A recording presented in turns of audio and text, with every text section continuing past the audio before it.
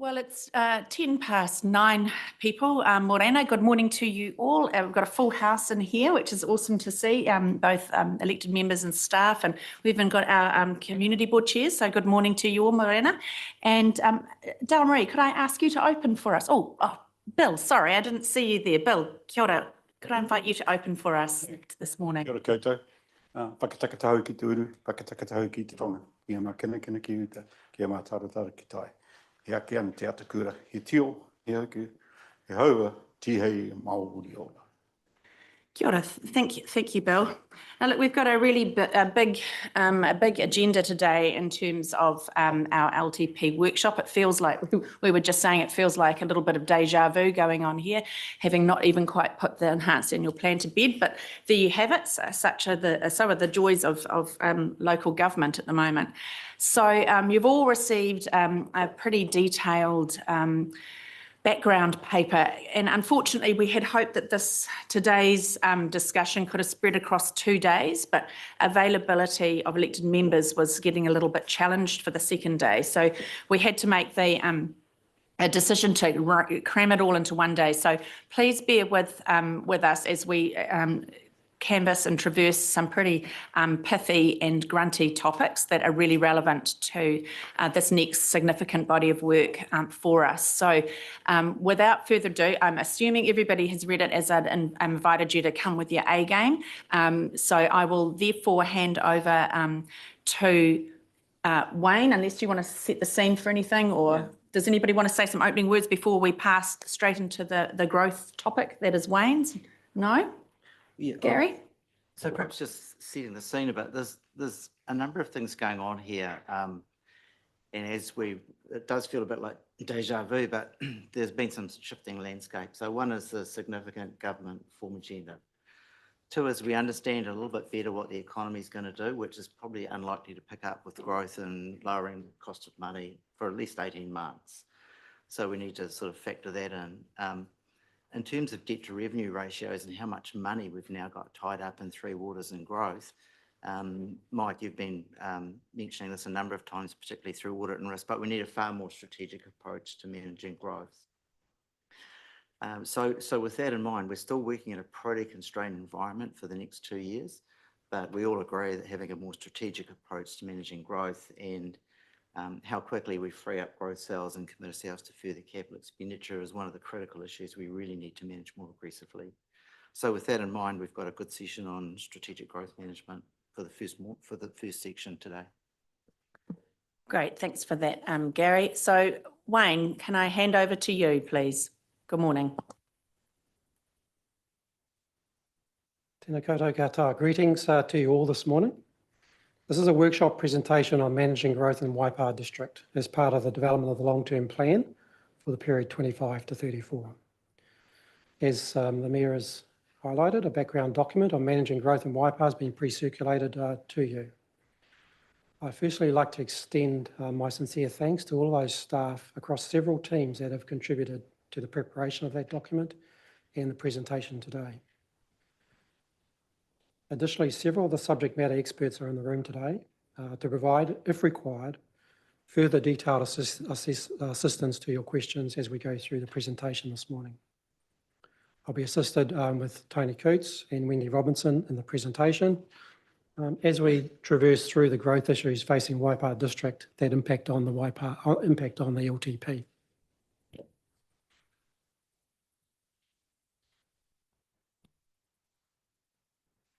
As you know, Waipa District is a Tier 1 growth area as determined by central government. We have in recent years faced significant urban growth pressures, particularly for residential and industrial development. This has primarily been due to the strategic approach we have taken to manage growth within our district. To emphasise this point, we have acted strategically as part of our growth management approach. There's been good connections that have occurred between Waipa 2050, our growth strategy document, structure and master planning, district plan changes, and future-proof. Ahuaki, our strategic document, is now to follow. This has laid the foundation down for which development can follow. We've identified growth cells which are being developed in a timeframe sequence perhaps too quickly or rapidly at the request of landowners and developers. We've been largely successful to prevent ad hoc development occurring within our district, maintaining our rural zone for productive rural farming and extractive industry purposes. Looking forward as part of the LTP process, consideration of what does the Council need to do to further enhance our processes in the management of the Waipa growth, particularly from a financial sustainability perspective, as Gary's just outlined. This brings me on to the purpose of this workshop. Council staff are after direction from you about what to include or not to include, or changes in timing of projects for the LTP, including changes to our financial strategy document to reduce the impact on debt to revenue metric. To assist you, the team will traverse an overview of the growth trends and influences affecting growth within Waipa District. As you know, growth is affected by so many factors, being internal and external influences. These include central government directions, such as to provide for more housing, or could be the market conditions affecting growth. You have previously heard economic commentary from Earl White and Brad Olsen concerning the reasons for the market slowdown in the economy affecting growth throughout Aotearoa New Zealand. Waipa is no different. But we know markets are cyclic, recessionary pressures can recede, and the market development pressures can pick up quickly once again. However, most importantly, there are growth levers and options available to you to consider for managing growth into the future. We'll work through those, including providing some next steps and linkages to the LTP for the future growth management for Waipa District.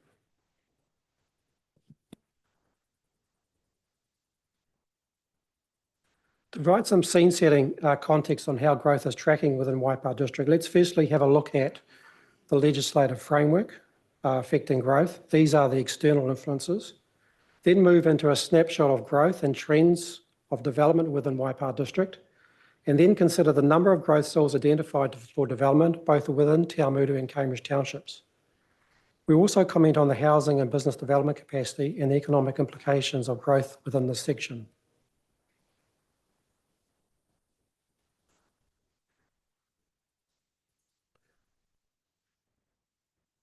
The growth management legislative framework. There are two key pieces of legislation that impact on growth within a growth include the Local Government Act and the Resource Management Act. These are external government influences. Importantly, when considering the financial tools, the Local Government Act provides for the Development Contribution Policy, the Revenue and Finance Policy, long-term plan. Additionally, we'll also touch on the Infrastructural Funding and Financing Act with the use of special purpose vehicles, SPVs, which can raise off-balance sheet debt on the strength of a levy approved under the IFF Act. This is a separate work stream, however, and together with the Development Contribution Policy Review, will form part of the Financial Strategy Workshop scheduled with you on the 6th of August.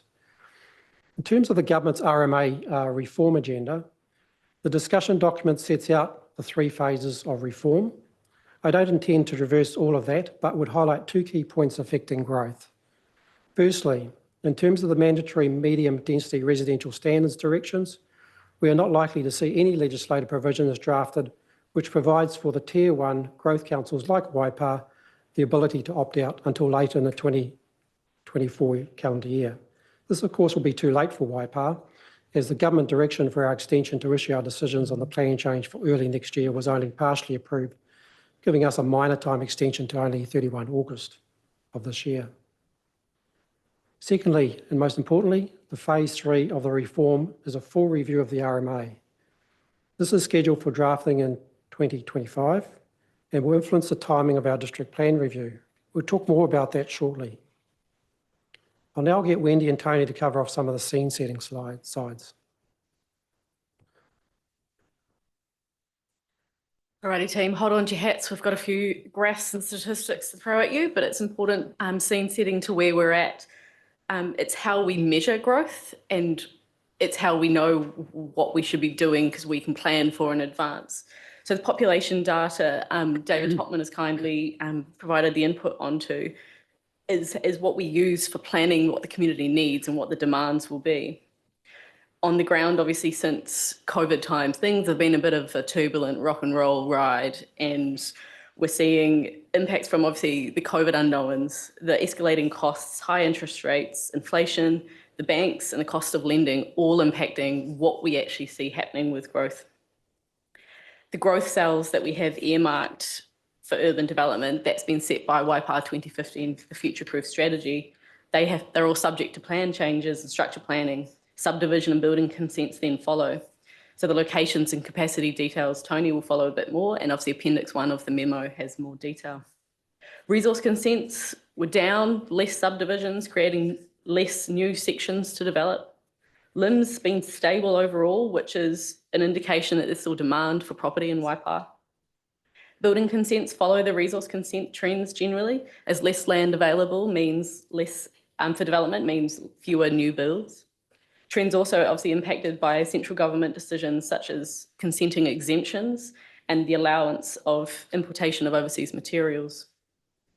We have the housing and business assessment, the development capacity work that is conducted by Futureproof. So that's based on the zone and infrastructure supported land together with cost and construction and market affordability considerations. So we'll go into that in brief detail. So planning for growth, I guess, is really important, and it's paying off in Waipa. Even if the groundwork is in a bit of a low period at the moment, we can't assume it's going to stop for long, and we must continue to plan for it. Next slide, please. So this is some work that Futureproof partners have all been part of, and it was, so in 2021, NDEA projected what populations would look like at the end of COVID and, said, well, we don't really know. Things might be high growth, things might be medium, or things might plummet out massively. The government's suggestion is always to go for the medium. We went for high growth along with the other partners, and our 2023 census has shown that to be what's happening. So it's a good fit for the projection that we've done. Next slide, thank you. So there's a lot of wobbly lines in there. The bottom three, I guess, are the breakdown of resource consents, and it's hard to see overall, but it's going downhill. There's a few fluctuations, but generally we're seeing less consents overall. The top line I think is interesting, that's the LIMs. So that's the demand for property. So when people come in either to develop, to build a house, or to buy a house or other property, they're coming in to ask. So obviously the big pointy lines was COVID, but then after that we are seeing an increase. So there is still the demand. Next slide, please, Wayne. Building consent trends. There's a few extra graphs that have been provided in the memo, but I guess the key points are that the number of building consents issued across the three areas, being Cambridge, Leamington, Te Awamutu, and the rest of Waipa, is showing a steady decline. And that's about 30% reduction in consents in the same financial period as the last financial period. We are seeing Code of Compliance certificates, which is one of the other graphs that shows, but that's still an upward trend, and that's what you'd expect when the peak of consents were granted are now coming to completion. Next slide, thank you. And I think that's me. So yeah, so this is essentially an overview map of Taumuru in terms of what growth cells we have on the books here. So the areas in blue are the growth cells that are live zoned. The areas in yellows are your post-2035 growth cells. So you've got the likes of T1, which has a full stage development that's been subdivided off and is a staged approach. You've got initial development that's occurred from Frontier Estate on the initial stages coming off Alexandra Street, and then it comes down into the later stages, which they have stalled. So we've seen an active development that has a full consenting regime, basically stand and still and wait for the market to sort of work out itself to enable some further sales in those areas. That area has a development agreement, those types of things are occurring. T2, that was an uplifted portion of growth cell that was previously post-2035. So that was back in 2020 when that got uplifted. So that's seen a retirement village go in and then a full 130 lot subdivision go in. And that's sort of still going through the motion in terms of developing and staging its development as well to meet the economic climate. In terms of an overview of Taumuru overall, you do have pockets of early initial development that's sort of come through from when COVID was prior to COVID, trying to get that upswing. But you have seen a real regression in a lot of those growth cells. I think the only real active one that has any civil construction going on at the moment is T11. That's where our Kaingaora block is at the moment. That we've on-sold to Kaingaora, and they're still progressing through that. But you've got a development that's in there that's adjacent to the Pack and Save that's got some requirements under MHUD in order to deliver it. So that's where they're getting that sort of central government push. I'm sure if that wasn't there, that they would also be stalling as well. So we're expecting that, in Taumuru as a whole, you've got some growth cells that have really stalled growth and some live zone growth that hasn't actually kicked off at all. T13, Patarangi Road, both those developments haven't done anything in terms of subdivisions consents that are coming through. T13 is owned by the ministry in terms of that's the old racetrack, and we've only had initial early engagement with them and nothing really of substance that's sort of going to look to drive home delivery there. But we also haven't necessarily funded that growth cell. That's not necessarily something that we've looked to enable. And it's important when we go to the funding slides that are next in the development contributions further down, we only look to fund which services a wider benefit pool. So we're not looking to fund anything that would have a specific growth cell that would benefit from. And I'll go back to T1, where that is a single landowner. They own the entire land block. Anything that's internal to their boundaries, they benefit from. So we haven't funded anything internal to the boundaries, with the exception of a reserve that we wanted to further enhance the amenity of the existing mahana there. So that's more or less where we look at things around when we're trying to find and describe these project proposals to form these business cases that go to the LTP, what enables growth and what enables a wider set growth that will encourage more development to occur. So I'll go then to the Cambridge growth cells. Next slide, please. So Cambridge, that's generally where we're seeing a lot of our capital investment, given that wider growth enablement. C1, 2 and 3, that's typically where we're investing heavily the most in terms of our growth budgets. And that's due to you've got fragmented ownership within C1, 2 and 3, but you've got a rater base that's tied to a discharge consent in there. So essentially council owns the discharge consent for C1 to 3. They're all amalgamated into that and they all benefit from that. So that's why we've invested heavily in there.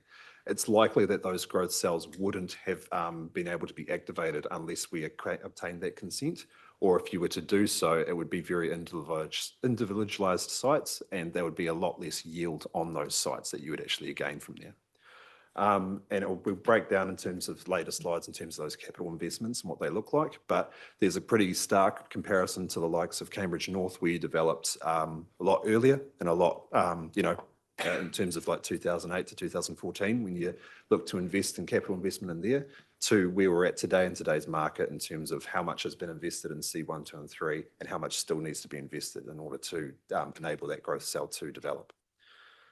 So that's essentially it in terms of the two growth cells and understanding this map a bit more is that the likes of C7 and C11, C5, if they were to come in for a private plan change to uplift them, the expectation is at the moment that all costs is borne back to them if they were to develop those sites.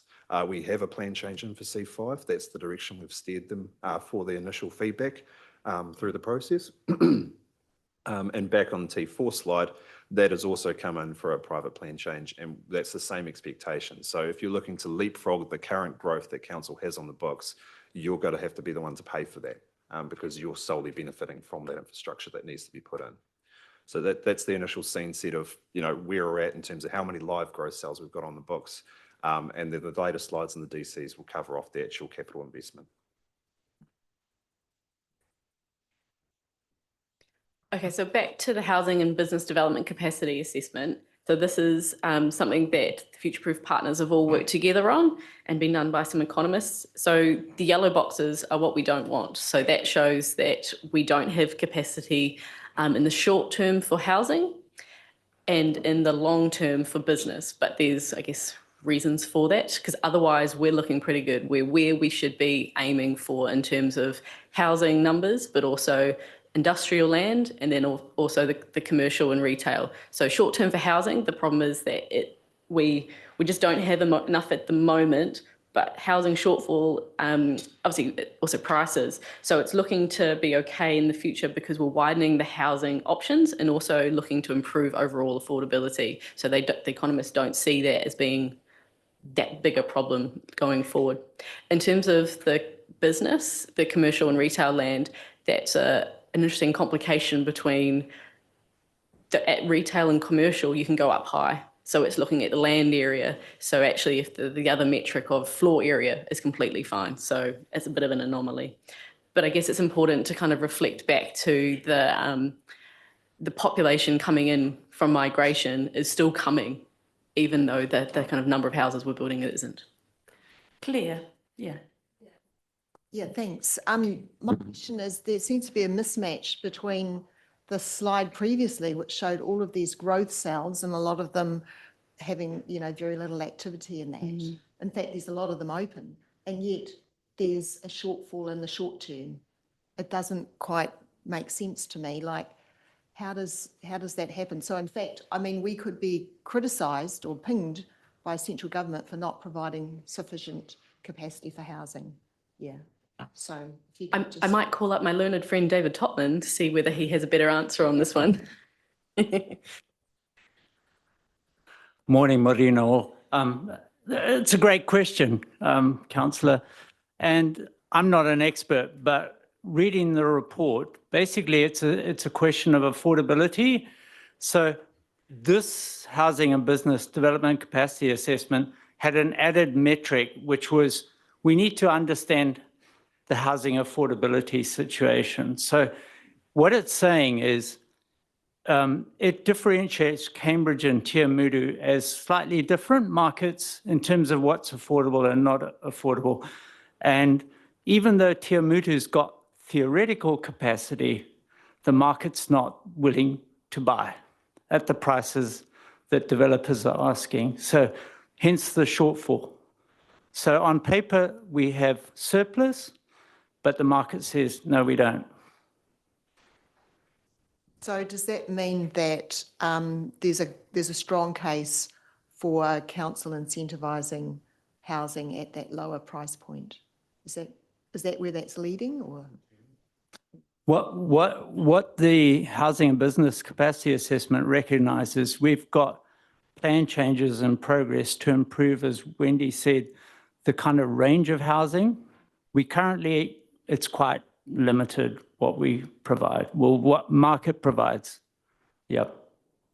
Thank you. Great question, Claire. Thank you, David. Next slide. Thank you, Wayne. So we had Joy Mickelson kindly help us with the economic implications of growth. So I won't read them all out, but in the circles are the benefits and the positives associated with growth, but keeping in mind that there obviously also are negatives. So whilst there'll be increased business opportunities, there'll be increased employment opportunities, there'll be increased community well-beings, we have to kind of keep in mind that there are also deepening inequalities with income and wealth, meaning that not everyone experiences these benefits. There's obviously, to counter the loss of land to urbanisation and industrialisation, potential environmental effects, accelerated demand on infrastructure, et cetera, et cetera. So it's a real need to balance these tensions through effective regulation and policy. So we'll move on to the next. That's all for me. Thanks, Wayne.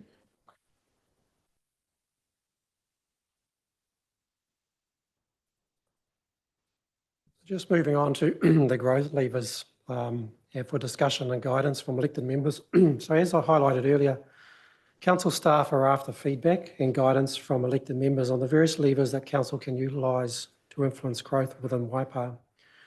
This includes controlling the amount of growth occurring, including timing, the direction and location of growth, and financial investment in growth. Two key documents that the council can utilise is the Waipa District Plan and the Long-Term Plan. Both are statutory documents. There are various policies, such as the Development Contribution Policy, that can also impact on growth, particularly as it relates to Development Contribution Levy setting, based on the growth-related capital projects included in the Long-Term Plan. And as I've previously noted, there's potential for other growth funding tools that can be explored. So let's consider these aspects now, but keeping in mind this is an LTP workshop, not a district plan review workshop.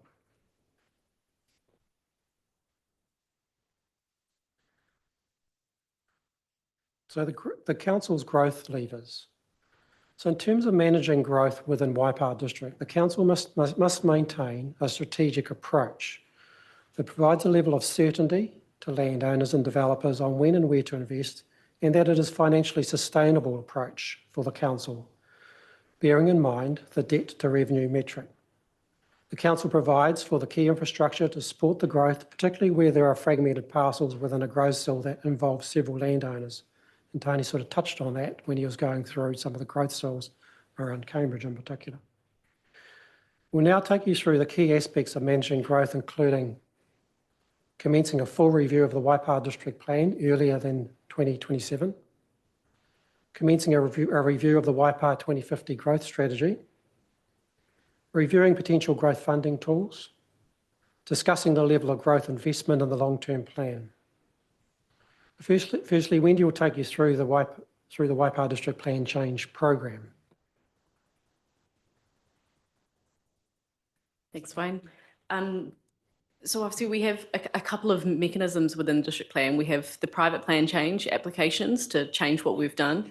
We have our council-led plan changes, and we'll also touch on what could be next. So within the private plan changes, most of the growth we're seeing and most of the applications for plan changes we're seeing are through the growth cells. So they, as I mentioned, was urbanisation areas for located and identified under Waipara 2050 and future-proof strategy. So at the moment, they're all in the district plan, split between pre-2035 and post-2035. All of the pre-2035 are live zoned, while the post-2035 cells will be expected to come through as a plan change, because at the moment they're deferred zoning or rural zoning. So each application for a private plan change must be considered under the regional policy statement, but also the future-proof strategy. And the recent change to the regional policy statement strengthened that requirement to assess under the future-proof strategy. In the memo, I kind of go into a lot more detail about what the future-proof strategy really kind of gives us teeth for. And that's a lot around the cost neutrality and some of the timing for this out of sequence work. But we have to keep in mind that private plan changes can come forward in areas that aren't identified. So we have one at the moment north of Te Awamutu, which is not an identified growth cell. And we can't just say, no, thank you, we don't even want to process you. We have to go through due assessment about this. And so the teeth aren't really there to just say, no, stop, no more growth cells, thank you very much. We are, when we're assessing them though, coming up with creative ways and working at how we can push the boundary on putting into the district plan, through the change, the structure plan and the rules, putting in teeth that give us some timing on that land activation. And we're always after new ideas and seeing if we can get them through.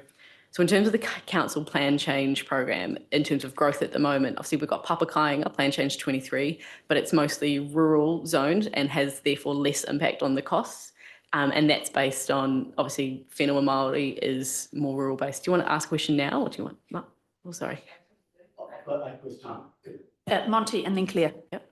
Don't want to interrupt your flow, so say if you'd rather. All good. Ian, this difference between live zoning and cell activation, can you just elaborate on that a little bit, what that actually, what that means, how that plays out? Yeah. Well, I think I understand what you're asking, so interrupt again if I'm not. So obviously, pre-2035, they're all live zoned. So, and some of them actually were given deferred zoning for portions for some reason. So, but live zoning, so therefore technically they can come in and put their subdivision application in and crack on. The post-2035, that is all either completely deferred or rural. So for example, Tony mentioned we have C5 in Cambridge, which is on Whangatauhiri Road. That is all, well, that's deferred at the moment, and it's coming forward for a plan change to lift that, to change it, to be able to then put in their subdivision application next. So repeatedly through the document, you guys have referred to activation. Yep. And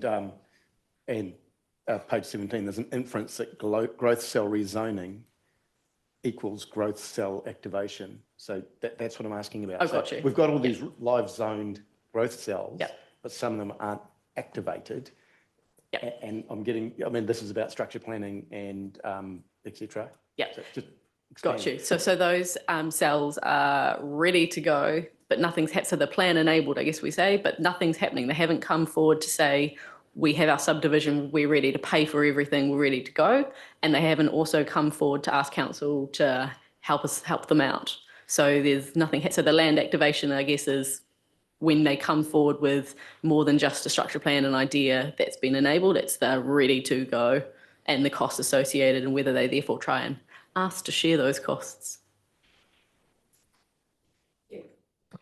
Yeah, thanks. So I wanted to understand more about the cost neutrality for public finance, which is part of those future-proof matters for consideration. Yeah, could you just go into a bit more detail on that? Because I haven't heard that before. Yep. So for the likes of C5, we'll keep using that as an example. They may come forward and say, okay, we're going to have lots of lovely reserves. We're going to have lots of lovely roads and pipes in the ground. Can you please help? Like what we might have with C1, 2 and 3, we have to make the assessment of, well, is this going to help more than just the growth cell? We would then traditionally have had that way up. At the moment, we're just saying, we have no money. So cost neutrality means you have to pay for everything, and with the expectation that council will not be putting the hand into the pocket. So neutral to council, no cost.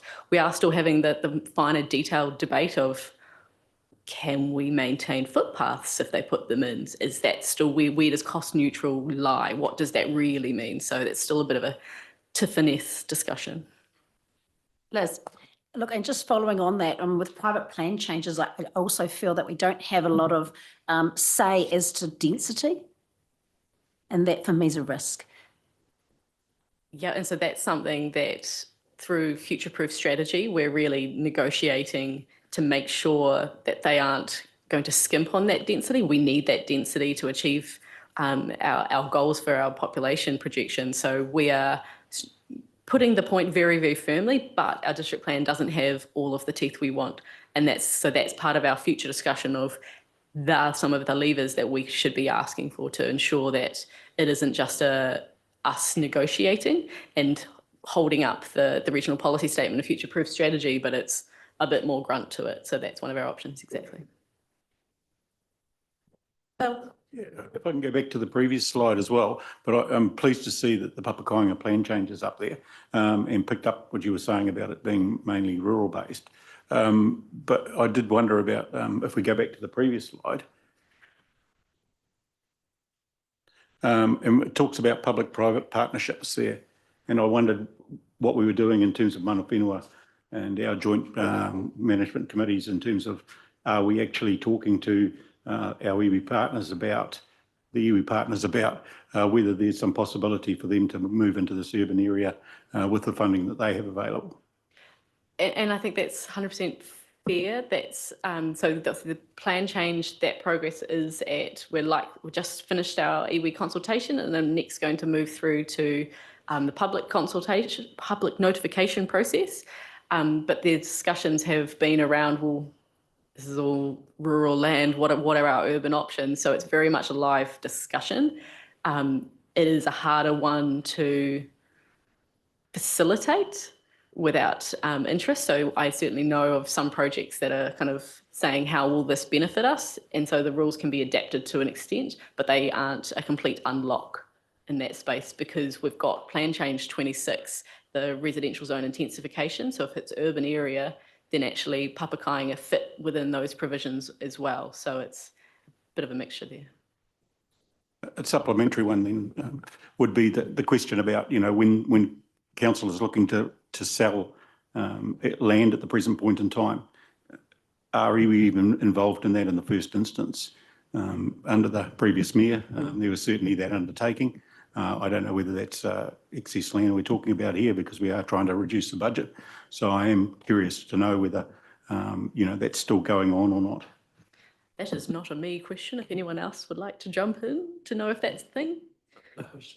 So it is a property question, but I know that Andrew's been in the process of at least doing the due diligence and feasibility of the land prior to getting the sale activated. But to go to activation and get direction from elected members, he needs to do a sort of a project proposal to see if the land is actually viable to go through that process.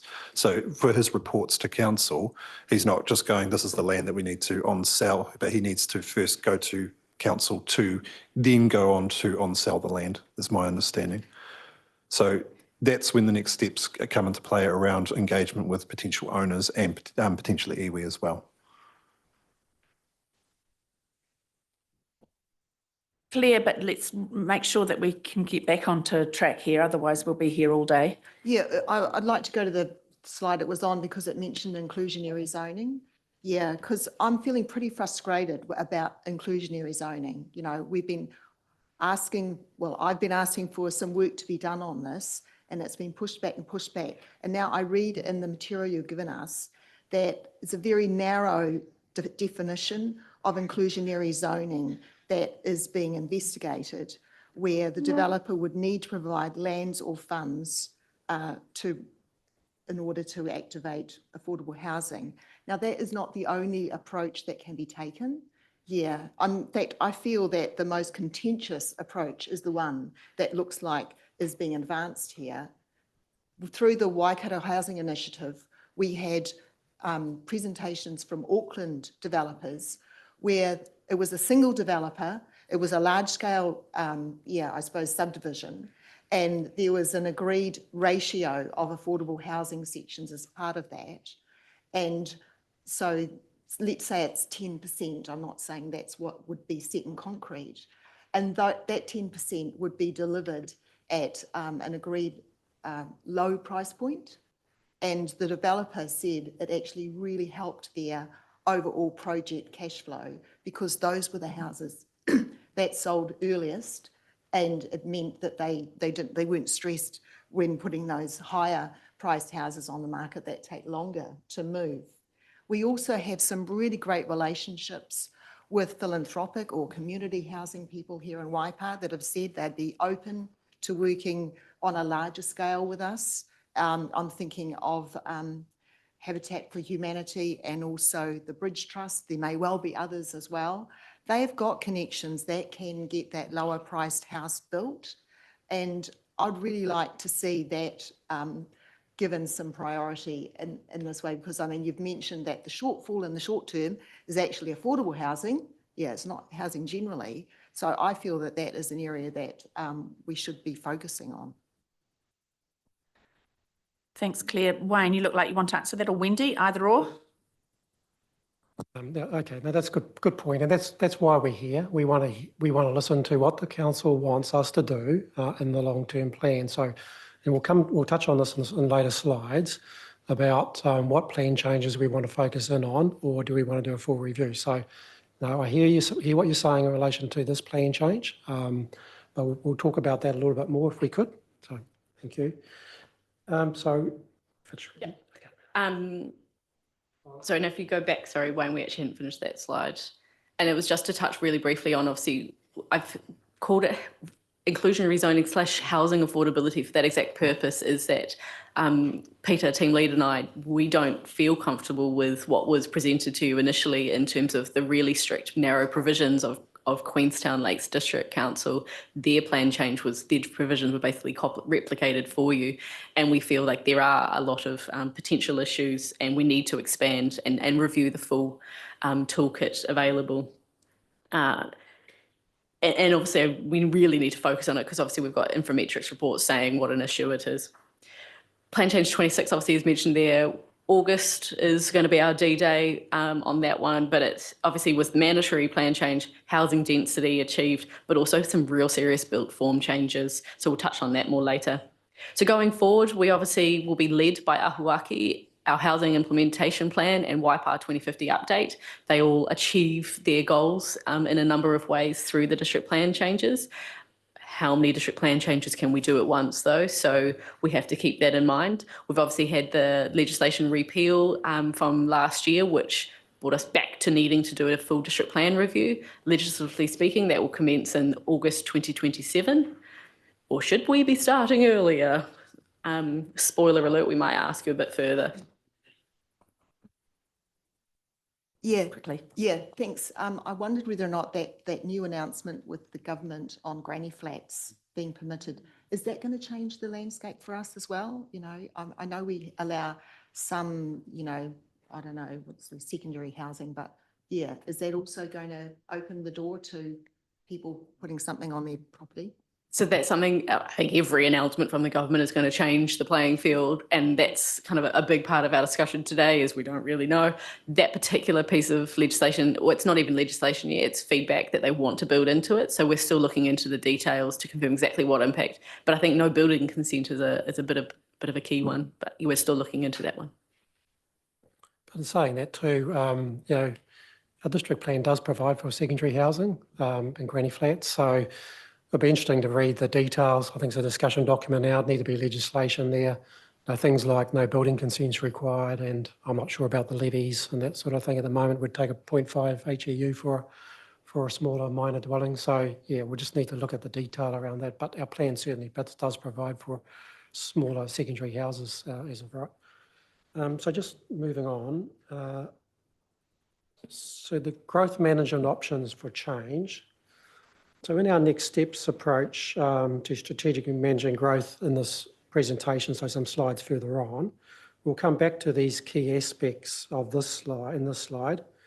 However, answering these key questions in this slide will influence how we shape up our business cases for the LTP. Importantly, we, and you've heard, advised on the influences impacting the Waipa District Plan, such as the private plan changes, the Council's plan change program, government's requirements, the updated future-proof strategy, new Council strategic directions with Aharaki, the housing implementation plan, the need to update Waipa 2050, the government RMA reform, and the list just goes on and on. So this all, in our view, culminates on a need for us to consider completing a business case to provide in the LTP an earlier commencement date of the full review of the Waipa District Plan than 2027, as scheduled with a 10-year review clause. We do, however, need to be cognizant of phase 3 of the RMA reform bill and what that looks like prior to investing in a full plan review process. This review will provide further tools to manage growth and gaining control over things like land activation costs and ensuring we're investing prudently in our policy program by not doing plan changes that might attract opposition and appeal ahead of a full district plan review. And I think that's probably a point to your question in advancing a plan change like that and prior to district plan review, because everything's open again for a plan review, district plan review. So you could duplicate your resources, and that's something the council needs to be mindful of. However, we want to make sure we complete the key plan changes, and I put Papakāinga in there, and finalise our approach to the residential zone intensification, which is the MDRS, and that's before you in August. Now, whether we do as what you're intending in terms of affordable housing, inclusionary zoning, we could put that in the work program as well, but we'll need to ensure we have resourcing to do that prior to a full review. So that's one of the questions. In the interim, we need to consider what amendments that we can do to our revenue and finance policy to also support decisions on out-of-sequence development and achievement of cost neutrality. So now moving into the funding tool section, Tony will traverse these slides. Just as a question to do, well, firstly, I appreciate there's lots of options. It would be helpful for councillors to understand the cost implications and, as you said, ways to avoid duplication. Yeah, so because I mean, I heard that one of the plan changes we did, possibly 26, was $900,000. You know, like it's not small change. So I think understanding the costs and where you can set out, would save more money by doing this, and the time frame might be acceptable. Yeah, that would be helpful. And I'd also like to understand about the financial contributions, which is tied up with Plan Change 26. Is it true that even though it's mentioned in Plan Change 26, we still can only use the mechanisms for financial contributions that are already in the district plan, or does the Plan Change 26 itself enable us to broaden the scope of financial contributions? I'm not quite sure I've gathered the question. So financial contributions and plan change 26 allowed, so we've got them at the moment for heavy vehicle movements and out of zone connections.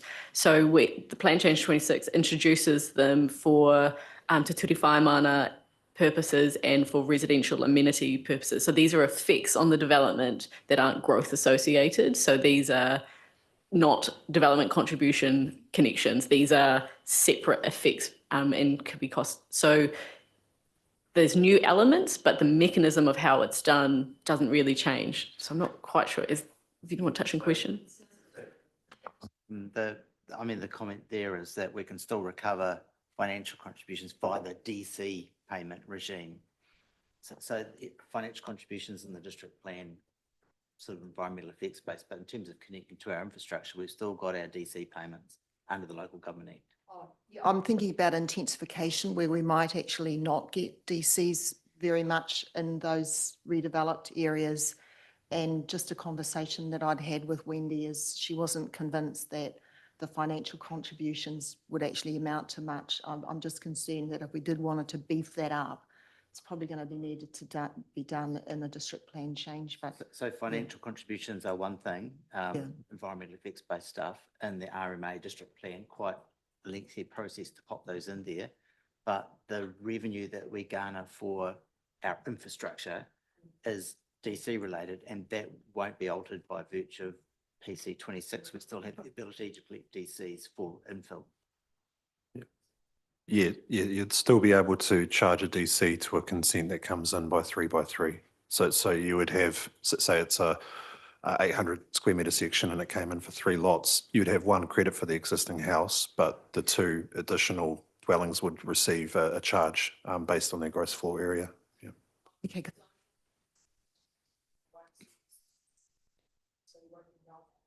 They would still have to do a building consent. oh, okay, Yeah, and you can still charge DCs to building consents. okay, cool. Well, that's good. And that's Yeah. a small problem with the granny flat change that's coming up. No, they're suggesting no building consents or resource consent. So we have to look at that. Yeah, okay. No, that's good, thanks. Yeah.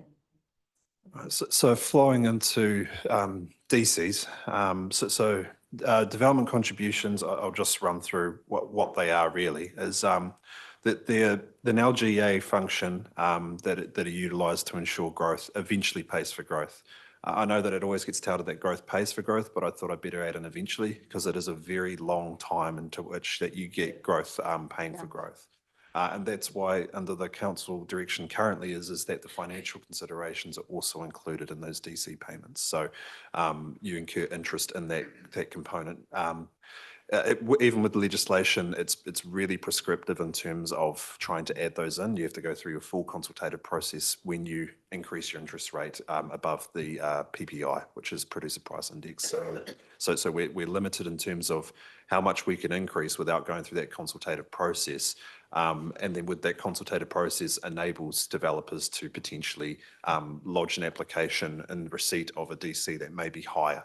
So say we were having to increase a DC by 30%, we would have to publicly outline what that is, publicly show where those costs are drawing from, all under the legislation. And a developer could speedily put in a consent prior to those adoption of those new rates, and then you're left in that sort of cascading shortfall. So that does happen. It has happened in the past. It happens across every council that utilises DCs. And then retroactively to that, it's also pretty blunt in the fact that if a developer has paid a DC and you lower the DC, which is what we're currently seeing in Kiki, there's no respite to give them back a lower rate as well. So it's a blunt tool that is fixed pretty much either way for the full year into which you're utilising it without doing the consultative process. So I have tried to simplify what it is. It's a division of capital expenditure to fund the growth over an expected demand growth, the yield of the site over an expected period of time. And as you'll see in some later slides, it needs to show a clear nexus of where that demand generator is. And sometimes that does overflow into other post-2035 growth cells.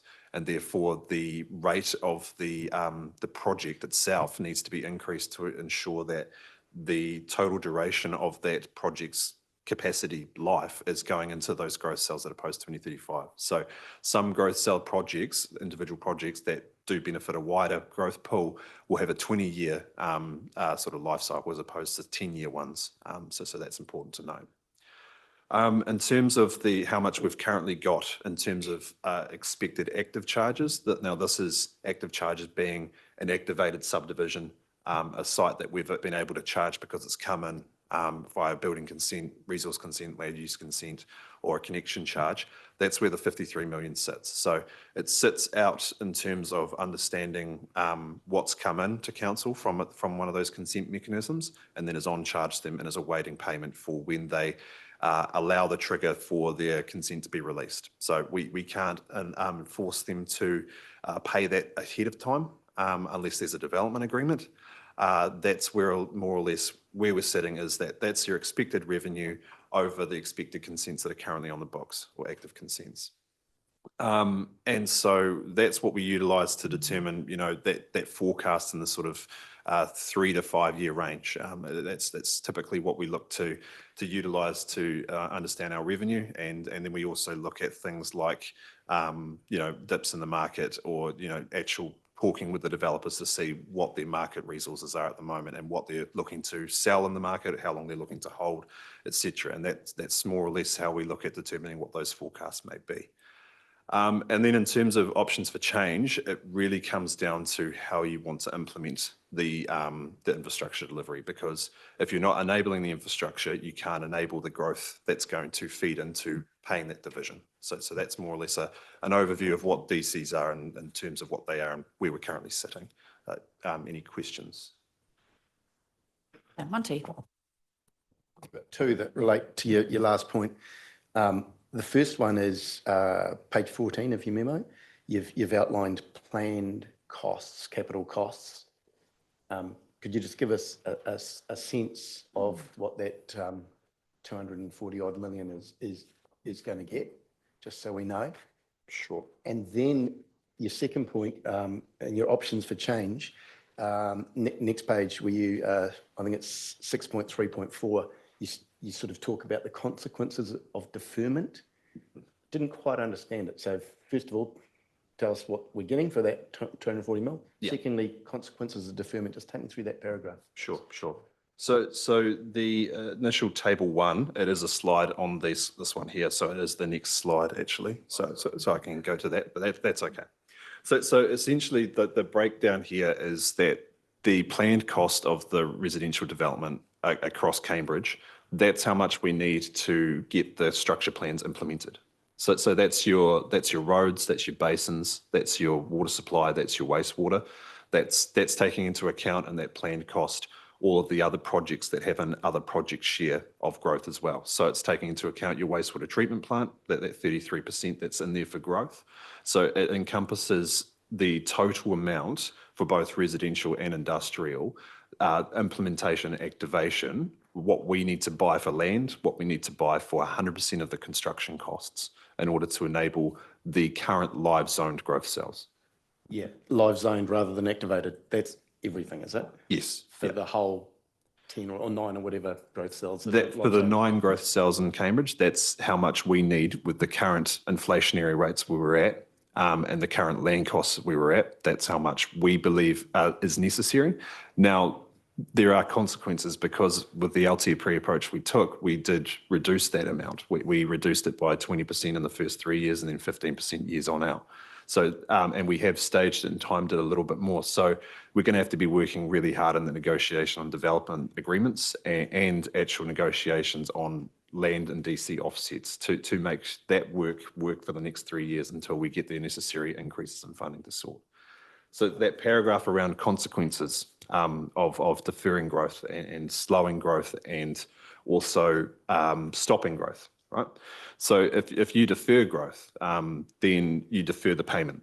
You make sure you make the revenue increase in terms of when we're expected, and likely it will increase outside what you projected that total life of that project's investment time period. So you think it was 10 years, If you defer it by 10, or if you defer it by 4 years, you're now looking at a 14-year time in which you're looking to develop it. And then you've got to spread that interest cost of those extra 4 years over that life cycle. So you're increasing the interest component because you're deferring when you expect the growth that's going to recover that payment come in. If you slow it down, it's the same sort of case. You're increasing that capital years in which that project's going to be there because you haven't enabled it in the initial sense. So you don't have the infrastructure that you've invested in there to enable the growth. The growth can't occur, and you're not drawing down on the loan either, but it's still sitting there in terms of a payment that's required for a developer to pay. If you stop, so if you stop and cut out those costs from the LTP, that's where real trouble starts to occur. So if you completely cut out those costs, then whatever we've already had paid from DCs, from developers, so the likes of, T1 would be a good example. If we cut any future funding that we have predicted in there, our development agreements and DCs paid are already tied to those costs. So we've received revenue in for now a project we're no longer delivering. That means it's a refund. So then you're having to go into the sense of, if you're not funding it and you've already made those charges out, we'd have to go through every DC payment that we've had and delete out what those cost implications were, their share of it, and refund it back to developers that paid. And that can go as far back as 10 years because that's the expected timeframe of some of the projects. So we'd be unpicking every DC in the past 10 years to see who's refunded back what you're looking to not fund anymore. Okay, let's avoid that one then. Claire. Yeah, thanks. Really appreciate, the detail you've given it there, Tony. So I'd love to have some more in-depth reporting on each growth cell to understand the historic cost and then the forecast future costs to actually implement it, and then the amount that's currently available to be collected, and then the amount that's been collected, and a forecast going in the next 5 years of how much more you think you might be able to do. Because for us to make any decisions on delaying or even stopping growth, we need to understand for each growth cell that financial equation. Yeah, because it would be poor decision making on our part if we just thought, oh, that's the one we want to do, without understanding all of those implications as well. But it also might enlighten us onto, hey, if we're wanting to reduce our debt, that particular growth cell has got the most debt attributed to it. We should be working on our levers to get that moving, because that would deliver the biggest benefit for us in freeing up our financial system. Because something we haven't talked about is the debt ceiling. And I'd really like to be clear on how it's tracking over the period of the long-term plan, where we hit it or where we're likely to hit it, but also what projects before then that actually might speed that up and take us to that point, and which means we stop in our tracks, I understand. Yeah, thanks. So the next slide actually goes in. Yep. Oh, yes. Yep. Andrew. Yeah, I just make a comment. I think that's getting into a depth that's not what we're governance, and it's for us to give direction and for the staff to look at the whole thing and make those decisions, not our decision. I think it is good governance, actually. I think we've come to the point where we need to have our fingers on the pulse. And if we're asking for direction, if staff are asking us for a direction on it, anyway, we can disagree, but that's my bottom line, actually. We need the fingers on the pulse, absolutely, but the details, not our decision to make. So in terms of tables, firstly, I'll break down just a bit more in terms of this table here. So you've got the DC revenue that's currently received is around 34 million for Cambridge. That's taken over our current historic costs. So and then you've got the 47.2 million outstanding of your current costs. That's essentially the high level overview and the snapshot of Cambridge in terms of what growth cell we've received. That's how much we're awaiting to see. That's how much is currently charged out. That's of that 58 million.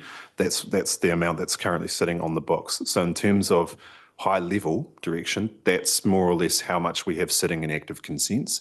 What's remaining, the remaining debt is the historical planned minus off the DC awaiting payment. That 330 is what's sitting outstanding in terms of, well, I don't want to say outstanding because we haven't drawn down from those costs because it's all laboured into timing of when you want to activate it. But that debt remaining, that's how much in terms of the LTP is going to be the lever in terms of when you're looking to draw down on those costs. We have, and we've taken the current approach from a high level of trying to understand where that approach is, and I'll break it down a bit more in more slides later. But for Cambridge, this is sort of a reflection of those really high costs that we've seen today over the past sort of 2021 to now. The historical costs include the most recent sort of investments that council's made into growth cells that are demonstrating a really high land cost. And it's also a reflection of our really high level of service requirements that are required for different disciplines we usually didn't fund in the past. So I'll go to the next slide just to break it down to a bit more of a more granular level. And apologies, it's not very clear.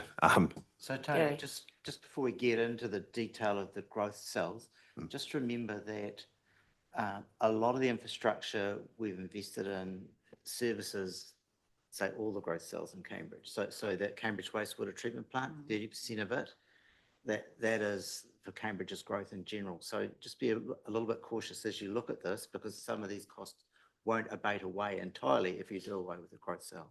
Correct, yep. And a few very quick mathematicians will realise that these costs don't quite add up to the cost of the previous graph, because these are the growth cell specific costs as opposed to the growth cell district costs that include the likes of the 33 million that's coming in from the wastewater treatment plant, which in terms of that project, you're looking at a 30-year recovery period as well. So that 33% over the 30 years, that's a huge interest component that comes into play for developers to come in. And what we've tried to do in the DC model is also spread it across those post-2035 growth cells as well, because they will also benefit at the time that they come in. So this graph here, apologies if you can't quite read it, but it outlines, Cambridge North is your first one there. So that was an example of when we only had really one growth cell activated. The costs were cheap given the timing and given when we purchased land at the time of it. So you've got 16 million there in terms of historical costs that enabled that 42 hectares to be completely developed. If you took that versus the C1 to 3 costs, we were at 130 million already spent to enable the infrastructure. That's given us urbanisation of Cambridge Road. That's given us the central roundabout, the central collector through C2 and the northeastern collector that was advanced in timing of what we expected the Ministry of Education's Cambridge West School to be. So we advanced the timing of that northeastern collector to enable that. And unfortunately, that hasn't occurred in terms of a realisation. And then also on top of that, they are not required to pay DCs because they're a ministry. So bit of a double whammy on that one. And then we've got the sort of outfall structure, the current project that's on the books for the stormwater outfall structure, which has had complications through its construction phase, but that essentially also helps enable the remainder of the growth cell to be purchased in terms of buying those swales, because you're actually getting the conveyance through there as well. So at the moment, a lot of the restrictions that we've got with this current purchase of the swales is that they're being used as retention basins because we're trying to control that 100-year flow to the river, because we don't have the outfall in place. So that's really restricted sort of other developers, and given the economic timing of things at the moment, it's really hindered the ability for us to acquire land for the collector roads and the swales to help enable the remainder of those growth cells to occur. So that 49 that's sitting there, that's to activate C1 to 3 in terms of getting those other corridors and other swales to enable that wider fragmented growth to develop. In terms of the, where you see the NA and you see the NA but tied to some and tied to others. So C5, that's where we've outlined not applicable in terms of investing anything in there, because that's the private plan change that's come in. That's what's being proposed. That's why we haven't invested any costs in there. We did do some project proposals just to have it on the books to help us have some teeth if there are any negotiations that come through, but they were not approved. The likes of C4, we've got some historic costs there where we have had some development come in when we haven't funded it. And we've done negotiations through development agreements to enable, I think, about 180 sections to come in for consent and tie them to development agreements where we've received revenue or had cost neutrality in there.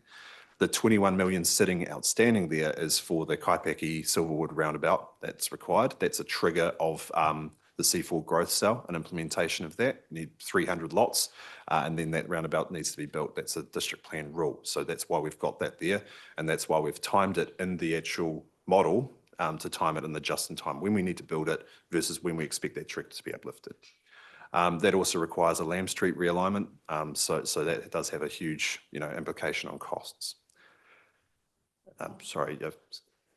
I'd just like to say that when I'm looking at these growth cells, I'm not thinking about actually shutting them down. I'm thinking about which ones should be doing everything we can, to make them happen or further them because you can see that those ones with the biggest numbers, it would make sense to incentivise them in some or other. The other thing I'd like to understand, Tony, is given our debt ceiling over that LTP period, are all of those planned costs able to be completed without us breaching our debt ceiling at the moment?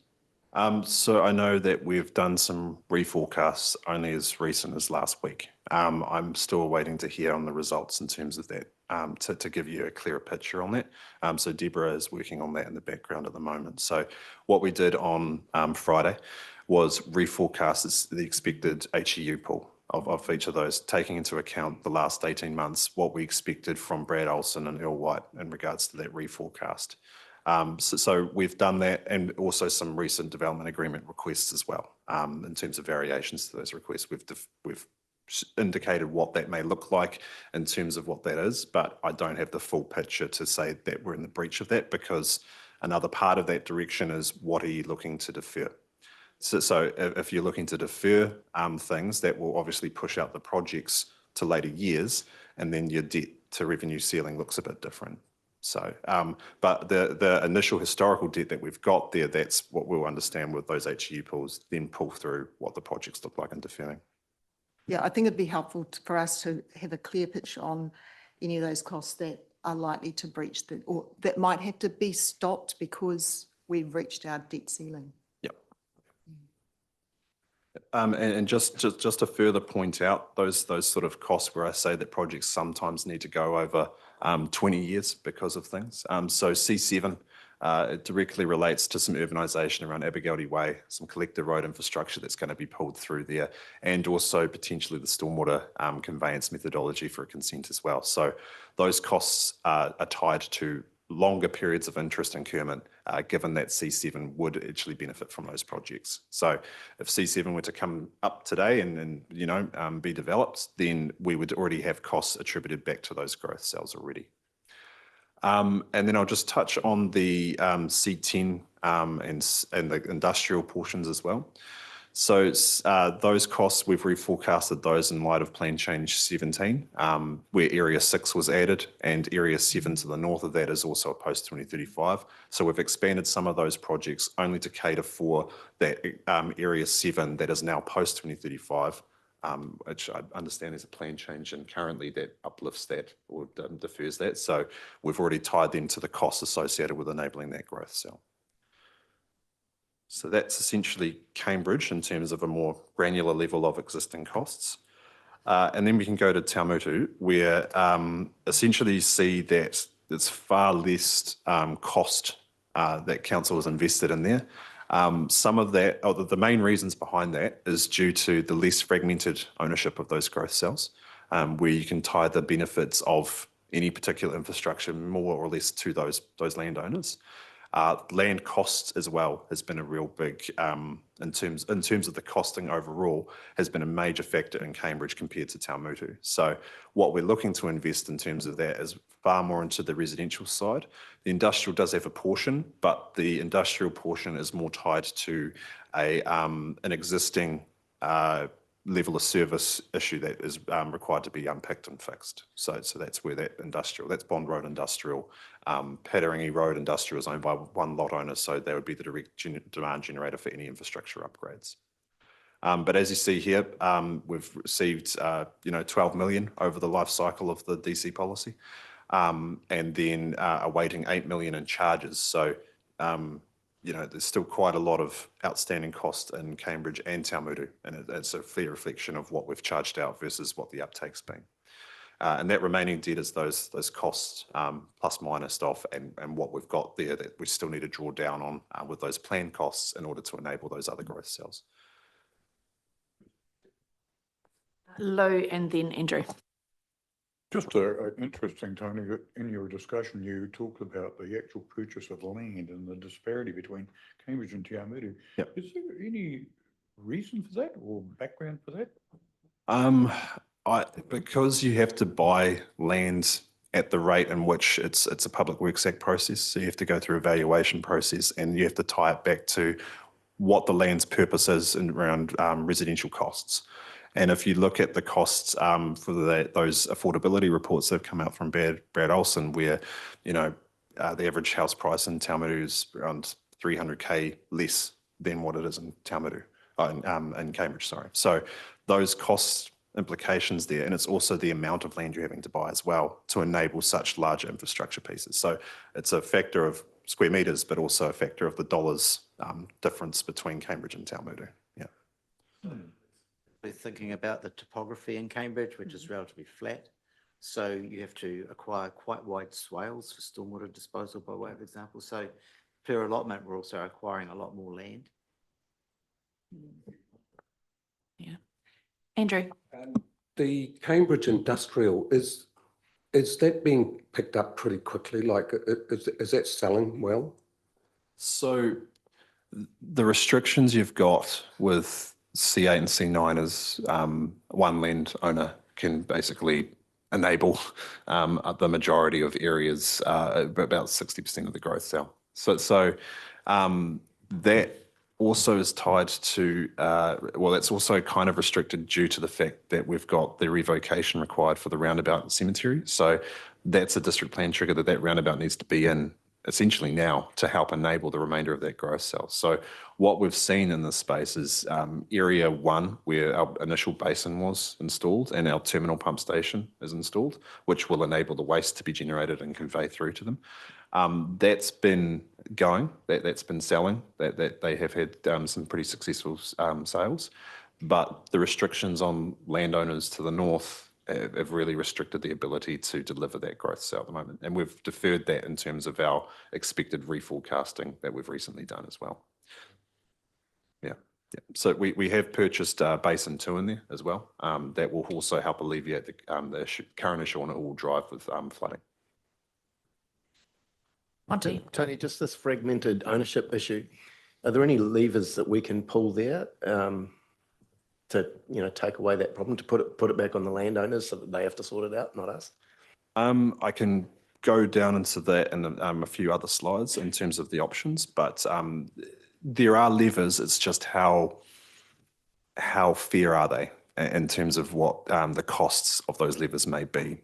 Yes, it may help accelerate growth or incentivize them to develop, but the implications can be quite stark in terms of those initial costs to them. Yeah. So just go to the next slide. Potential. So this is the more fragmented part of Taumutu as well, where we've shown those costs. And again, we've got the likes of investment that's planned. T11 is a good example where we've got those planned costs as it wasn't previously in the LTP. It was deferred on the last one into later years outside of it.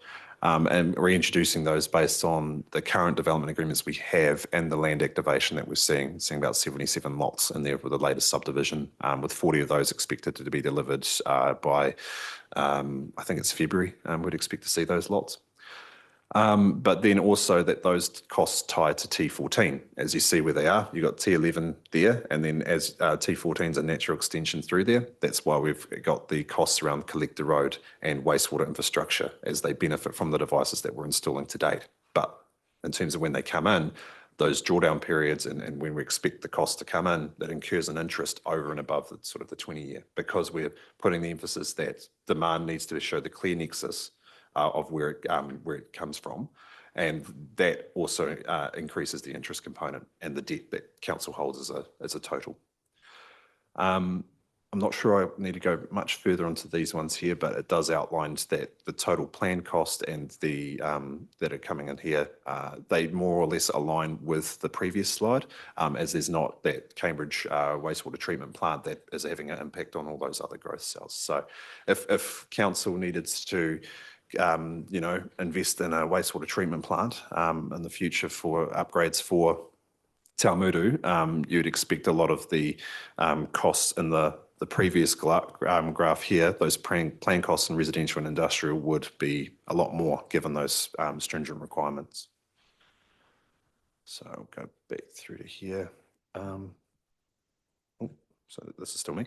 Yep. So these are the sort of other options that you've got available to you. So the IFF Funding Act was brought in to try and manage growth. That was brought in, I think, from John Keane around 2016 and then fully enabled in 2020. And basically it takes the debt that council would have assigned to a growth cell and attributes a targeted rate or levy to that growth cell recipient at the time that that cell is activated. Nothing from that act is ever actually tied to a growth cell so far in terms of its full activation. There's been about 4 that have been activated. You've got the Wellington sludge minimisation plant, $400 million contract that ties to its database. And it ties to expected growth, and there are some pretty complex levers in terms of the drawdown and the growth, trying to assume what that levy would be. But if it was tied solely to the growth, you get really large levies. You get exorbitant levies, and we've done some exercises on what those might look like, and that will come through in some of the revenue and financing reporting in August. But if you're looking to fund the likes of C4, you get a levy for the individual lot owners at around about the same as their rates bill. It's sort of, so you almost look at a double rate that comes through. Now, that comes when the cell's fully activated. So when all the HUs are present, everyone's living in their houses, that's what the levy is, a double rate. If you look to activate the levy in the interim, you're only activating against those growth cells that are fragmented. So you're hitting the landowners currently. And so they would have to take the full share of that levy in order to do so. And if you had one landowner that was activated with a levy and they had round about 50% of the gross cell, that becomes a huge levy to pay every year. And in terms of the affordability, it's not the best metric to utilise. So we've also done some sort of cost analysis and scenario runs of other projects that are currently council initiated projects from a level of service perspective, where the levy base is much wider. So it gives you still the ability to remove debt off the council balance sheet, but it enables you to free up that debt where it can be utilised through the LGFA to do so. So that's one of the levies, or one of the options that you can utilise. The reporting will go into some of the complexities around them, some of the issues and such, but that's an initial touch point of what those levies may look like, and also what that financing act allows. Sorry. Yeah, just on that, Tony, I've also heard that the transaction costs, like of actually setting it up, is also pretty substantial. Like that was feedback that was given by the Infrastructure Commission. So yes, it is, but they can be refinanced into the levy itself. So the levy, like previous costs that tie to it, I'll go back to that sludge minimisation plant. They had $36 million already invested in the plant. That was refinanced back into the levy, as well as the operating costs to get the levy off the ground. So they are tools that can be refinanced back in. Well, I was actually thinking about, because you'd had to go through an intermediary to raise the finance, it might be 200,000, 500,000 to actually get an infrastructure funding and financing vehicle, like a special purpose vehicle, actually set up. So, and it's a lot of effort. Like the Infrastructure Commission said, we'd be better off just using a targeted rate. Yeah, and in fact, we do have some levies, like, for instance, the Aratina water supply, we already do that for another council. I don't understand why we couldn't use a similar approach, but it's just to an external party who's, happy to finance for us. Just want to follow on. Getting debt off your. Yeah. And we're exploring it. We're meeting with Crown Infrastructural Partnerships next week just to talk about some of the projects. And they're not all growth-related projects. In fact, a lot of them are community projects. Some of the biggies that, we actually haven't put into, we were delaying in terms of implementation. So, I think whilst there's some complexities, and we're hearing that from our fellow councils, there are some opportunities there as well. So we'll report back on that work stream as part of the financial strategy workshop in August. Andrew, then Ken. The levy you're talking about basically is repaying the debt. That's it, and it has a finite life. Yeah, and the levy won't cover depreciating costs. It won't cover operating costs. It can only really cover the debt that you incur from the capital investment. Yeah. Yes, so Councillor Clare, I'm not sure if you caught Gary's side comment just then that in relation to targeted rate versus IFF, of course the opportunity that you miss with the targeted rate is taking the debt off the balance sheet. So the targeted rate would operate similarly in terms of getting the revenue to be able to repay that debt, but the key difference, of course, is the debt would still be sitting on your balance sheet, and of course that's the problem that we've got is the debt headroom.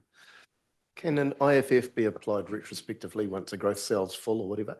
So, you can debt fund it and then remove it into an IFF later, or is it? Potentially. It's because it's already established those costs and drawn down them. So the rhyme or reason for a developer to come back and say, you're no longer funding this is gone. So, but they can be refinanced back into packages. So you can take collective debt and then repurpose it against a rater base that would benefit from it. But from what we've seen, it really comes down to the detail with those beneficiaries. And you need, I'm not an economist to provide what that is, but we've done some sort of wet finger stuff with the scenarios that we've built up. So I'll keep going through here. So the financial contributions, I think we've touched on that briefly with regards to out-of-zone connections, heavy vehicle impact fees. So it only really covers the environmental effects. And I think actually in LGA, unless they've changed it back, it's actually called environmental contribution in the LGA currently. So they haven't really gone back to the financial contribution part. But the ways in which this levy can be maybe used is if council did have a request from a developer with real justification why a cost share could occur for whatever project. Say it's a pipe that is already at a breaching capacity, and we needed to upgrade it, and it was forming part of our renewals program, and they wanted to upsize that pipe.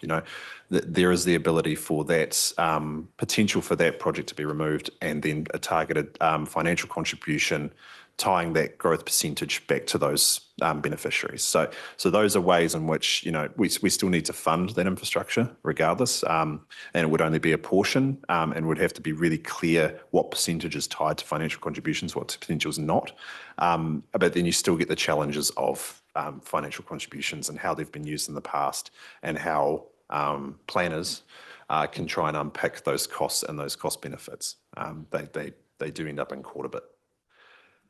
The targeted rates, so we have touched on those. And the gross sales specific rates, it does come down to, say, your policy for DCs, it's swung one way for too long, and developers have undercooked you for XYZ amount of years, and you're still remaining with 10% of the balance sheet, and you've only got 5% of the remaining land effective there.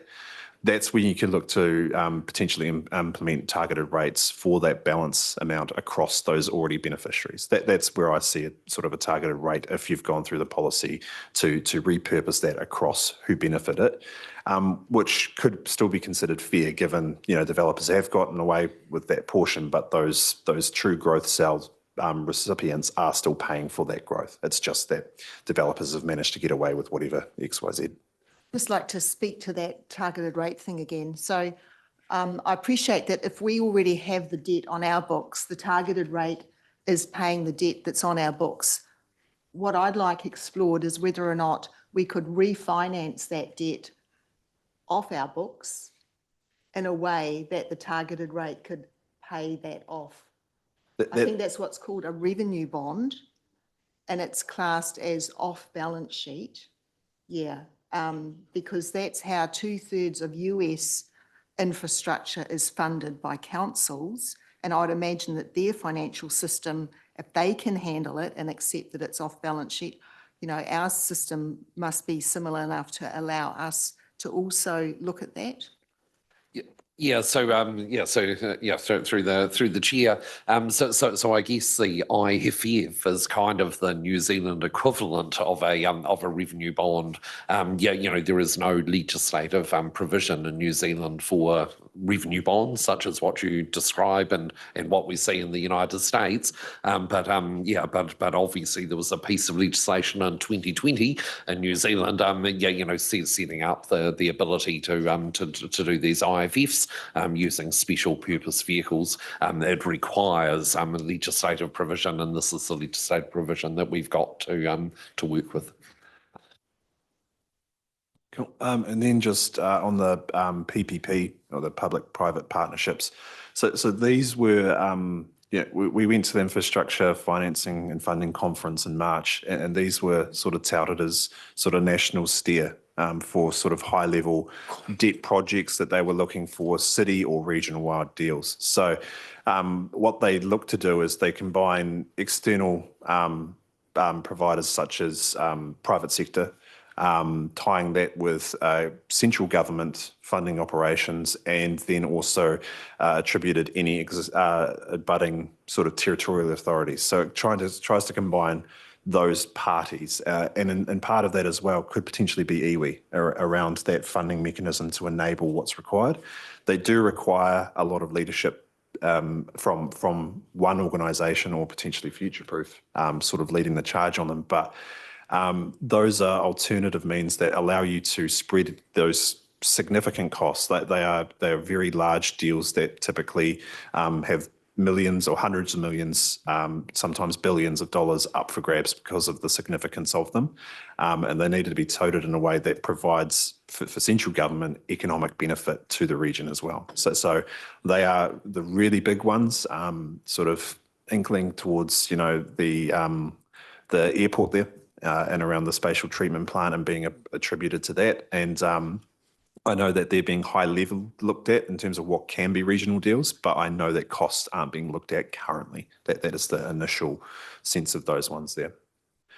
And then the final one is local water done well options. And I believe Sharon has prepared a paper for you last week and went through some of the difference and some of the issues with that as well. But essentially that does get debt off the books, including the growth debt that assigns to that as well, which of that 57%, which is growth, I think around about 40% is the water side of that. So that would be a significant chunk to come off the books if you did go down that pathway, notwithstanding the issues of going down that pathway. So it's around that lever and around approach to infrastructure. Oh, next one. This is the current sort of LTP investment approach, which is essentially just in time. Essentially what we try and do in that just-in-time approach from an LTP perspective is look at, well, what are the current agreements we've got on the books? What are the current consents? What are the current developers working in what? What have we negotiated through agreements currently sitting there? And then really tying it to our infrastructure investment through the ways of infrastructure works agreements. And those are basically small-scale PPPs. They are essentially you're working with private and public in order to deliver the infrastructure in a timely manner. So that is essentially what we currently do. We time that infrastructure, we time those costs within our LTP and our project bases to understand, okay, well, are we in the design phase of this project, or are we in the acquisition phase? Are we in the planning phase, or are we in the implementation phase? And trying to work through those means in terms of all the projects that are assigned to growth, and then fund it through expected timeframes. So currently, that's our current approach. And that's what we've tried to do in quite an articulate way. We don't always get it right because we have external factors such as the market provisions that don't enable the growth to occur. But that is a risk that is there. It's always going to be a risk in terms of an upswing of market as well, where if we do shift the boat and stop the growth, that we miss the upswing. So there are two consequential risks tied to both of those. Question by Claire, and I'm just wondering whether maybe now's a good time, appreciating we've got morning tea allocated here for a break. It seems a quite a good place to break, given I know what's coming in the next slides. But Yeah. Claire, did you have a Yeah, well, question that related to Yes, that yeah, before well, we close it? yeah, about the options. I think that assumes that we don't have to ration our capital, that we could, I suppose, any just-in-time request or need that was identified, we could satisfy.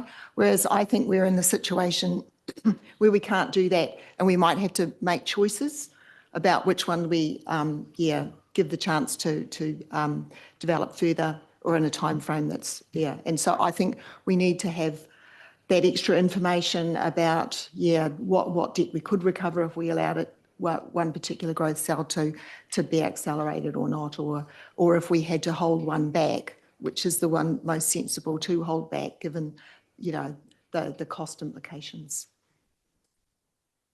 Bill, you're going to wind us up for our last question? Oh, thanks. I'm just wondering, I think I go along with what Claire is saying. When you talk about stop infrastructure investment, perhaps we need, an incremental freeze as opposed to stopping. And I think that's what Claire was sort of, just another word.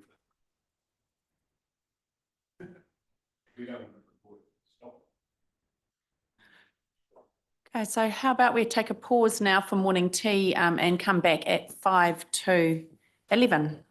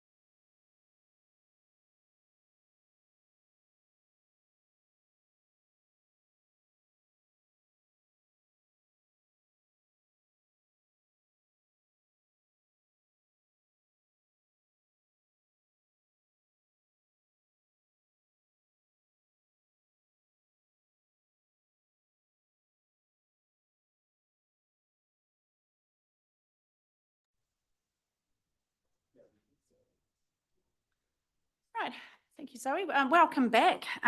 Continuing on then on our growth workshop, and I shall pass back to Tony. Cool. So I'm not sure if we completed the investment approach slide, but I think we ended on a good note with that one. So I will flick to you flicked it to the next slide. So. Okay, so going back to the purpose, we've talked about firstly the overview of growth, trends and influences, discussed the growth levers and options available to the council. We're now up to some of the central government influences and timing, and then finally we'll just cover off next steps, future growth management approach. So just dealing firstly with the central government influences and timing, the discussion paper highlights the prescriptive and directive nature of central government intervention for managing growth and development. This has imposed significant costs on the council. It has created tensions within the community. For example, the mandating of density and built form outcomes for residential areas, affecting our character and amenity issues as part of the MDRS plan change. Removing the ability to generally provide for on-site car parking requirements for developments was another intervention of government. And has eroded local government's autonomy to develop local solutions suited to local needs. But we are mandated to provide for growth. The NPR, National Policy Statement for Urban Development, requires it. And what is certain as we look forward is that the RMA reform process will continue at pace. The government's going for housing growth policy is still being put into action. There's a clear push towards providing for more housing, as well as further protecting private property rights. Council will have to remain agile in our response, but it does become difficult to plan for. So Wendy will just highlight the process timing on the residential zone intensification. It's our Plan Change 26, and touch on the district plan review timing process. Thanks, Wayne. Just move to the next slide for me. And I'll just keep this really brief, but it just kind of throws up the, oh, not too far. I guess central government can throw all sorts of things at us, and they could have quite large ramifications in terms of our timings, our work programs, but also the costs. So two really key examples, Plan Change 26, which was the residential zone intensification, MDRS, that was mandated. This was not something we chose to do. As Claire pointed out, it was hugging $1 million. We now have direction from the minister that a decision must be notified by the 30th of August. So we couldn't escape that one. Optionality is still intending to come, but would need another plan change now to be undertaken to do so. The reason this is key is obviously it's going to change the greenfield, brownfield development patterns that we see at the moment. We don't have as much control over where that growth therefore is going to be going. And obviously the typology of housing. District plan review, that wasn't on the cards, now back on the cards. Will it be off the cards again next year with phase 3 legislation? Who knows? But at the moment, we're commencing that review in August 2027. We're saying that obviously waiting to see what surprises throw up next year with phase 3, the full reform. Assuming that still says go ahead, we think we should be cracking on with that a bit earlier. So we'll be putting that into our business cases of what that looks like. But it just throws, who knows what will come next year and what other fun adventures will be sent on. So it's a bit of waiting game.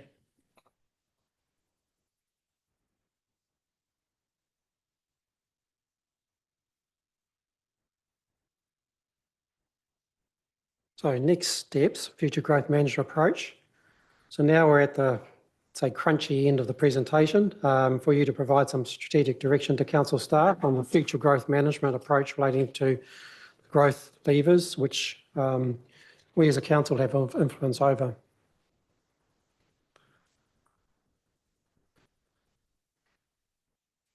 So the LTP considerations. Firstly, we recommend on completion of our strategic document, Ahuaki, we update the Waipa 2050 growth strategy that provides the blueprint of the location and timing of our growth style development in year 1. Secondly, we recommend subject to phase 3 of the RMO reforms, commencing the Waipa District Plan Review, year 1 through to year 4 of the LTP. So a significant bulk of the resourcing will be required from year 2 onwards. Wendy will highlight further on the next slide what the Waipa District Plan Review will provide for as it relates to growth management. Thirdly, we recommend rationalising the number of growth cell areas invested in infrastructure at any one time, wherever possible, to reduce growth debt. And Tony's touched on the number of growth cells that we have and can further elaborate more on what we can do in that space. Fourthly, we recommend considering new financial tools to fund infrastructural growth and community investment. This will be part of the financial strategy workshop on the 6th of August. Fifthly, we'd recommend reviewing the development contribution policy and revenue and finance policy to ensure alignment with the capital investment in the long-term plan. In particular, council staff to consider what amendments that can be done or what we can do to our revenue and finance policy to support decisions on out-of-sequence development and achievement of cost neutrality. So we'll come back to those recommendations. I'll just go into the next slide and just carry over with the district plan matter. Cool. So please don't freak out at the first line of this, but it is the staff recommendation. And that's because I don't have the scary number for you of Lagoimid, Queenstown's plan change costs, but we're not talking a little number.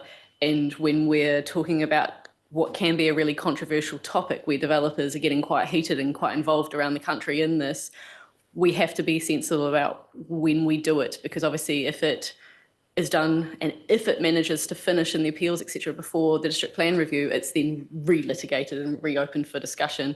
So our staff recommendation is to wait until the district plan review, not to stop the work on it and not to throw away the content, to keep the conversation going, but keep it within a sensible process from our staff perspective. So I'd love some opinions, but we can provide more detail because this is a hard one to ask your opinion without much grunt behind it.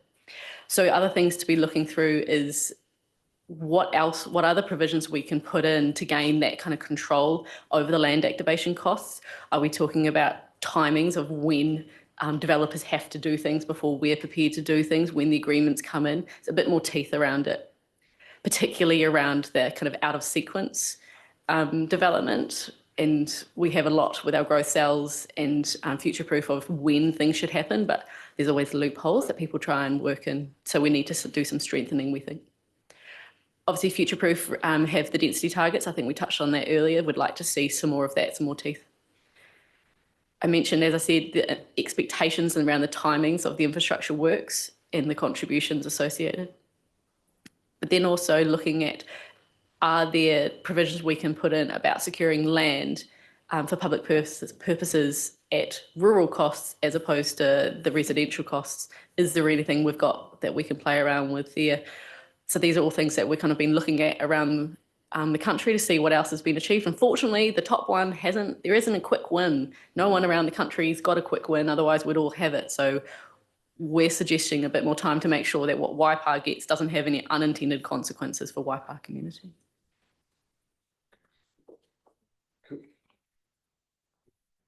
I mean, that all makes sense to me, but the top one, are you effectively saying that if we go down the housing affordability as a separate plan change, that we're likely to not save any time but incur quite a lot more cost?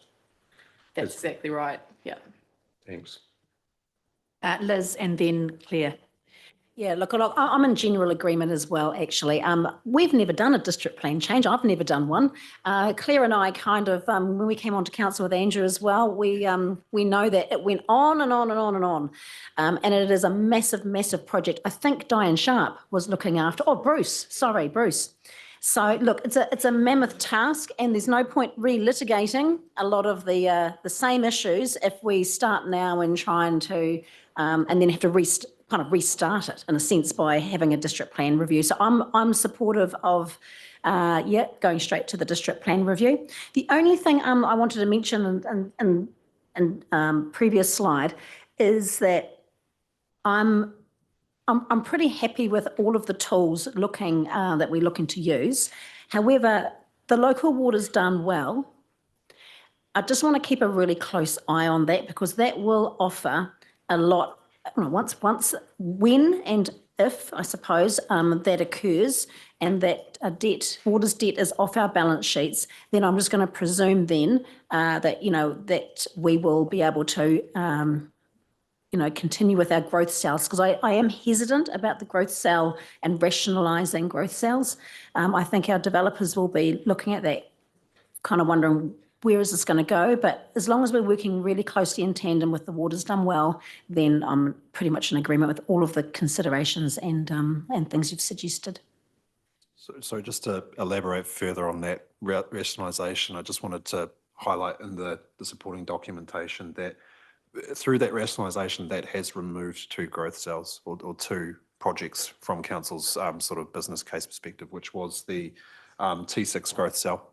So we did stop that process given the activation, given the interest in the sites and how many fragmented growth ownerships are there, and also some of the initial work that David Hall did a few years ago in regards to understanding could that growth cell also facilitate some more intensified residential development as opposed to large lots. So me and David were just talking before about potentially that this gets a structure plan review done that is itemised out and that may also help sort of tease out what are the new infrastructure constraints through there as opposed to what we currently presented. So that was 42 million that got rationalised out of the current growth sort of projects. The other one was Carter's Flat as well. And that was around about $45 million in terms of investment infrastructure that would have facilitated 2 roundabouts, urbanisation of the street in between those 2 roundabouts, some industrial reticulation put in for wastewater pump stations, and also some localised upgrades to the water infrastructure. So that's in terms of the elaboration, in terms of rationalisation of growth cells and how much we've invested in, we have removed those off based on the current agreements and expected uptake in those cells. So just clarifying that point as well. Thanks, Tony. Claire, then I've got Roger online, then Andrew. Yeah, I agree with what's up there. I do think we should be doing the Waipa growth strategy first and then preparing for the district plan review. I accept what's put forward about housing affordability as a plan change with inclusionary zoning, but what I'd love to see is if you are negotiating developer agreements, when one of those growth cells is sort of going to the next stage, can't you use those future-proof sort of provisions about affordable housing to say, look, this is the typologies that we've been told we need to be delivering on, demonstrate that you're doing it, especially for that lowest, the affordable one. Is that something that we could, twist arms on or something, as an alternative in the meantime? Yeah. I mean, I'm always willing to push the boat out and see what we can negotiate. So it's whether there's enough teeth to hold anything to it. That's the hard bit, but it's always worth a question to ask. And it's absolutely in there. It's in the regional policy statement as well. But yeah. Yeah, and I like when you're doing those agreements, like, what sort of reviews do you do down the track? And, I guess it'd be good to understand if we could find ways to hold them to account or something. I mean, it is a massive opportunity for us because at the moment we know that we've got people who are living on properties that do pay rates, but they're extras, they're living in garages or caravans or something. If we move them into a property, they would be paying rates, and so I suppose it's playing to that other side of reducing debt. It's increasing income, increasing revenue, because that's also part of the equation. So I'm pretty, I don't want to rationalise growth cells if we can avoid it, but want to see it as a way to reduce debt. Well, the other side of it is, with our metric for debt affordability, it doesn't allow us to include DCs in that revenue, even though the growth debt is included on the debt side. And I'd really love it if some lobbying could be effective to allow DCs to be included, or the growth debt excluded, because, you know, it's out of that sort of equation, I guess.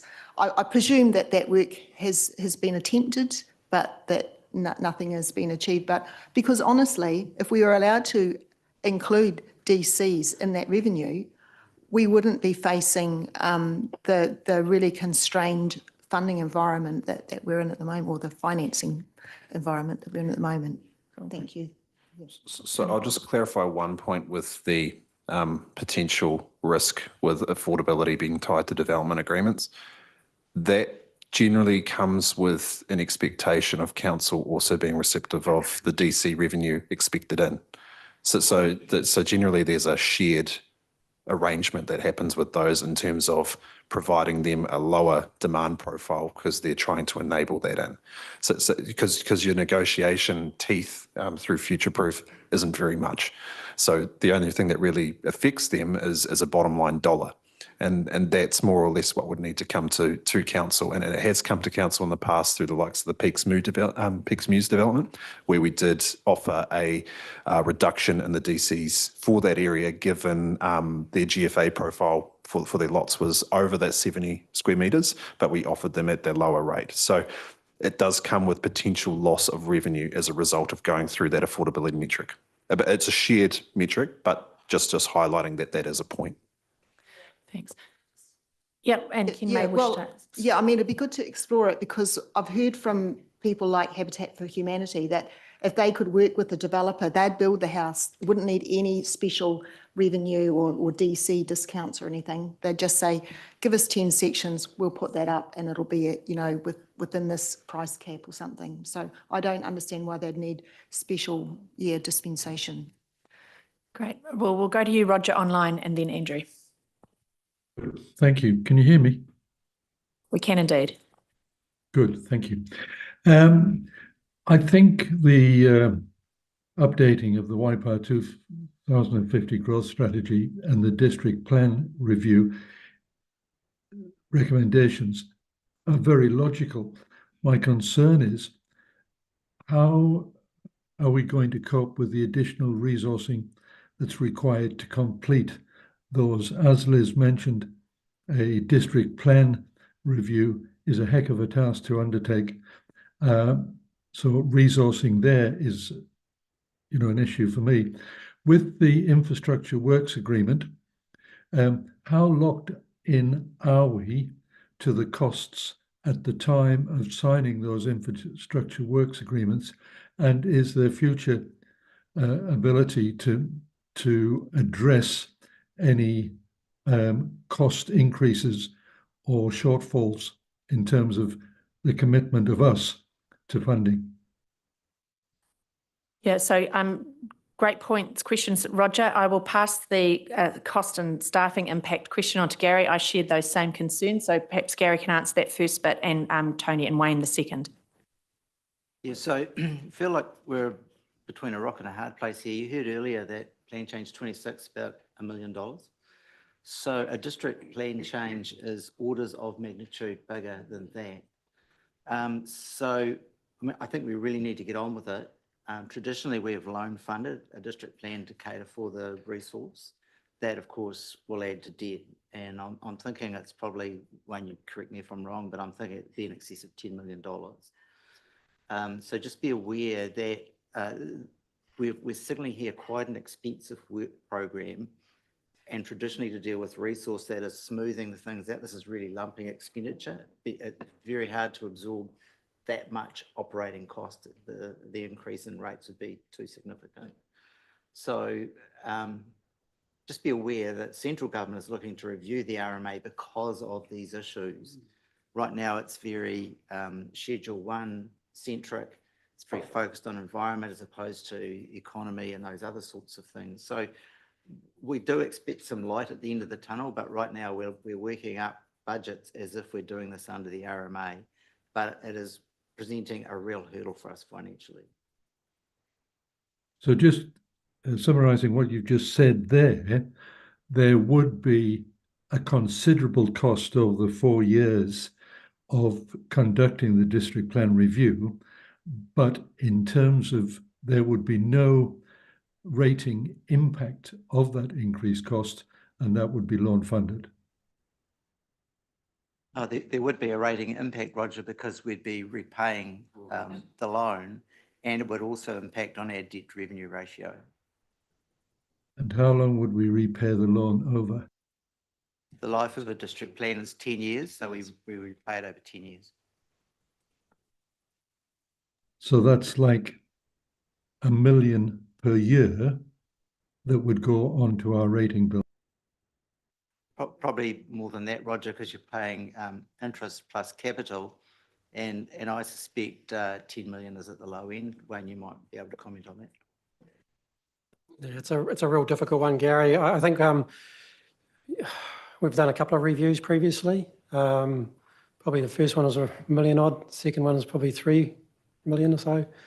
I'm hearing stories in other councils just how expensive it is.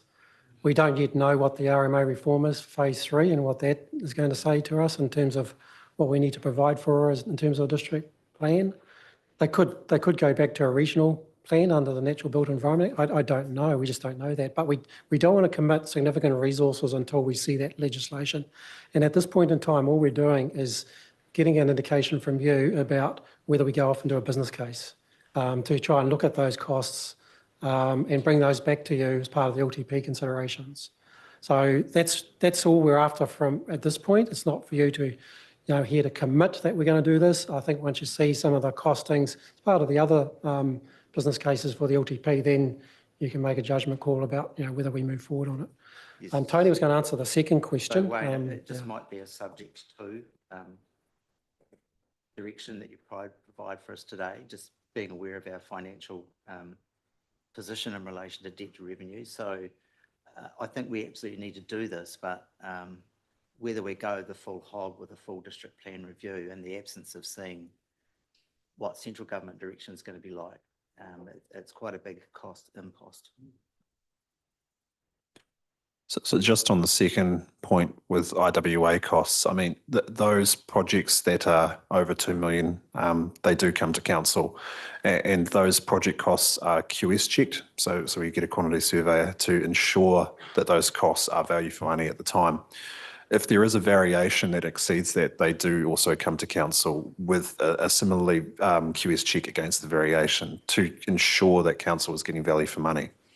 So if we were to take those projects not through an IWA process, you run the real risk of not getting the scale of economy of working with a subdivision as well. And one of the sort of beneficiaries that we've seen in that space is in the C2 growth cell, where we've been able to work with the developers on the swale investments that have gone in there and reutilize some of that earthworks back into the growth cells. It's meant around about 35,000 cubes of material hasn't had to be excavated and carted off site. That excavation is around about, to get that to a dump areas, the going rate's currently about $35 per square metre. So there are significant cost savings through those IWA approaches that aren't actually intrinsic in the rates, but they're intrinsic in the ability for coordination with developers to enable those. So in terms of the rates that are locked in, it's a council approved agreement. If there is a variation, there's a variation clause in the IWA, but it still follows the same course of providing for those things. So just in clarification of that, what you've just said, I think, is if there's any variation that is jointly approved with the developer that actually reduces cost, then we do get some form. How do we get that refund back from the developer? It's worked into the rates that you've already attributed to the IWA. So with those earthworks rates, the quantums, they won't be charged against in the IWA. So you're not, when it comes through for a payment of the invoice on a month-by-month basis, they're not charging against the rate of weight to sort of cut to fill to cut to waste. So the total quantum at the end of that IWA will, for that 35,000 cubes, won't actually be present. So when you come to finalise and practical complete that IWA agreement, there will still be onset costs that haven't been drawn down upon, because we don't draw down on the costs at the initial state of when the IWA agreement is signed. We draw down on the costs when they get invoiced. So at the finalisation of those IWAs, that's where you see the benefit costs. Thanks, Tony. Andrew and then Marcus.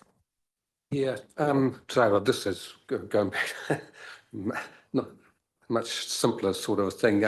The two growth cells have been rationalised, T6 and Carter's Flat. How much sunk cost do we have in there? And that's first thing. And the second one is looking at the list that you presented us, I didn't see anything that we could realistically put in that rationalisation basket, but I'd like a comment. So with T6 and with Carter's Flat, the cost that we've realised is really around the structure plan and local plan area implementation. So nothing in terms of physical design or full detailed design to enable that infrastructure. So those 42 million, 45, they're still high level costs of what you expect. And because we haven't rationalised those, we will see inflationary adjustments to those rates as they come through. So that's a current set time of when we expect the drawdown to occur. And sorry, your second question was around the rationalisation of the other growth cells. Essentially, it comes down to that approach. So what we've done is that just-in-time approach. Those current planned costs are all the costs that you expect of the growth cell. They've all been matched to when you expect to draw down on those costs based on the uptake. If you were to take a lag approach, those costs would still be the same, if not more, because the increase in inflation that comes over time. And increased interest costs as a result of the slowdown in growth. So that's more or less where we're sitting. Those planned costs will remain, but likely increase based on those factors. But that's more or less, yeah. Marcus.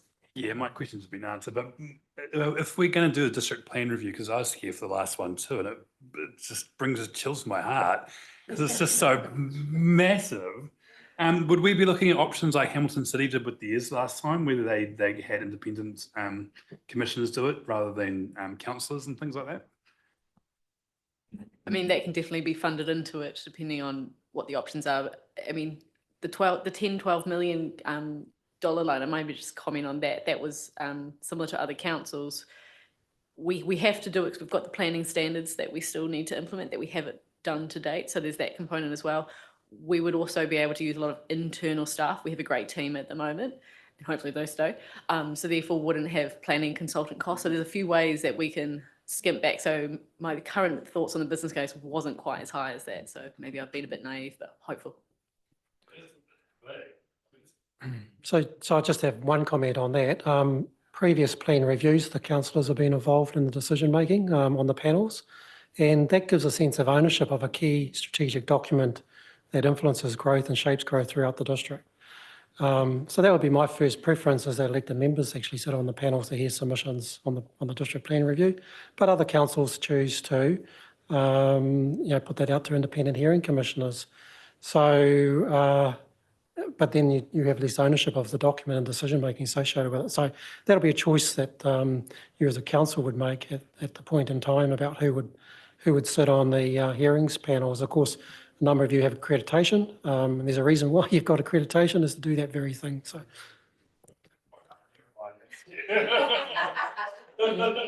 I'm just conscious Thanks of for that.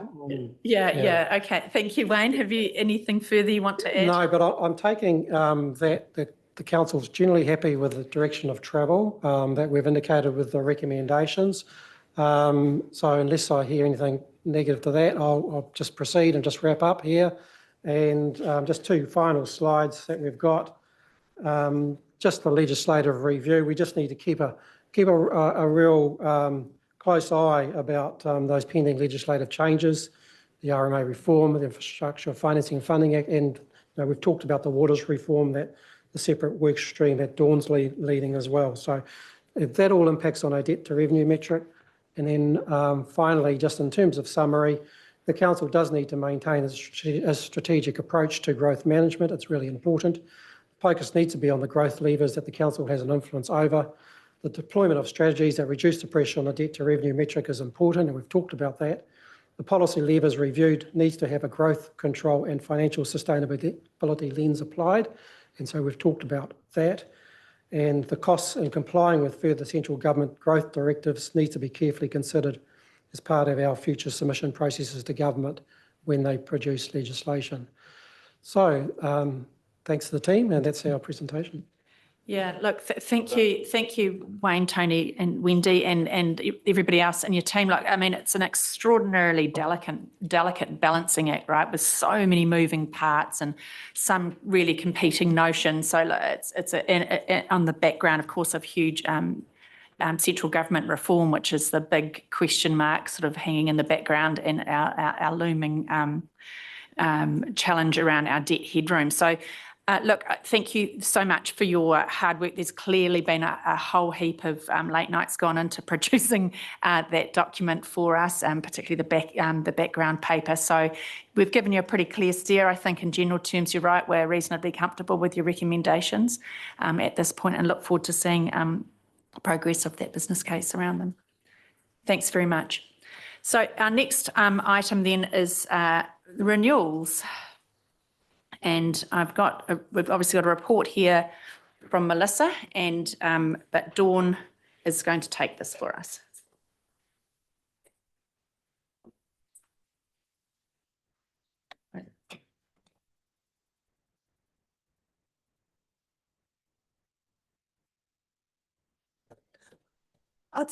It's Mario. I'm not sure if Neil's presented to all of you previously, but introducing Neil Taylor from Service Delivery Group, who is our asset planning analyst and has done a lot of the analysis that you will have seen in the background memo. So just by way of introduction, so as at the 30th of June 2023, Waipa District Council owns and manages $2.41 billion worth of assets on behalf of our community, owns and maintains, renews that value of assets. Of that, $1.85 billion is our infrastructure assets. So, so that's what we're looking after. The annual depreciation up to the 30th of June for that 1 year was just a shade over $25 million depreciation charge back through the rates to our community.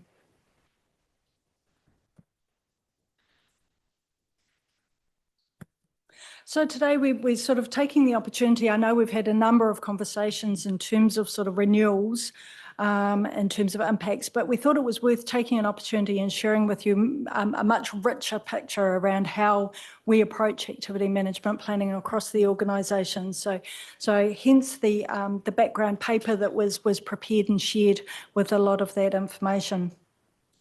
Bit more of an introduction in terms of activity management planning and asset management planning, and people sometimes ask the question, well, what is the difference? And traditionally, when we sort of first started to think about looking after our assets and understanding the long life of them and how we needed to manage them over that life, we started purely talking about asset management planning and activities. So asset management, focus on the asset, but you very quickly understand that actually what we care about really is the community wellbeing and the contribution those assets make to activities and services provided to our community. So hence the more holistic sort of statement when we talk about activity management planning, but at the heart of it, it's still the understanding of those assets that contribute to those activities.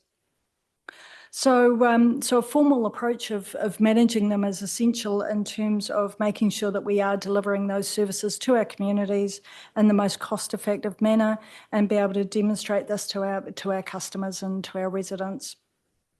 When we think about activity management planning, so it's taking a life cycle approach, and we'll talk about that more fully in a wee while. Thinking about developing those very cost-effective life cycle strategies in terms of managing the assets, understanding the levels of service that we want to deliver services to our communities, and then monitoring that performance over time.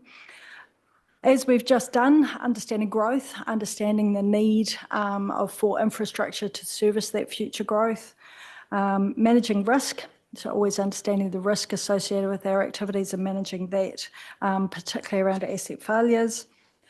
Looking to sustainable use of our resources in terms of the asset management and continuous improvement. So always looking for that improvement function, well, either within the maturity of our activity management planning or in the delivery of those services. So today, that's what we're kind of touching on in terms of that background information. We're then touching on the conversation at hand at the moment in terms of decisions made around how we fund and the level of funding provided into our renewals, and then also touching on where we are looking to that improvement journey around activity management planning here at Waipawa District Council. So thinking about the activities covered, so these are the activity management plans that we directly look after and deliver. We acknowledge that so there are other activity management plans prepared for our assets. These are here in the Te Ametu Event Centre, the Perry Aquatic Centre in Cambridge, and the Cambridge Town Hall, where the trust that is established have the responsibility for preparing and developing and maintaining their activity management planning. And that's quite a deliberate move in terms of those trusts understand their assets, they understand their business, and therefore are best placed in terms of preparing those activity management plans. So we provided sort of initial support in terms of the establishment of those plans, but they sit back with the trust in terms of managing them.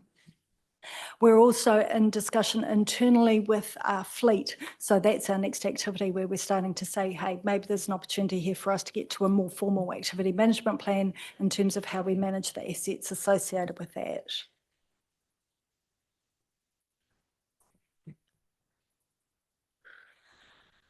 So what we're doing is building our capital programs of work. And when we do that, we think about the different components of really asset creation and maintenance and renewal. So the first one is exactly that, the new assets that are needed to deliver on our services, whether that's growth related or looking to improve levels of service, mostly loan or DC funded in terms of the funding streams there. Then we're looking at those renewal activities in terms of our assets that are reaching the end of their economic life.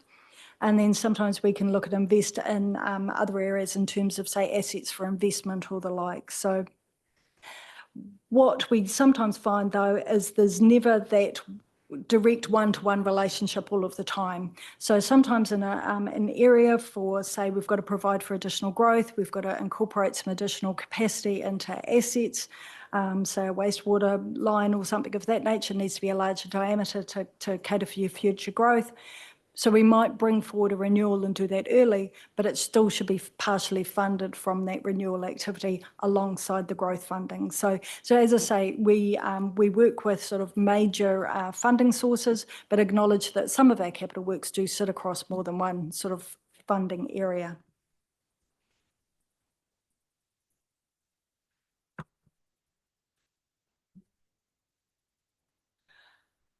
So in terms of developing up these programs, so in our activity management plans, we go through and we understand the assets that we've got to look after.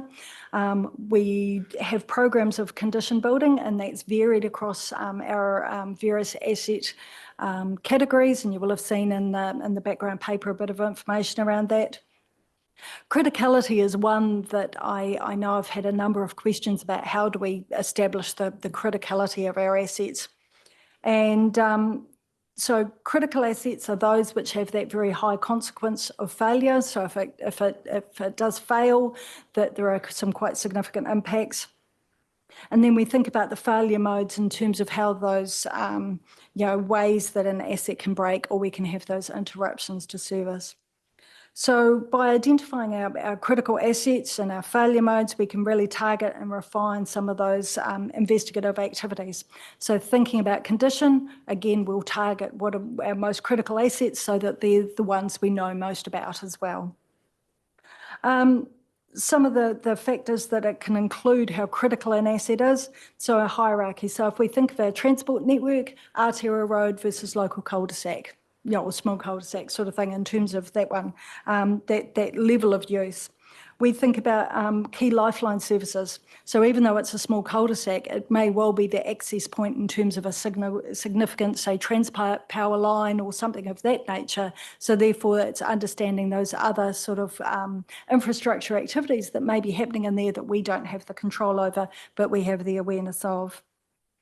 Community services. So again, that small cul-de-sac may be the single link to a school or to a community hall or something of that nature. So again, it's understanding that connection in terms of those sorts of things, or indeed economic services.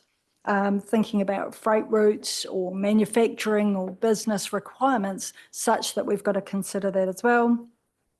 And another one we think about criticality is redundancy. So whilst that small cul-de-sac might be the primary link to it, in effect, there may well be other linkages that we could use if that particular one was out of action. So, thinking about particularly the transport network in Cambridge, it's very much a grid network. So there's often many ways of getting around and that sort of thing. And I've talked about growth impacts in terms of, as I say, sometimes that can drive the renewal need ahead of program, and it's just the reality in terms of that, but just more how we look to doing that funding program. Building our I'll just program. ask a question on that, Dawn. Do you mind? Yeah, no, There you go, absolutely. Roger. It's the increased frequency of extreme weather events. Does that also affect your consideration of criticality of renewals? That's more around some of the risk assessment that we do in terms of what might the impact be, and then what might the frequency of that be. When we're talking about risk, we sort of look at likelihood and consequence. And for criticality, it's more about the consequence. And then as we start to move into that broader conversation, looking at the likelihood, which, as you say, may well become a more frequent sort of storm event or rainfall event in that instance. Thanks. Great. So life cycle costing, and this is the thing, is that we look over the entire life of the asset and understand what are the decisions we have to make over the life of the asset. So it's a comprehensive financial analysis approach, evaluates those total costs over the entire life cycle. Not only sort of that original sort of construction build, but then that maintenance requirements over time, because we often know there's a trade-off to be had in terms of your upfront investment versus what it will cost you over the life of it. And say if we were thinking about, painting a house is often an analogy we use in this space for different things. It's something we all recognise that we've got to keep doing, but actually we sometimes think about how can we make that next paint further away? Can we wash the house? What sort of frequency is the right frequency to not be wasting money doing that and not get more life out of the underlying paintwork? So these are that's the sort of thinking we do about our assets in terms of what are those various scenarios, and then working through that to say, right, that's the optimal scenario for this particular asset investment over time. Just ask a question about the depreciation that you collect on those assets. Do you feel that you are collecting the appropriate amount, or are there getting bigger gaps between the depreciation that might be collected and the renewals that you're needing to fund, which obviously the depreciation is part of that, and whether or not you think we should be reviewing our depreciation rates and stuff like the amount that we collect over the life of the asset? You might know, I've mentioned about some of the water reform now is saying that we should be collecting 120% of the asset value, whereas we probably don't do that. No, our asset value are valued obviously on that generally on a 2-yearly basis, with a fair value assessment every other year. As a bit of an example, it depends on sort of age and stage where we're at through the life cycle of our assets. So we've done a little bit of background thinking about that one. So if we think about our stormwater pipelines, so From our annual report, they've got an expected life between 50 and 135 years, so there's quite a variation in terms of the materials and those sorts of things. We have 199 kilometres of pipes with an average age of 24 years. So at the moment, the likelihood is that we're collecting more depreciation than we're spending because they're quite young in terms of the assets. Wastewater expected 50 to 100 years, average age of 34. So a little bit older, but still young compared with sort of that profile of renewal we'd be looking at. In our road surfacing sort of area, where it's a much shorter life, but well, our bituminous surfacing, so our chip seal and our asphalt, really between sort of probably 7 to 20 years, 22 years sort of life. And we're much more balanced there in terms of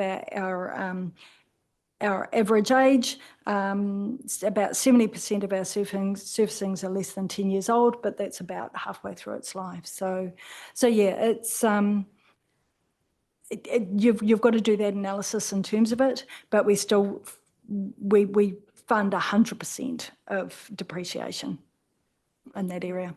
So you are happy with the amount, you think that you guys have got it right for the amount of depreciation you're collecting at the moment? Yeah.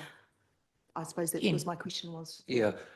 So look, I mean, at the end of the day, depreciation, of course, is an accounting requirement. So yeah, and it's determined, the level of that depreciation is determined by the relevant accounting rules, which obviously are audited in the annual report, etc.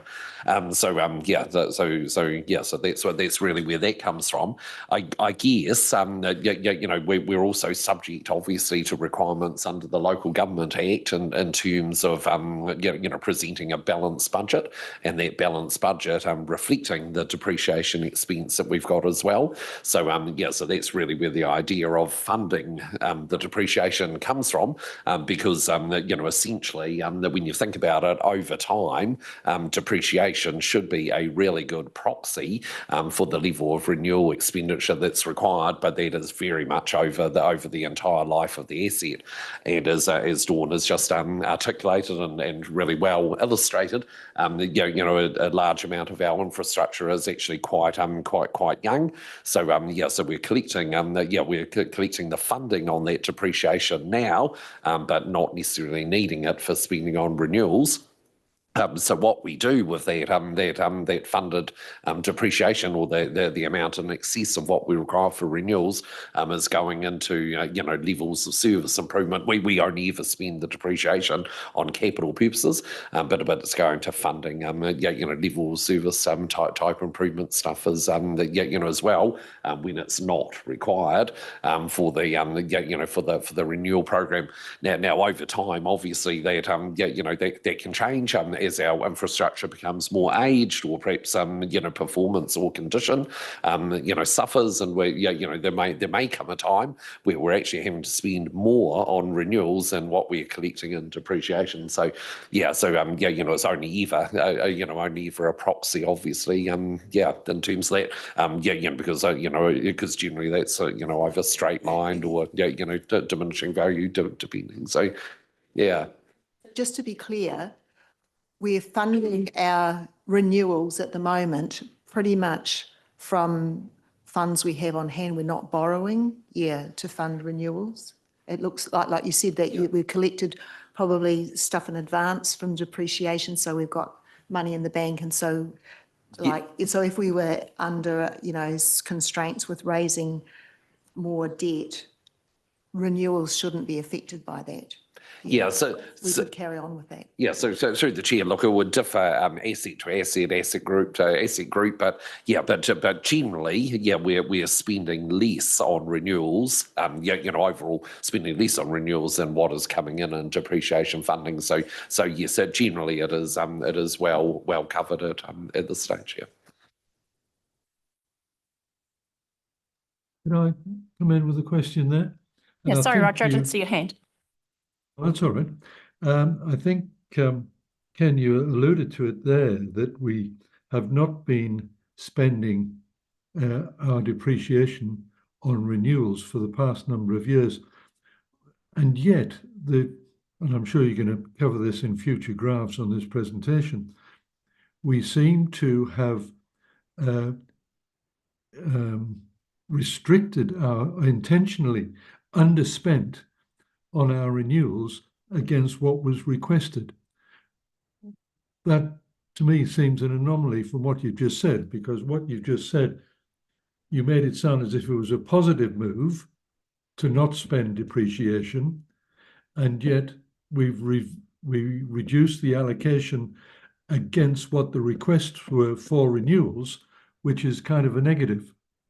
Does that question make sense? Yes, it does. Through the chair, Roger. Yeah, look, I mean, it is quite complicated. But look, because of obviously the concerns that became evident in relation to debt headroom, etc. One way to address that in regard to the enhanced annual plan and and where we got to with our draft LTP and obviously where we need to go further.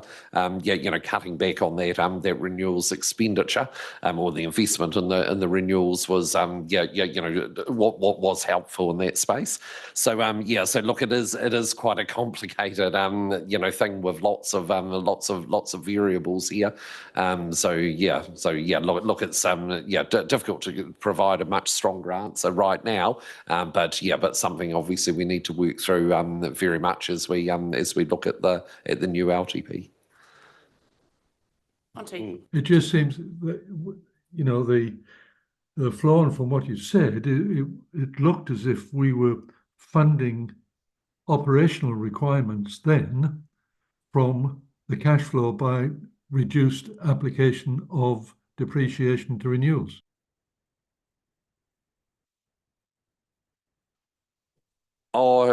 So no. So sorry, Roger. So certainly not reducing renewals and spending that operationally. If that's what I heard you say, we're certainly not doing that. But look, we were, part of the solution was pushing back on that renewals program. And I guess that does tie back to what Dawn was saying as well. Some of the reason we're able to do that is because of the age, condition, and performance of the infrastructure. We can on a considered basis, not sustainable in the longer term future, but in the short term. We are able to reduce some of that renewal spend, because of the age, condition, performance of the infrastructure. So the depreciation that we are rating for, those buckets of money, do they either get consumed in renewals or activity class level of service type stuff, or do they ultimately end up in the reserve accounts for those activity classes? Yes. So look, so always, if they're to be spent, always on a capital purpose. If they are not to be, if they're not spent, then yes, they will go into reserves, which is the reason why why in the past, not so much now, but in the past, we have had reasonably high reserve balances. Yeah.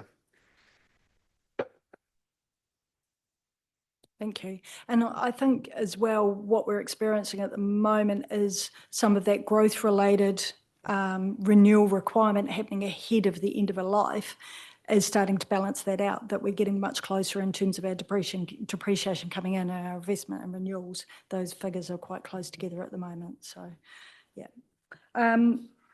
So just coming back to that whole of life costing, so as we promote to you a program of work and that request for funding for our renewals and those funding requirements, if that's not funded, there is that risk that we're choosing a strategy for that asset that is not optimal and therefore not delivering that optimal value to our community, because we have done that work to try and establish what that looks like and what the right level of investment is.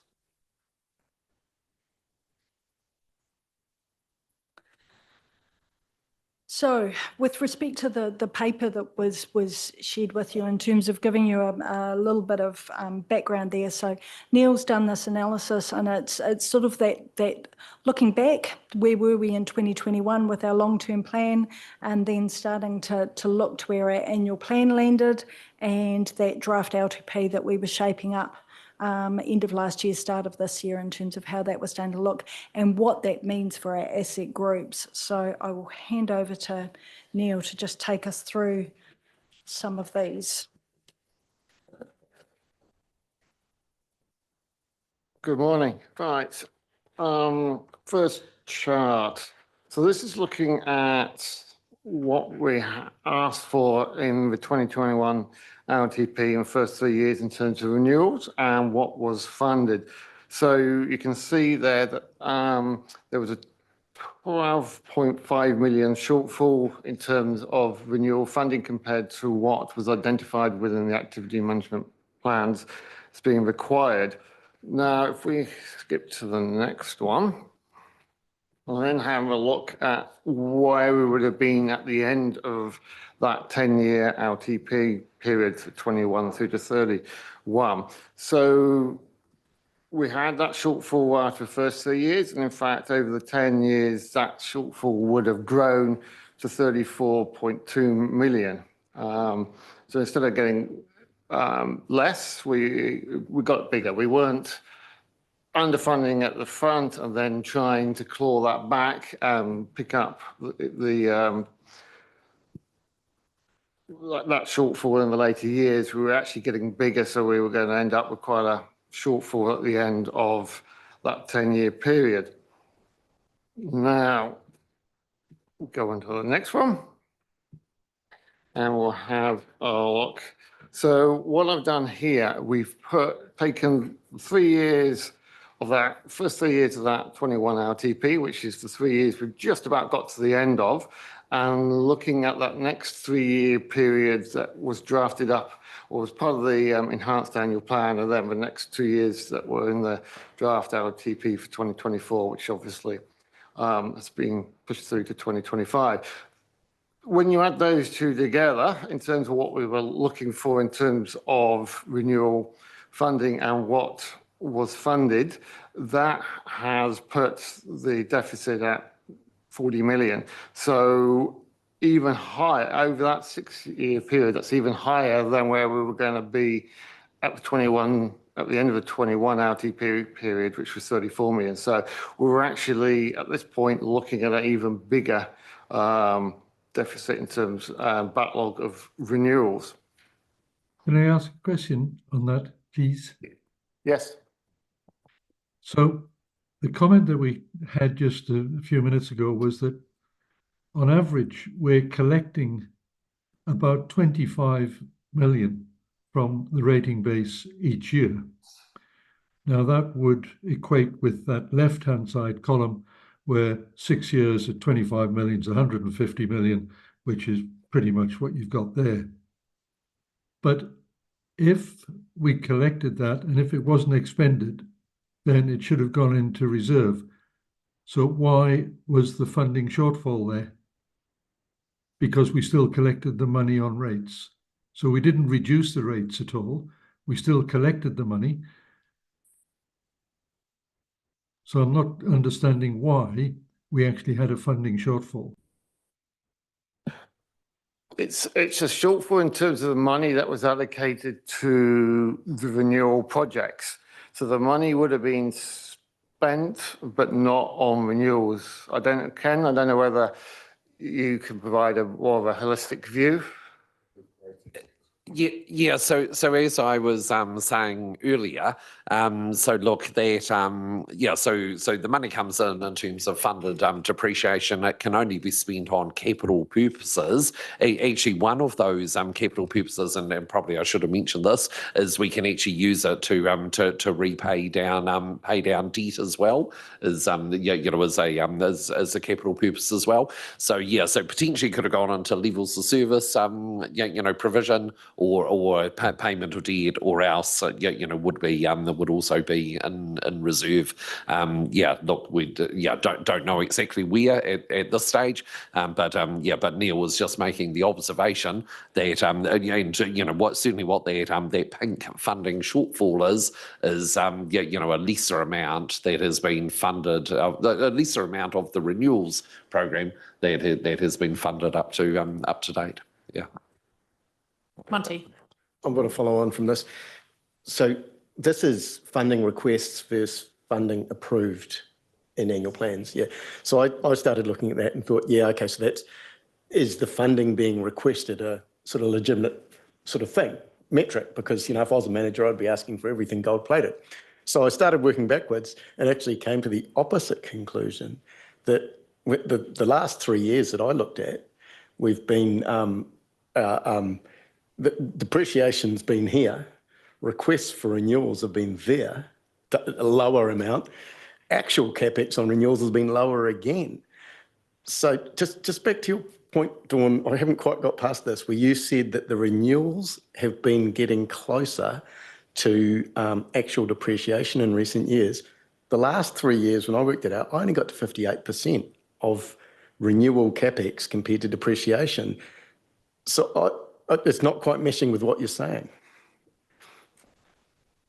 Certainly in the annual report they looked at, the 22-23 annual report, it said that annual depreciation was 25.095 million for infrastructure assets, excluding operational.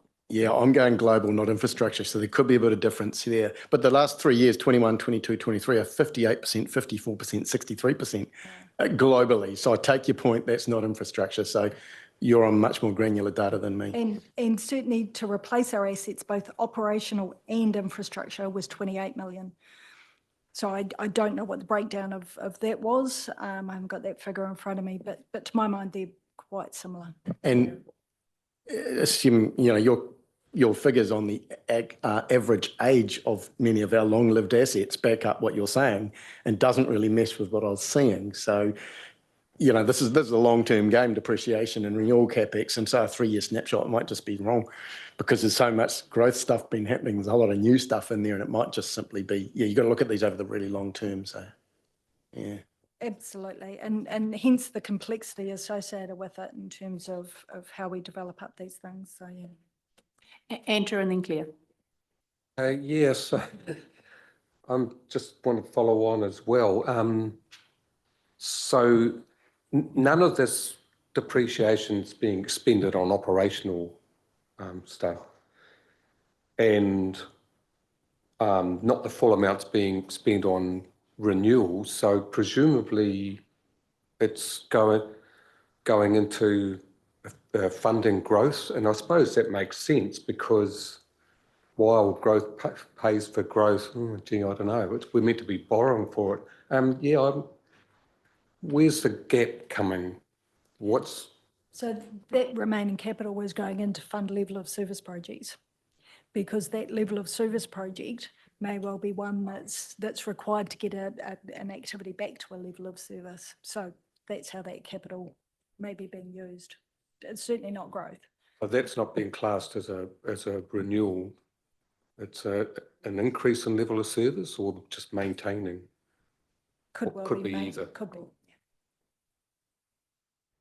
Well, I just wanted to follow up on the use of the depreciation funds could be for repayment of debt, is what Ken said. Yeah, so that was a bit of a surprise to me, actually, because I would have thought depreciation is meant to be invested in the assets again to, so how is it justified that some of that depreciation funding might be used to repay debt?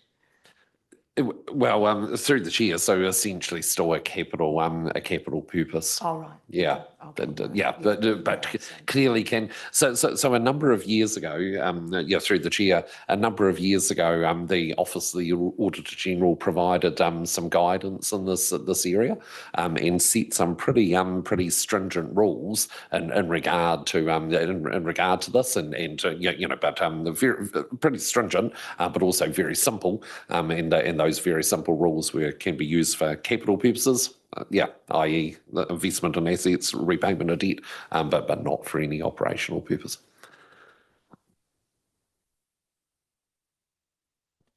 No, thank you. If we go into the final one of the charts. So this one just takes us out to 2034 by adding in the rest of the draft 2024 LTP. So we can see that actually the shortfall is now back down to 15.9 million, 16 million from the previous 40 million. So there's a clear indication there in the later years of that draft LTP, there was a deliberate intent to try and close down that shortfall and clear some of that backlog of asset renewals, but it's still leaving us with a shortfall, but less than we were looking at in those earlier years. Can I ask a question there again? Claire, and Sorry. then you, Roger. Yeah, so thanks for that. It seems strange that I think the blue line is, is the yellow line the one that's requested but not funded? No, so sorry. So the green bars are what was asked for and funded in the first 3 years of the 2021 LTP. The blue bars are the first 3 years covered by the enhanced annual plan and the years 2 and 3 of the draft LTP. And then the yellow bars would be what was asked for and funded in the final years of the draft 2024 LTP. And then that final pink bit up on the right-hand side, that's, once you add them all together, that's the difference. Yeah, so it looks like more work's been done in the later years. Yeah, that's right, which is a risk. That's what you're highlighting. And also, I'd really appreciate if that funding shortfall could be expressed as a percentage of overall rates. So, you know, we would understand, well, if we were going to fund it, it would be this amount, and what dollars per rating unit that might translate to. Because, you know, if it's $3 a rating unit, you wonder why you're not doing it. Yeah. It'd be really good if we could have that sort of expressed in those terms. I always go back to the old 1% per $1 million. That's 10 years, it's $1.5 million a year, it's OPEX, it's 1.5%. That'd be fair. Ken is a really rough guide. But possibly, let's work through it. Yeah. I just like it written down. Let's work through it. Yeah. Roger, did you have a question? Yeah, thanks. So from the commentary in the report that you had, although on that right-hand side bar, the intent there is to catch up on renewals in years 4 to 10, but then in 3 years' time, there's a chance that we as council could make the decision to, okay, we can't afford those renewals, so we'll reduce it. So actually, the risk is that in 3 years' time, we reduce it, and so our funding shortfall actually increases. Yes, that is a risk. Yeah, so every 3 years you relook at your budgets as part of the LTP, and yeah, absolutely, in 3 years' time you could go, actually, we're going to pull back a bit on those renewal funding, and it continues to build on that backlog, those delays, and it just keeps, and you keep pushing out, or you potentially keep pushing and pushing out that, oh, we'll catch up someday, which is why I kind of had those coloured bars, so you can see that in that 21 LTP, we had a bit of a shortfall. We were going to try, you know, and then this time we've gotten a bit of a shortfall. Yes, we're going to be able to try almost clear that by the time we get to 2034. But absolutely, if a decision is made not to fund those renewals early on or not at all, you could see that backlog being pushed out again. So recent history of the last 2 LTPs suggests that that's the kind of decision we'll make. So we're very much fooling ourselves by saying that we're going to catch up in years 4 to 10. Not, not necessarily. And I think that's part of the reason we're sitting around here, and I've done these charts for you to see, so you can actually see what has happened in the past and where we get kind of sitting, so you're aware. So you're making those decisions more informed, so you can go, actually, no, we're going to, stick with these renewal budgets, and we want to try and close that shortfall. Or you make decision that, you'll take an increased risk of service failure by reducing those renewals in order to help balance your books. So it's a balancing act. This is merely there to help paint a picture for you as to where we've been, where we're kind of sitting, and where we could go. Yeah, thanks, Neil. In fact, I'm really pleased to see this analysis. I haven't seen it before. It's really helpful. Appreciate it. I was going to ask a question about the renewals by activity area. I don't know if you've got another slide coming up, but it's on our material on page 9, because it shows that transportation gets the largest share of any of the renewal spending, and what a surprise, no shortfalls whatsoever. Whereas it's really our waters infrastructure that is suffering the most. I'm counting stormwater, wastewater and water supply. That's where the biggest pink bars are. Yeah, and in fact, that comes to a total of 24 million I've just worked out. Can you explain why transportation can get 100% funding all the time? Is that to do with Brian? or is it Waka Kotahi? Yeah. Through the chair, I think having the Transport Agency Waka Kotahi alongside us investing is that it holds us to that standard. You may recall going into the 2021 LTP is that our waters was one area where we actually targeted a reduction in renewals, and we made that quite deliberate decision because we carry all of that cost ourselves. So yeah, there in terms of in that transport space, having an economic and quality regulator alongside us has been quite helpful in terms of when they bring a checkbook to the table. Very cool. Oh, Liz, did you want to say something? Yeah, look, I just want to say I agree with Claire that this is really great to have this information. Haven't seen this level of analysis before, and it absolutely will, I think, help us with our decision making going forward. So if this kind of information can come back to us during that deliberations, I think that would be really helpful. Thank you. Through the chair, we'll continue on then in terms of, although I think that the following slides will be things that you'll recall from previous discussions, and this is exactly that risk of underfunding our renewals, and that we will start to have those impacts on our levels of service. So this is where you get terms like sweating the asset, which initially seemed quite a good idea sort of 10 to 15 years ago, particularly in that transport space. But you kind of realise that actually sometimes that finding that fine point of sweating to a point of then suddenly exceeding that optimal outcome for our community. So, and how is that seen? It's seen in increased maintenance costs and those risks to levels of service. So this is sort of the term we find that it's not an alarm button that we're pushing, but it's certainly a signal in terms of where we find ourselves and some of these patterns, I guess, we're finding ourselves with. And, we're seeing it with other utility organisations as well.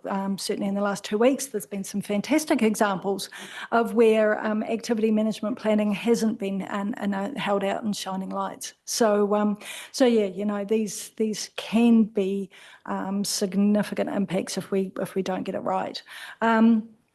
So as Neil's analysis has demonstrated, we're over the 10 years of the draft LTP that we were delivering, we were looking at pretty much hitting, within a fairly close sort of mark, that sort of thing. I mean, acknowledging that having a backlog of renewals, a small backlog of renewals is not a bad thing. Sometimes our projects can be such that we hit barriers for whatever reason, and maybe that coordinating working with another activity, you know, sort of Waipa Network's doing some work in the same area, so we defer a renewal to coordinate well with them. So there are some good reasons to have a backlog, and then we can pick those projects and come forward. So small backlog is you know, a sensible thing, as long as we're managing alongside that criticality of our assets and making those deliberate decisions. But yep, the warning or the sounding the alarm, or the warning of it anyway, is that we are looking for that close consideration going into the next LTP, and what is the right level of renewal funding. The fact that we are sort of back end loading at the moment in terms of the LTP, it does bring some risk with it in terms of those early years. We have got assets that may well fail in that time, you know, before we get a chance to get in and renew, causing things like environmental damage if it's a wastewater pipeline or the like, can come with health risks associated with it. Acknowledging that our teams are resourced for a particular level of response if those things do occur. If that starts to grow, we end up like other sort of water utilities we're seeing in New Zealand, where actually their capacity to respond just becomes really challenged. Our regulators then start to take a much closer look at us in terms of failing to meet their compliance requirements. So you can just see exactly how these things start to escalate, and we end up with a community sentiment where there's that erosion of trust and confidence in terms of managing the value of the assets that we are charged with. Dawn, I'd just like to ask a question about stormwater, mainly because when we had that information about the asset management activity, you know, how you work out the needs for renewals and stuff like that, I sort of felt that that's probably got the least developed systems around it, you know, with, I suppose, understanding if there's an issue coming up that it might mean that it's missed and we would have a failure.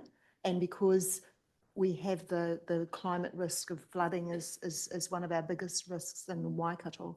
So I'm just checking, I suppose, your comfort that given that sort of risk of severe weather events, have you got plans about how to manage the stormwater assets more closely, or like what are you happy to let the risk just sit where it is, or, you know, like what would you say is the right approach going forward?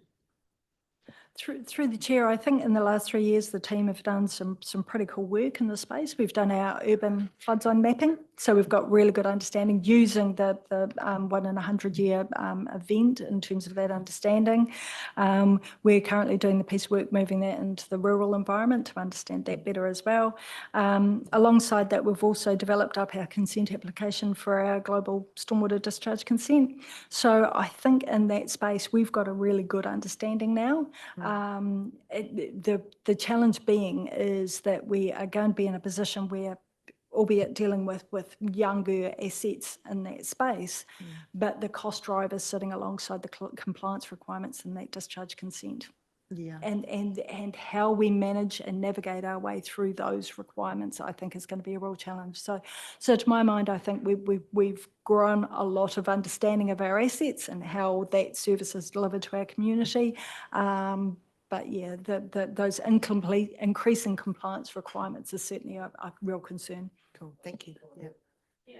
Follow up on the same topic. Yeah. I thought your table on the asset condition assessment, quite a lot of them are quite informal types of assessments, which might be entirely appropriate. It seems to me that the two more formal ones are the roads, and the pipes are the ones where there's more formal assessment done.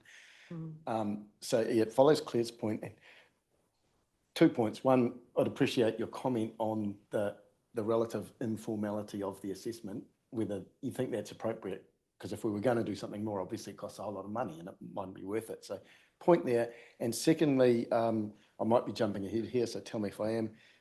The asset management improvement actions that came out of the 2020 internal audit, are we going to get to that later? Yeah, cool. Okay, because a lot of them are, Yeah. cool. So just that question first, and we'll get to the other one second.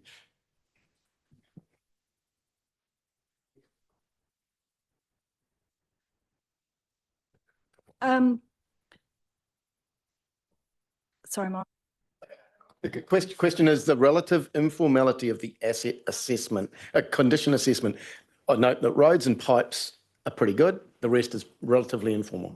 Is that appropriate for an organisation of our size? Through the chair, yeah, my apologies for that.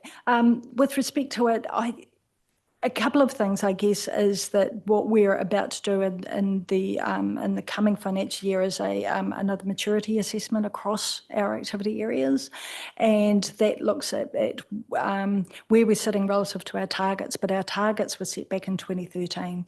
So I think that coming out of that, we will then have to say where are those areas where we need to start looking at more formal sort of approaches to these things. But in saying that, as a sector, we probably are reflecting best practice across the wider sector, and that those are the areas that we've kind of managed to a higher standard for a long time. So yeah, it's watch the space would be my answer in terms of that maturity assessment, because we're expecting some stuff to come out of that. The other thing that alongside this is on our activity management journey, we're also moving to our enterprise asset management system. So we're currently doing that for our property, then moving into our community services activities and areas.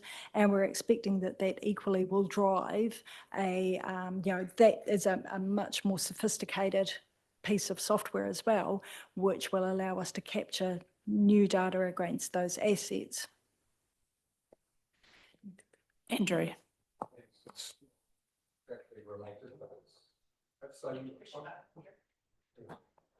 Thanks. I'm looking at the same graph that Claire was referring to on page 9 of our notes, and the 24 million shortfall in the waters space that she was talking about for the 21-31 long-term plan. And the note I've got there simply says water charges must go up. I mean, we can't sustain shortfalls in renewals like that without expecting disastrous stuff to happen. So you got any comment on that? Yes, I think so, in terms of recognising that this, that shortfall cannot be held for a long period of time. It can be for a short period of time, but for a longer period of time, it's just too high risk. Yeah, okay. So, I mean, clear message there, guys. And on the other side of it, that the one that does the shortfalls that concern me most, I guess, is in property, and that's been going on for ages, as I understand it. And we just got to face the fact that if we're going to expect our buildings to do what we want them to do and not cost us a fortune when the shit hits the fan like it did with the Cambridge Town Hall, basically, we have to spend more money. We've got to rate for it.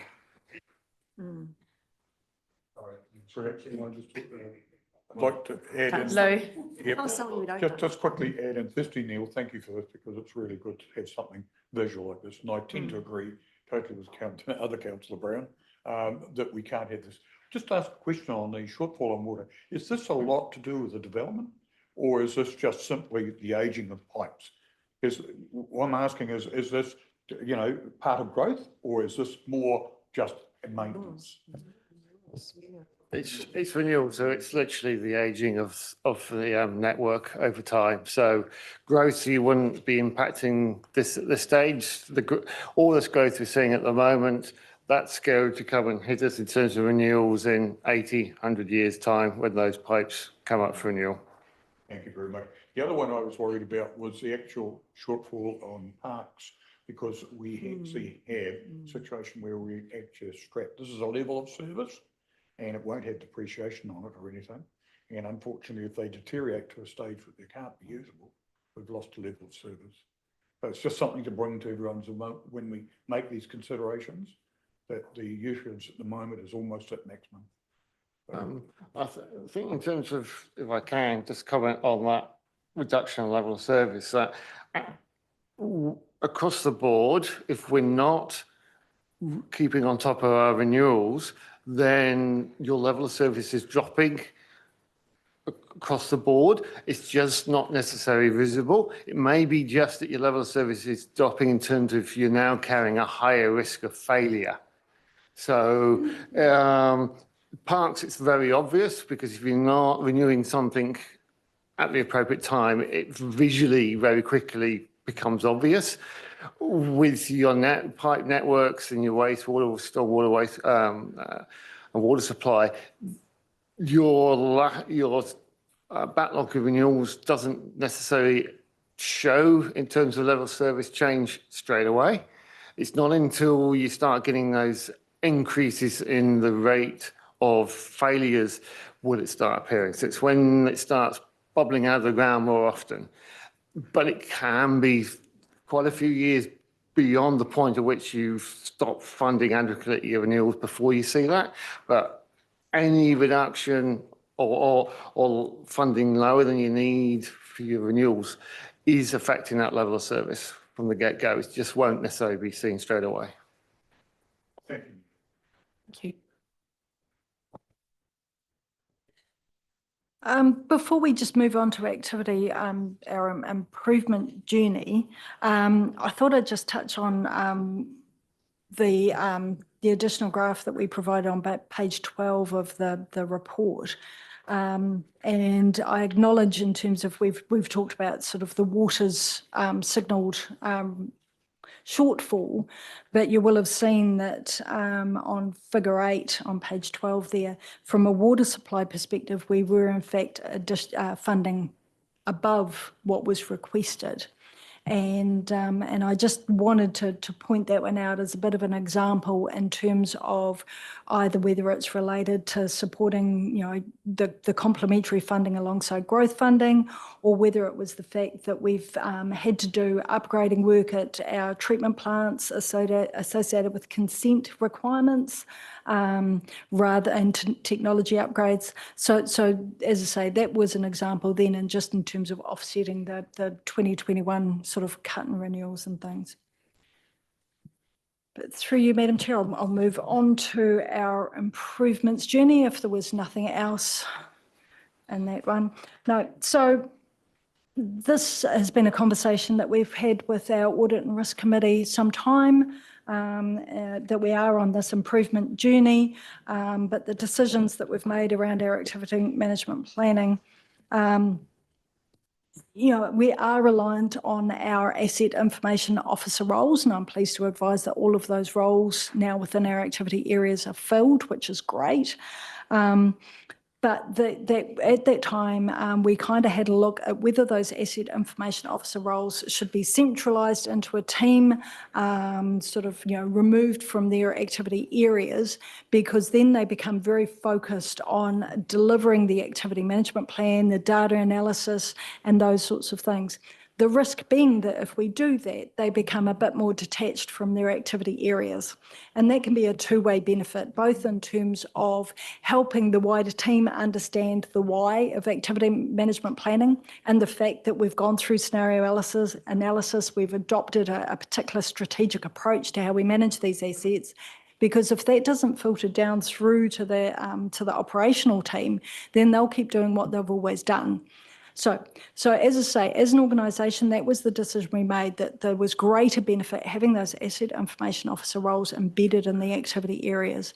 However, what it means is they're very accessible to those operational activities and therefore can become a high support and therefore not as focused in terms of these improvement tasks. So that is the reality. As I say, it's one of those approaches. We're taking it as that's the decision that we have made. But as I say, just wanted to raise that in terms of the journey that we are on. So, yeah.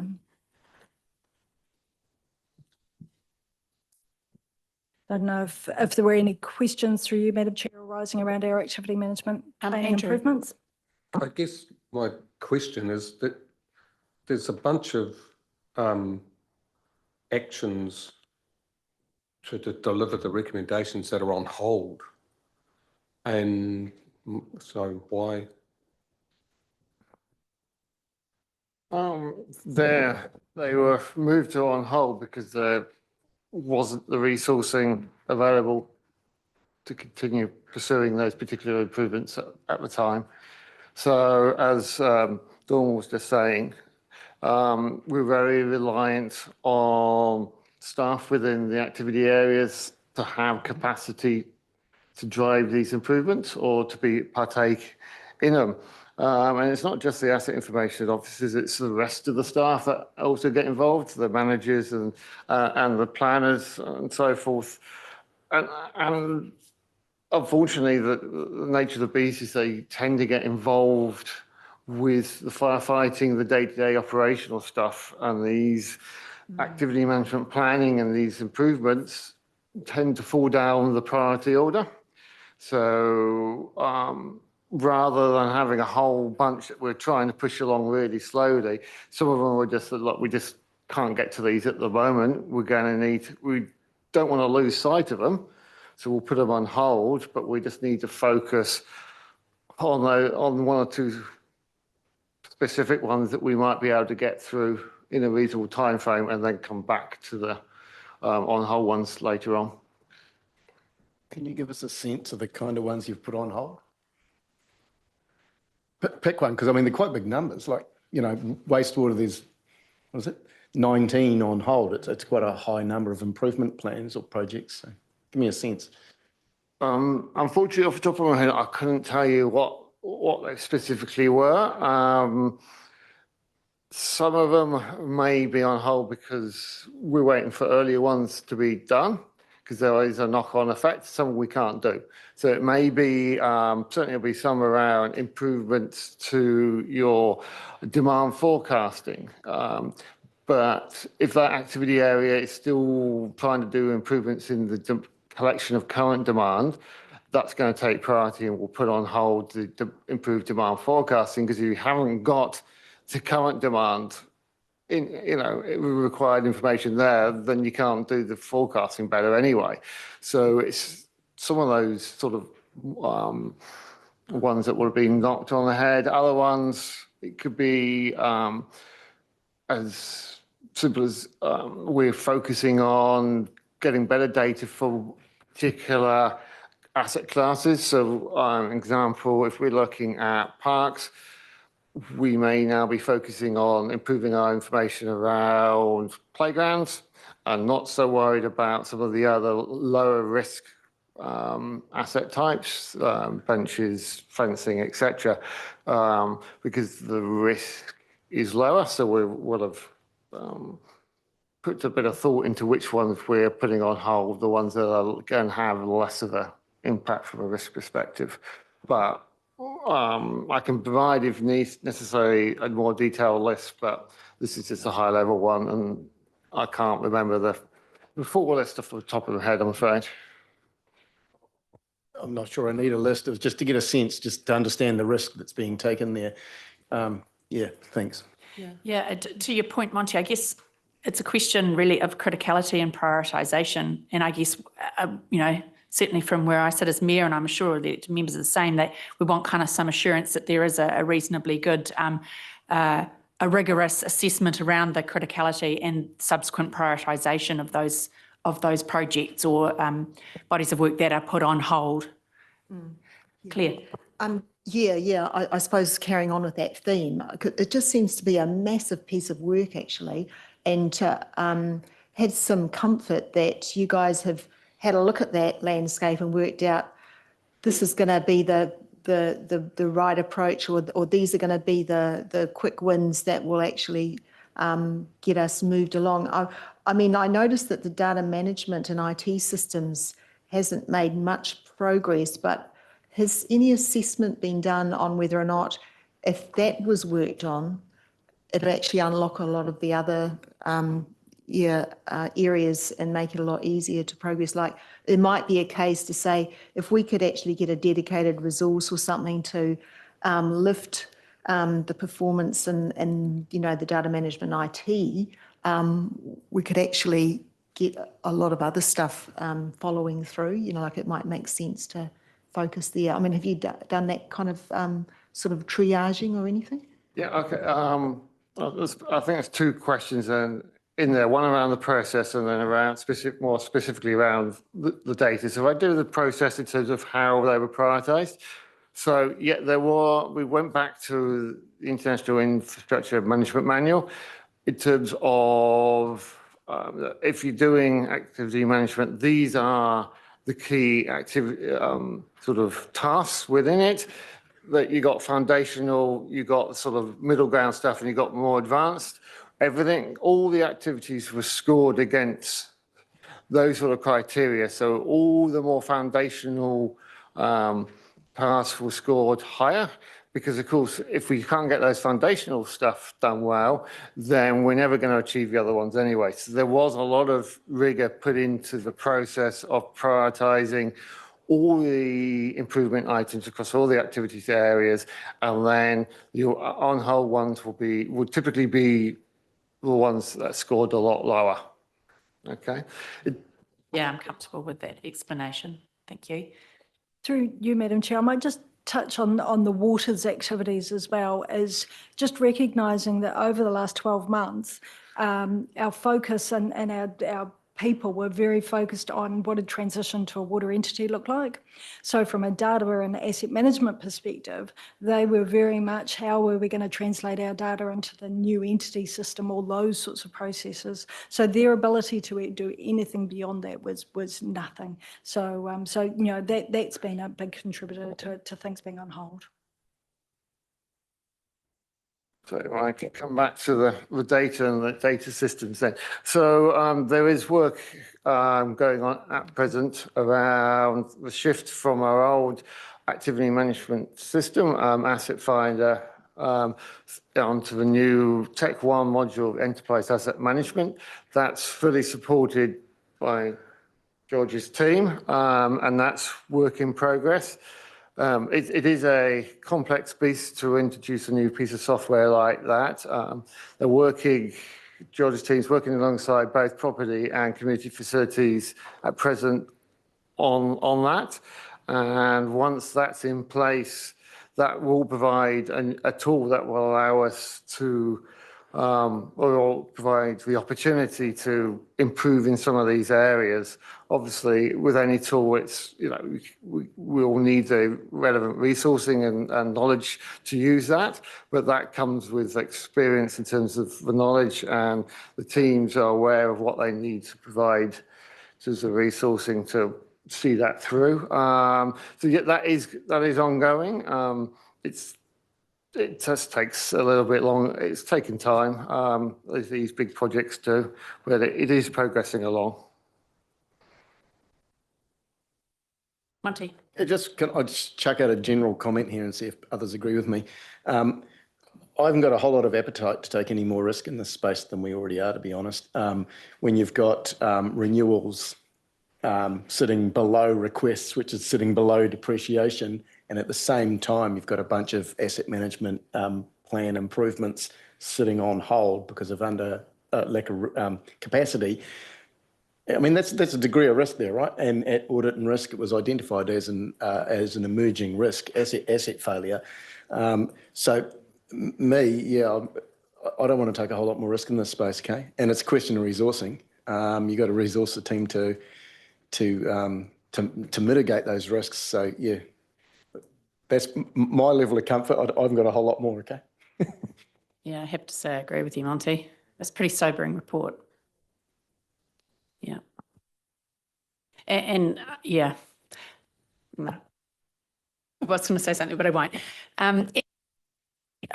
Sorry, any other questions or comments? And that's the final slide, I believe. Yeah.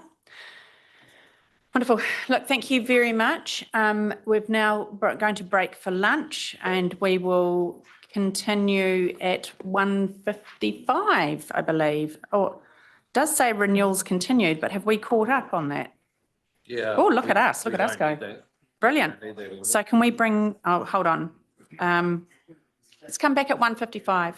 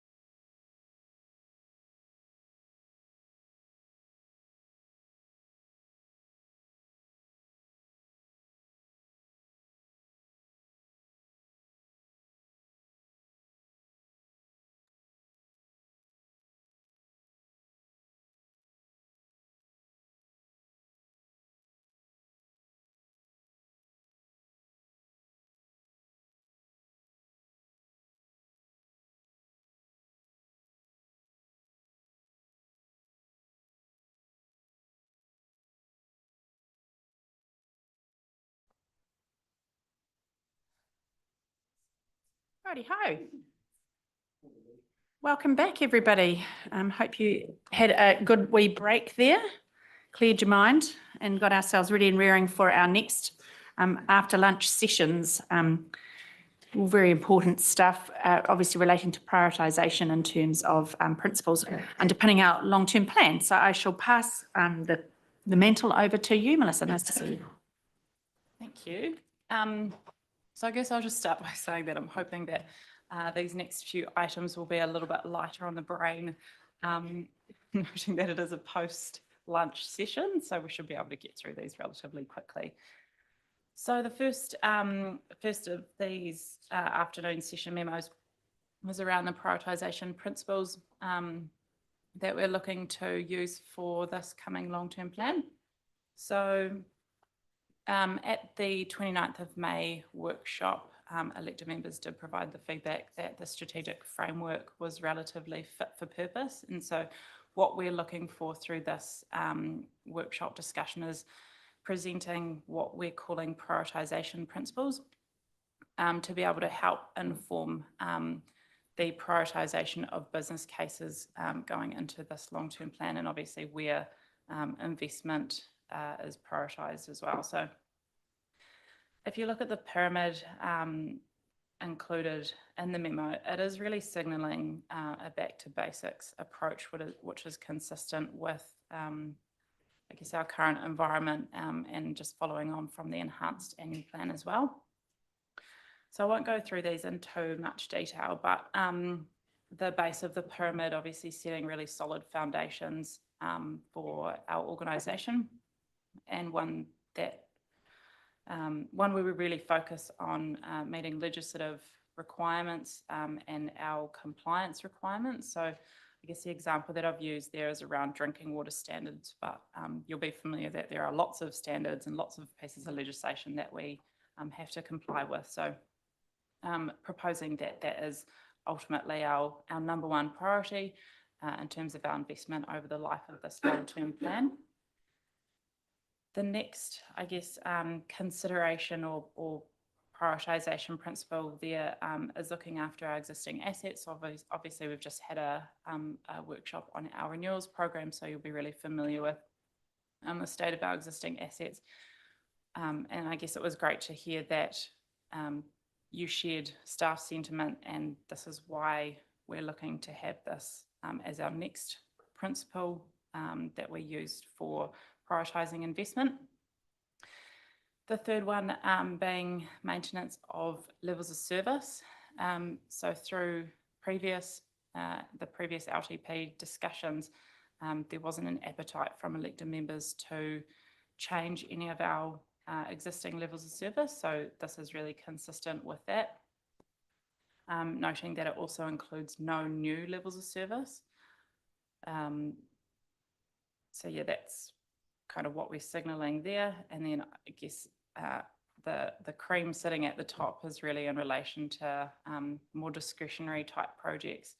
But I think the important thing to note there is that they must be aligned to Ahuaki. So and as we go through these processes, it's really important that we don't lose sight of our long-term strategic documents like Ahuaki, noting that it isn't yet adopted, but it's in a relatively solid position.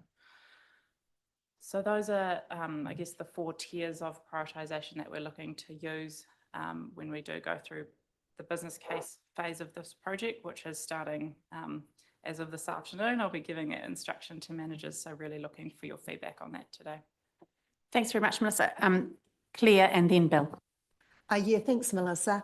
I guess I look at that maintained level of service, yeah, and I'm not as committed to it as I was. I'm wanting to avoid double-digit rates increases over multiple years. And so while I support legislative and compliance requirements being met and looking after assets, I think that I would entertain reductions in levels of service or ways to make cuts. I'm also, I guess, being realistic. I'm conscious of the fact that I think we're facing an almost debt crisis in that we've got hardly any more debt ceiling left or buffer left before we hit the ceiling.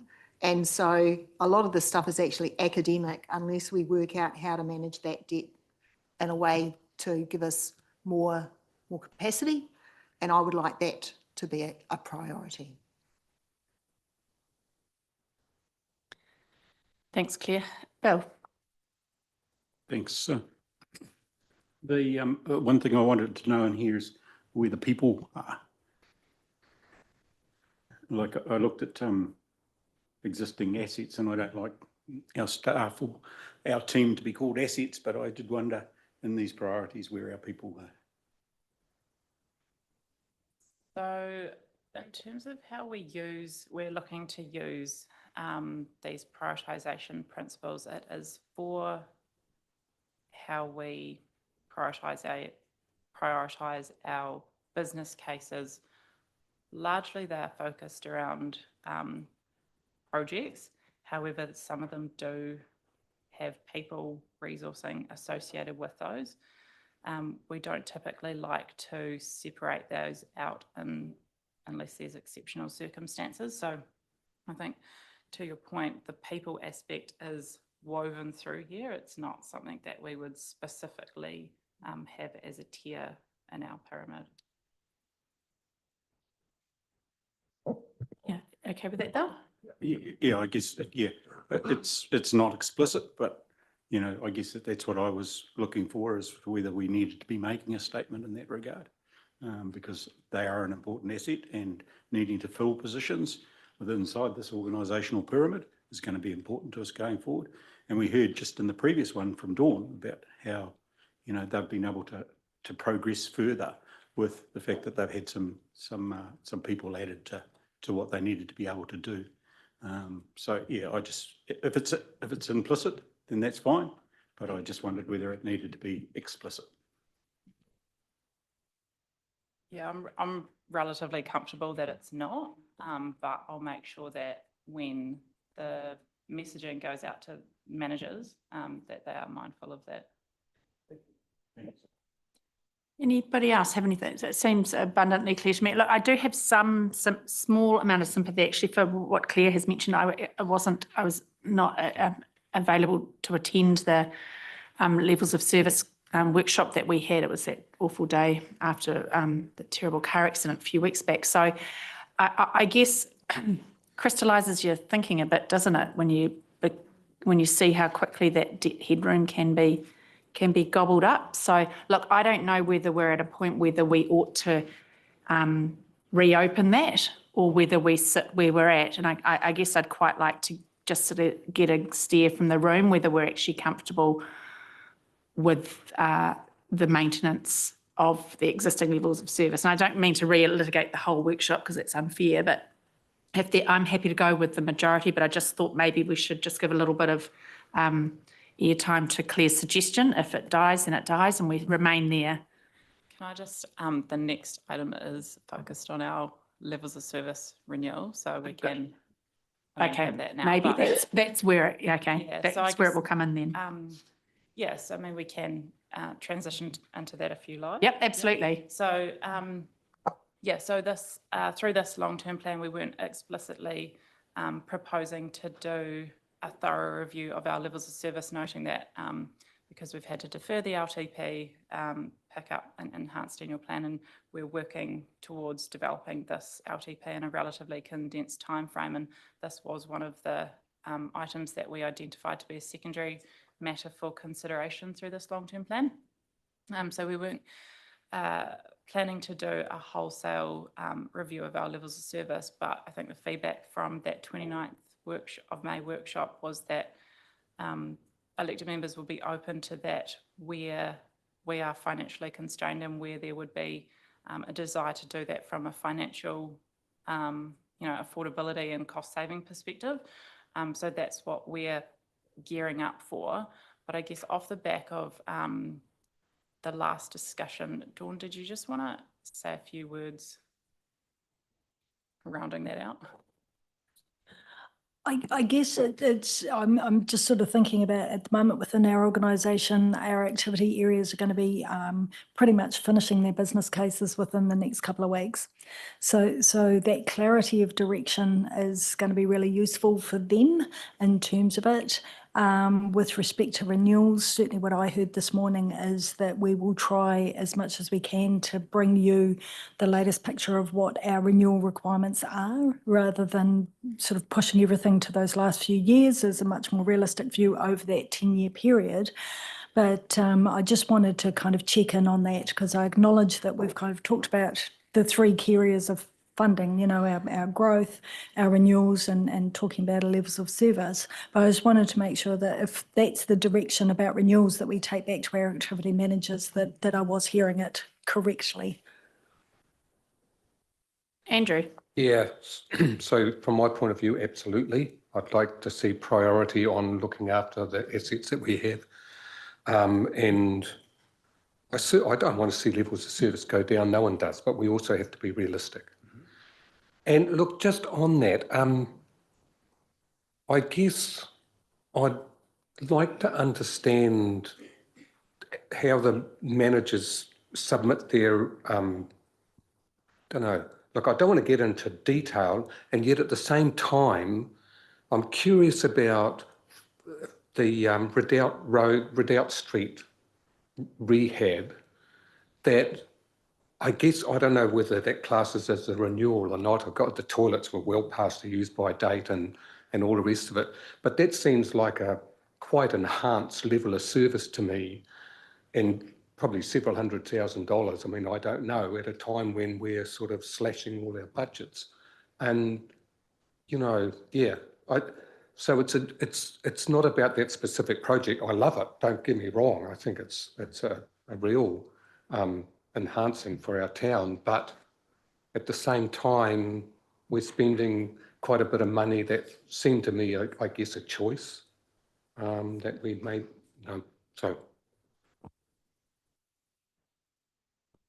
If I could through the chair. That's Brad. He came from the back. So yeah, those Walton Street toilets were really well and truly past the use by date. The roof was continually having significant amounts of maintenance made on it to keep it good. And so, yeah, they really need to go.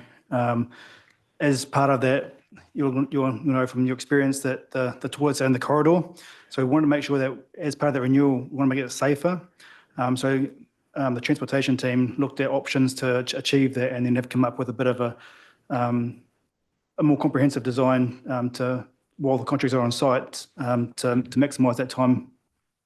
I totally get that, actually. And I suppose maybe it wasn't a really great example in some ways, but I think from, you know, outside looking in, people could well be asking the question about why we're spending so much money in yeah. So yeah, look, you know, like I said, I love the project. I think it's a real enhancing that area of the town. But at the same time, we're meant to be in a really, you know, cost-cutting mode, I guess. Dawn. Thank you. I think the other thing that I often hear from in the community is that the expectation is we have one bucket of money. And we dole it out, whereas, you know, in reality, it is these buckets of money, and a part of it is this coordination and this conversation in terms of how can we get the absolute most value we can. And that one, that's probably a good example from our community perspective in terms of saying, really, is that, you know, there were those safety risks for a pedestrian sort of area near to our CBD. It was sitting on our safety deficiency database in terms of those risks in there. And so the catalyst being in terms of the toilets are going, it's an opportunity to do something. Well, actually we can derive a lot more value by working together in terms of this particular project. But it comes down to that realisation that we have got these buckets of money. And you're right, from our activity manager's perspective, that's what they've got to consider as well in terms of those making sure we're funding from the right buckets, that we've got money in a safety area and money in a renewals area, that we can get that marriage. Thanks for the response. Thanks, Brad. Mike? Yeah, through the chair, I'll take a slightly different view. That aligns to Ahuaki, and I've got no problem with any of this. I'm all fine with it, but because we did a lot of consultation on it. But a lot of the Ahuaki stuff was around community wellbeing, but a lot of it was around creating new assets. And one of the challenges here is creating new assets is going to directly affect the two segments under that pyramid. But then they do become existing levels of service, and they do become existing assets. So, yeah, I'm not so keen on reducing the level of service, but I think we're clearly going to have to look at that top quadrant of that pyramid moving forward.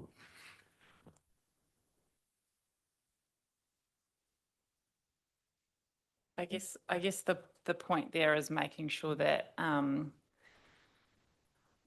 where there is any financial headroom for discretionary projects, that it is captured or is in alignment to Ahuaki. I didn't want to leave it void, but yeah, I guess it is unlikely that there will be a whole lot of discretionary projects go into this LTP. We don't know what the outer years are looking like though, so yeah, I guess being mindful that it is a 9-year plan. Andrew? Yeah, thanks. Look, I take your point. It should absolutely be there, because even projects that originate in the bottom quadrants, we need to make sure they're in alignment with our Ahuaki, yeah. Yes, that's right. And Ahuaki does sit, at a upper level within the strategic framework. It does sit above the external strategic priorities. So yeah, I guess I just wanted to make that point that, moving forward, everything we do should be aligning to Ahuaki in some way. But yeah.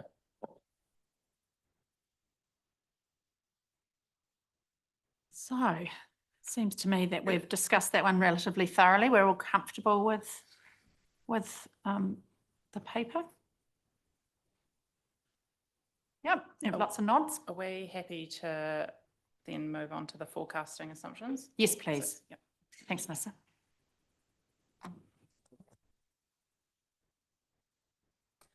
So the starting point for the forecasting assumptions was the one that was presented to you for consideration at the 6th of June SPMP meeting last year. So they are quite dated, but we have said that we were using all the 2024 LTP work as a starting point, but noting that the world has moved on quite a bit from there, and we are looking at a relatively different LTP. So I guess I'll just take you through these one by one, focusing on the ones where there is more significant change. So number one, changes in legislation. So this is obviously a space that's continuing to cause us a few headaches, as you would expect with a change in government. Just with respect to, I guess, local water done well is an area of particular uncertainty, and what that might look like for this long-term plan in terms of the full 9 years. We're not entirely sure yet, but I guess we've made an assumption that we will retain those services, but I guess holistically speaking, changes in legislation is continuing to cause us quite a high level of uncertainty, which is reflected in the rating there being very high. Please just stop me if there's anything that you want to dive into a bit more detail on. I won't go into detail on the Tangata Whenua Partnerships one. There hasn't been a whole lot of change there. I guess the more significant change will be that the level of uncertainty has gone from high to very high. Number 3, technological changes, again, not too much there, and neither with external fundraising, although noting that our risk appetite has gone from moderate to high. With respect to number 5, central government grant and subsidy payments. So this is one area that we might need to respond to in the context of a level of service. So we are currently planning for our NZTA subsidy to remain at 51%, but we do have quite a high level of uncertainty with that. Dawn, I don't know if you want to jump in here, but Dawn informed me earlier that the footpath maintenance and renewals program had initially formed, or in previous years had formed part of that subsidy. I guess we're getting kind of early indications out of central government that that might change. So that would, I guess, drive a desire, or drive the need for us to really look at what we do in that space. Didn't have any. Yeah, thank you, through the chair. Members may recall that coming into 2021, our footpath maintenance program wasn't subsidised at all by Waka Kotahi, and then as part of that sort of acknowledgement that it's a fundamental part of our transport system, it moved to being sort of co-funded at the same financial assistance rate as the rest of our activities.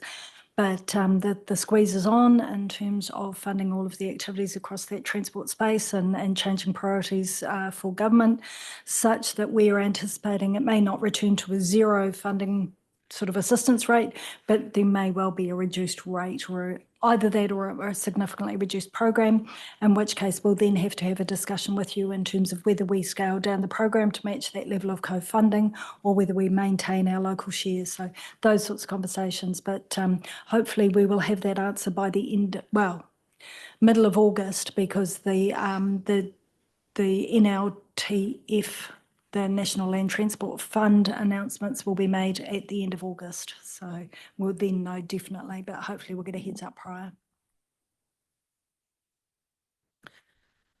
Moving on to climate change. So Can I end with a wee comment there? Yeah. Yeah, I think, if you look at the recovery and infrastructure from the major cyclone that we had, there's a heck of a lot of work that still needs to be done and needs to be funded from somewhere. And I don't think anybody's come up with an idea of where that funding's going to come, and it could affect the funding on the traditional type of NZTA subsidies that we've seen. Do you think that's possible, Dawn?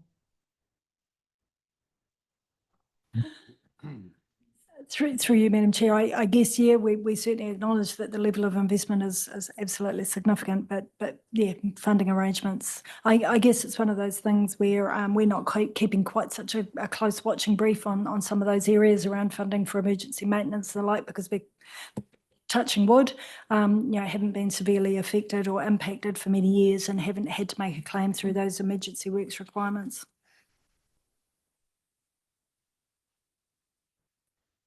Moving on to number 6, climate change.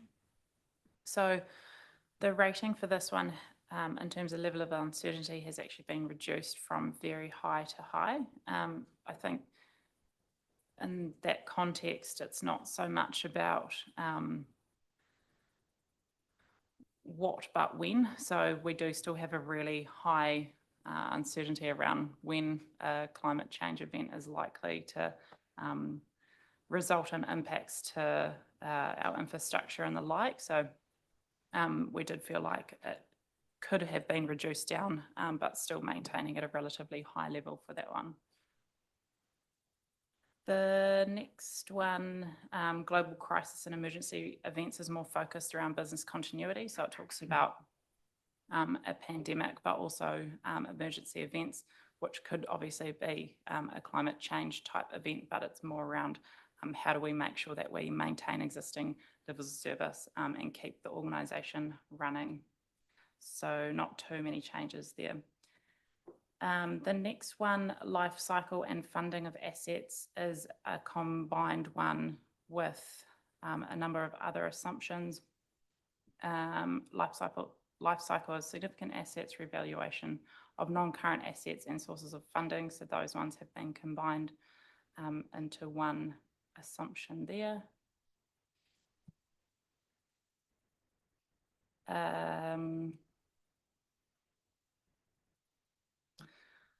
Number 9, obligations of local government funding. So not too many changes there. Noting that we are one of the guarantor councils over that fund or that organisation. With respect to 10, availability of staff and contractors, again, not too much to note there, but this is a space that is obviously an ongoing challenge for councils to maintain or acquire the appropriately skilled resources in terms of staff and contractors. The following one, revenue, is a new one. So this is around the timing of our growth related revenue and the projects to fully cost recover those. Demographic changes. So the changes here are noting that we are experiencing, or we're anticipating to experience, high levels of migration, which is likely to impact on our demographics in an ethnic sense, but I guess the particular things to note there that we are experiencing or likely to experience a higher proportion of an ageing population and also young Māori. We're likely to see a lot of a change in the demographic profile in terms of more young Māori making Waipa their home. With respect to population growth, number 13, so the University of Waikato, who produced the NIDIA projections, they did a fit for purpose analysis back in 2022 and still found that our current high growth projections are still fit for purpose. So we're still looking to retain that projection there. No changes to... Could I come in on that one, Melissa? Yes. I noticed that in terms of the Stats New Zealand figure, you're referring to the fact that the, I'm just sorry, screen's gone down, but the district-wide population figure we actually have got, so we could correct that in the assumptions, could we not? So it looks as if you're still going ahead with the 60,400 district-wide population, but we've now been informed that that's under the recent census, down in the 58,000, what is it, 400 or something? David Topman's online if you needed him. But yeah, I would be reluctant to take just that high level number, Councillor Gordon, noting that our population projections are made up of, you know, lots of different population projections and estimates based at SA1 or SA2 level. So I'd be reluctant to take just that high level population, but I'm not sure if you've got any comment on that, David. I think for now, Councillor, what we have, the information we have is as good as we could have. I think the point to just bear in mind is we will have the detailed Stats NZ information towards the end of the year. And we do now have a commitment from the university to have updated population projections for us by May next year.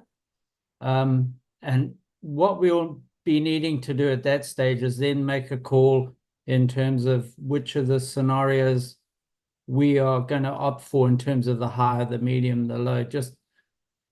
But at this stage, we can't really say an awful lot about those projections. So I think for now, what we have is as good as we can get, and it's all things being equal. We expect growth to resume.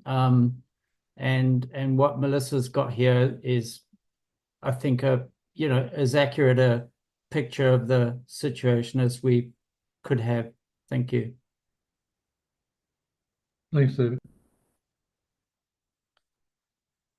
Just the last one that I want to touch on there is number 15, economic environment. So obviously earlier in the year, we did have Brad Olsen come in and do a presentation to you in terms of the economic outlook over the coming years. So this assumption will be or is consistent with what he was saying. So noting that the short term is a relatively sort of constrained economic environmental outlook, but things are likely to pick up from 2025 onwards.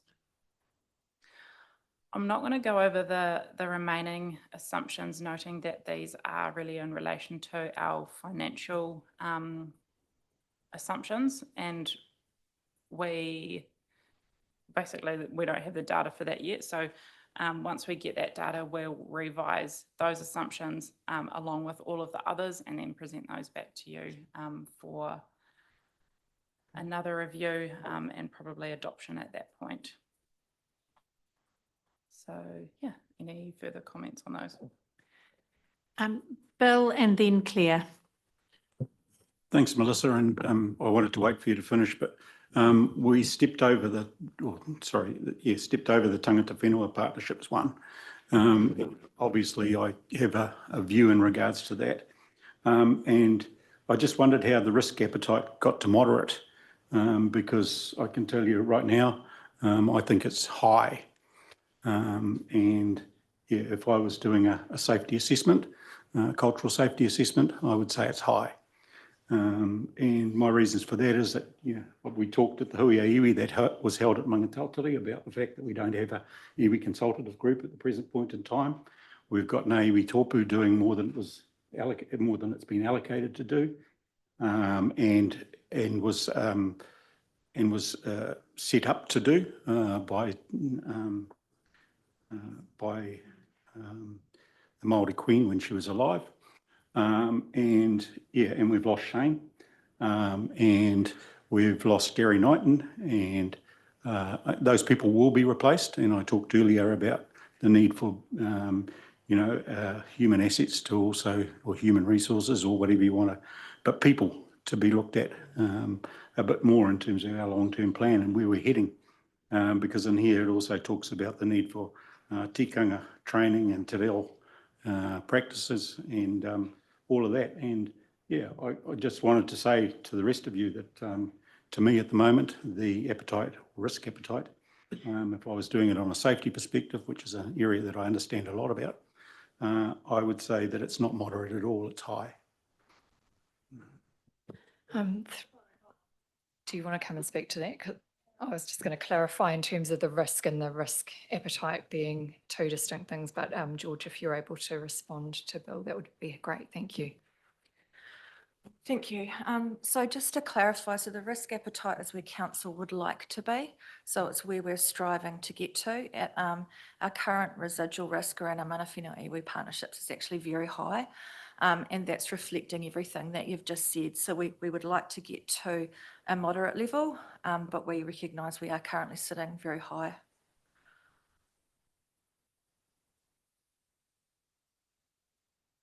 Yeah. Yeah, thanks. I'd like to talk about the changes in legislation assumptions. Yeah, sorry, I didn't speak at the time. I thought you were going through a separate section. Yeah, I'll put all my notes in the later section. Sorry. Under the risk of changes in legislation, I'd really like it recorded that the cost of implementing or responding to legislated changes could take us to our debt ceiling and prevent us from financing any other projects or programmed projects. I mean, it came up in our morning discussion where if we're going to finance, a district plan review, that cost might actually preclude us from doing other stuff. Yeah. And then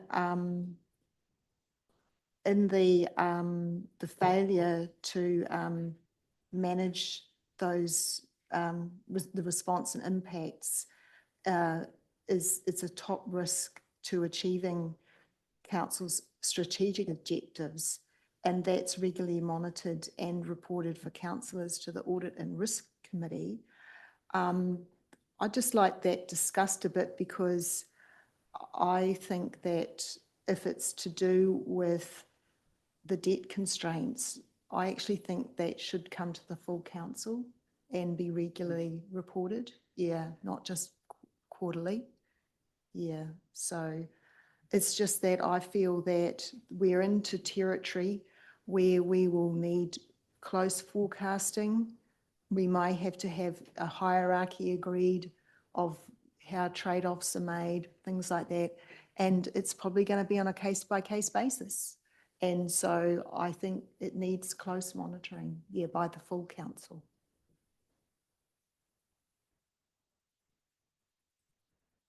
Do you have any comment on that, Ken? Oops, sorry, I wasn't listening to the advice. Sincere apologies. Paraphrase. Yeah, can I have a quick paraphrase? Yeah, so at the moment, what's in the assumptions table is that any risks that are around the changes in legislation, and I suppose I've got further on to managing our debt, Right. is that it's going to be reported or managed at audit and risk for councillors, you know, but I would rather it was managed at the full council, so probably through Finance and Corporate on a monthly basis rather than quarterly reporting just to audit and risk. Yeah. Right. Okay. Yeah. I mean, we can do that. Yeah. I mean, we can bring that in. I mean, yeah. Finance and Corporate obviously do get a regular monthly report with a dashboard and other information. Yeah, we could look to bring some of that stuff into that if you want to. Yeah, because I can see us being in a situation where we might be constrained in proceeding with some projects. Yes. And that we might have to have a hierarchy of working out how we're going to make trade-offs, and it might well be on a case-by-case basis. Yeah, yeah. So look, I think it's through the chair. I think it's also important to note that we have committed to, whenever proposals come up, they would have an impact, or certainly something that requires a governance level decision. We've committed to talking about the implications on debt headroom, etc. as part of that. So don't forget we're looking to do that. And then we were looking obviously to make that quite a feature of Audit and Risk Committee reporting, the most recent update of debt headroom. But we can also, I mean, because that's mostly what you're looking for. I mean, you're looking for information on what the current debt headroom position is.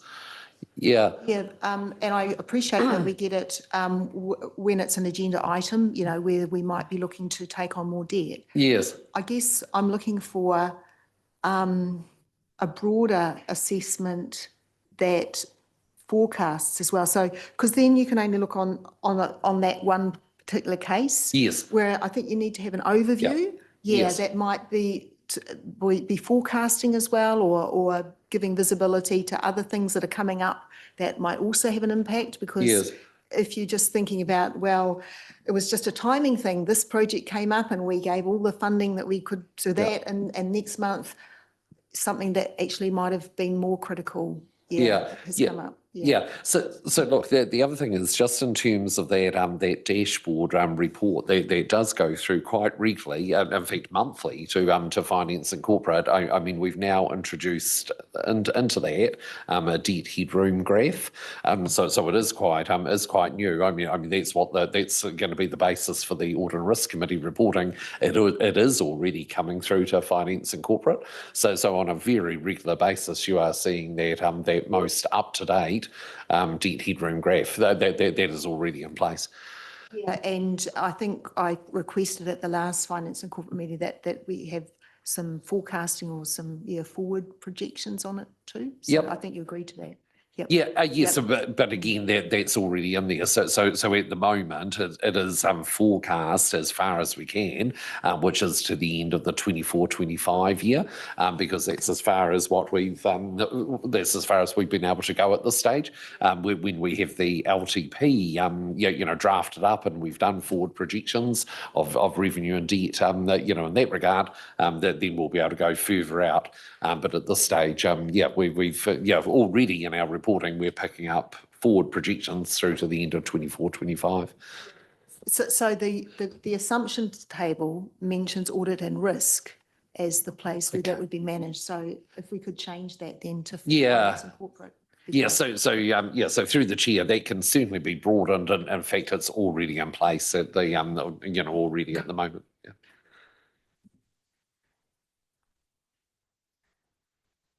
Any other questions for Melissa in respect of the assumptions? No? I've got my hand up, Oh, if I may. Roger, I knew you were going to ask a question about population, but I have no idea what you're going to ask now. So go ahead. Well, yes. And it's probably through Dawn, this one, if I may. I raised the issue of the funding of public transport because it appears that the intention is for public transport funding to be totally through regional council. And although there is some discussion on the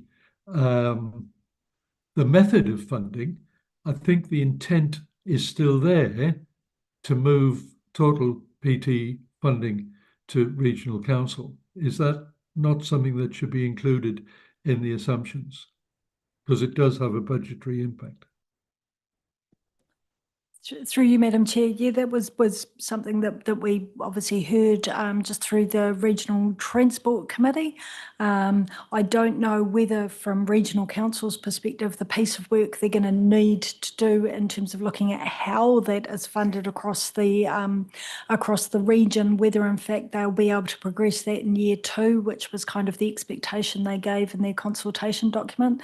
So that there are levels of uncertainty at the moment that I think, it would be hard to sort of incorporate. So at the moment, our assumption is kind of remaining that how we've done it in the past will be how we do it into the future. But once we get that confirmation through from Regional Council, we'll be able to revisit that. So I think it's one I'd recommend we probably just hold that thought for the moment.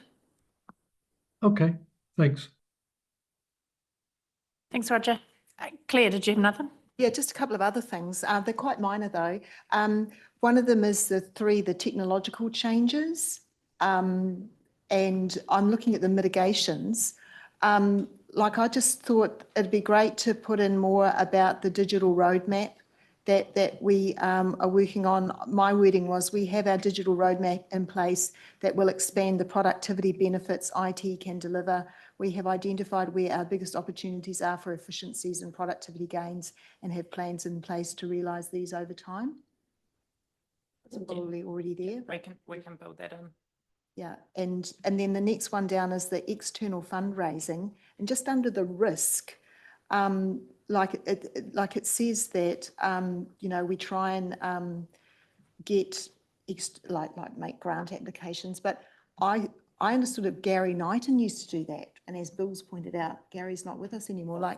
Is there any other staff resource that is available to do those grant applications at the moment? Because then that's a risk, isn't it? Yeah. So Claire, each project will have a person nominated to run that project, and that person will be responsible for working through any fundraising applications. So previously, Gary Knighton has been coordinating with the philanthropists and the various trusts that we work with, but until we get a replacement, it'll be up to those individual project managers to work through the process of garnering external funds. Yeah, because sometimes doing those grant applications, it's quite a specialised technique, I guess.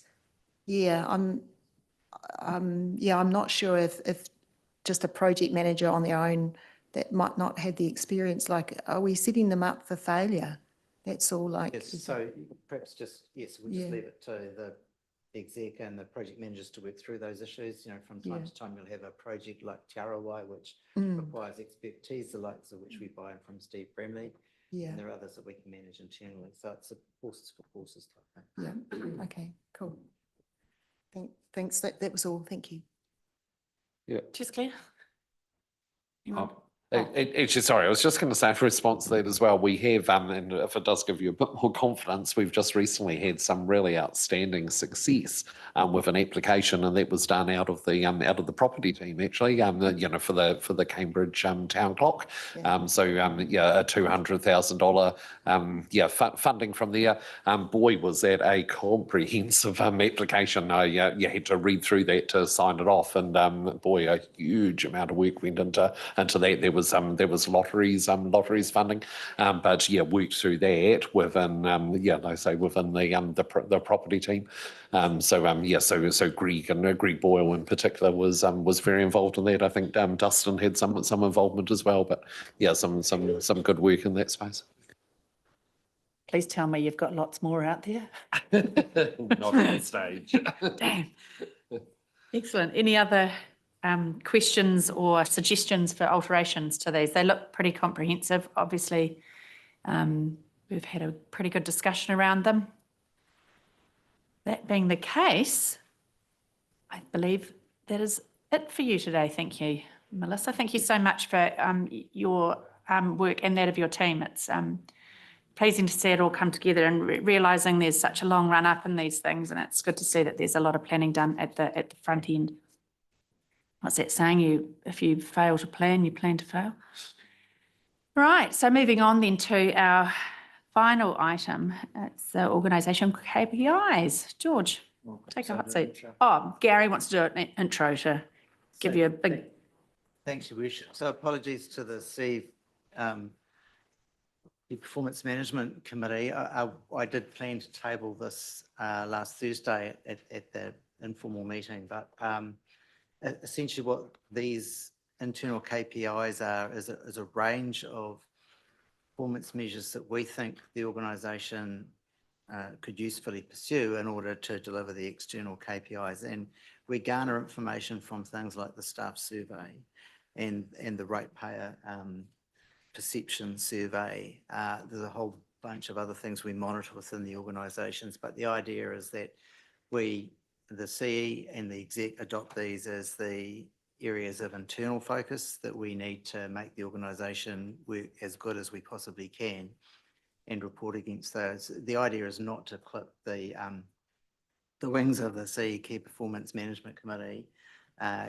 You're free to actually pick and choose as many of these as you want as an area for particular focus, as well as others that are more externally focused. So the idea from this point, because we like to be geared up for the start of the financial year with the business planning processes, that they're a trickle down process. So they trickle down from the executive down through into the business plans, key performance indicators for individual staff. So hopefully that sets the context. I just wanted to table that last Thursday, but for one reason or another, we didn't connect up. Thank you. Thanks, Gary. So can I just get the presentation up? Thanks. So obviously you would have received a memo which accompanied this, which had quite a lot of detail in regards to the organisational KPIs at a KPI level.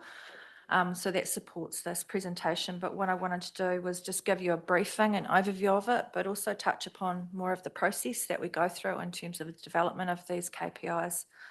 And just to reiterate what Gary has said in regards to the CE KPIs, and that's a separate process to go through. So just in terms of a little bit of background or the briefing purpose, so obviously the organisational KPIs have been sent to you, so I'm happy to take questions on those. I wanted to introduce a new component that we've placed within this process this year, and we're calling it our strategy. And also outline the business planning process. I also just wanted to emphasise that these KPIs are a stretch program. They are often a multi-year view of what we're trying to achieve. So just keep that in mind as well. So just in terms of background, so the organisational KPIs, the suite that we develop consist of sort of two aspects, or they are sourced from two things. So one, we have our external strategic priorities, and they're really an outcome of the long-term planning process. So what are the milestones this year that are the priorities out of that long-term plan that deliver against those external strategic priorities? And then as an organisation, what do we need to do to support the delivery of those and continue on our strive for excellence and our strive for continuous improvement and continuing to be as efficient, as productive as we can be?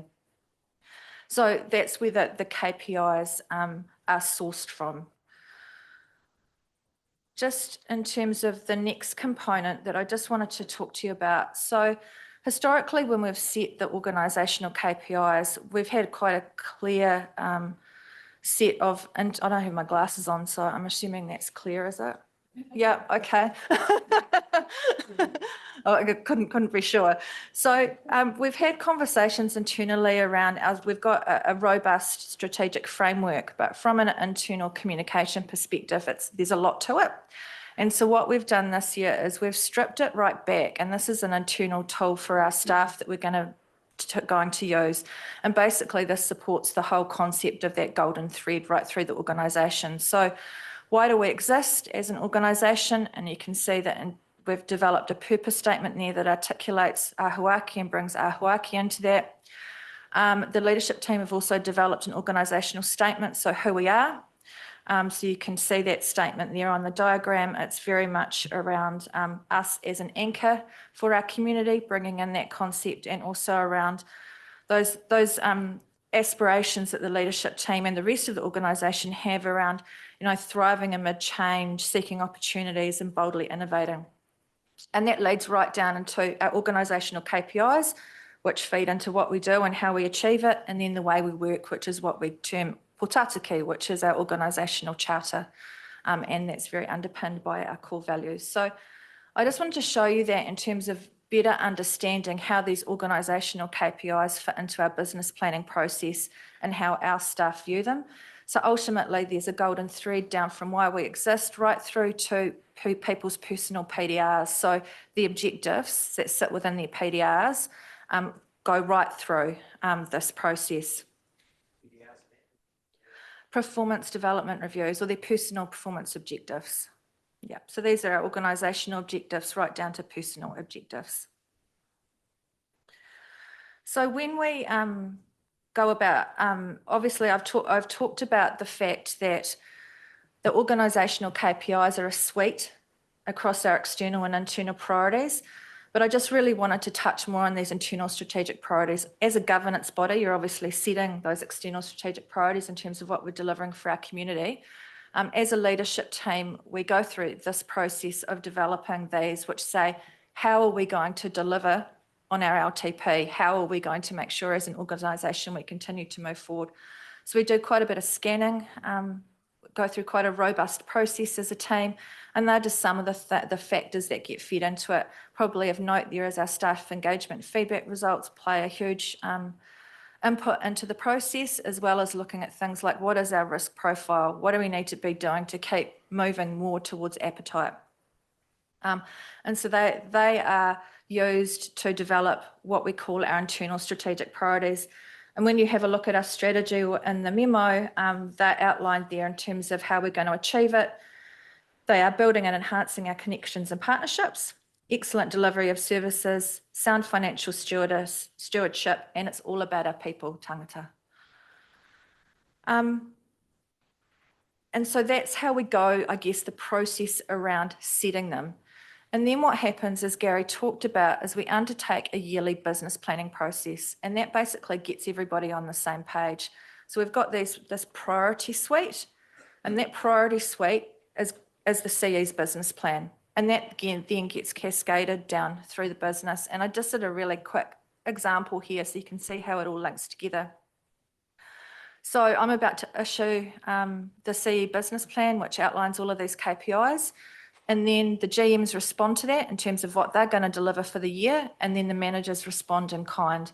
And sometimes it will go down to other individual teams may also choose to have business plans because that helps them deliver their work programs across the year. And those business plans make sure that we've got a consistent language across the organisation. We can all better talk to each other. We can look at the interdependencies, etc. So that's just sort of an illustration of like, and I pulled out the Anchor Institution Framework as one of our KPIs to show how that cascades down the business. And that's it, really. Really, it was to brief you on what they are, how they're set, and then how they're used across the organisation. And obviously, the CEKPI element is a further conversation to be had down track. So I'm happy to take any questions. So consistent with the Flight of the Conchords we have this month where it's business time. And that is when we try and align these with our budgets and work programs. And so notwithstanding, there are a special bunch of KPIs you wish to hold the chief executive for, this stuff that the chief executive needs to do to make sure that the whole business is running smoothly. And that's the stuff of which these KPIs are made. Claire. Yeah, thanks. I was going to, I thought we'd have the opportunity to comment on the particular organisational KPIs that are from page 81 of our pack.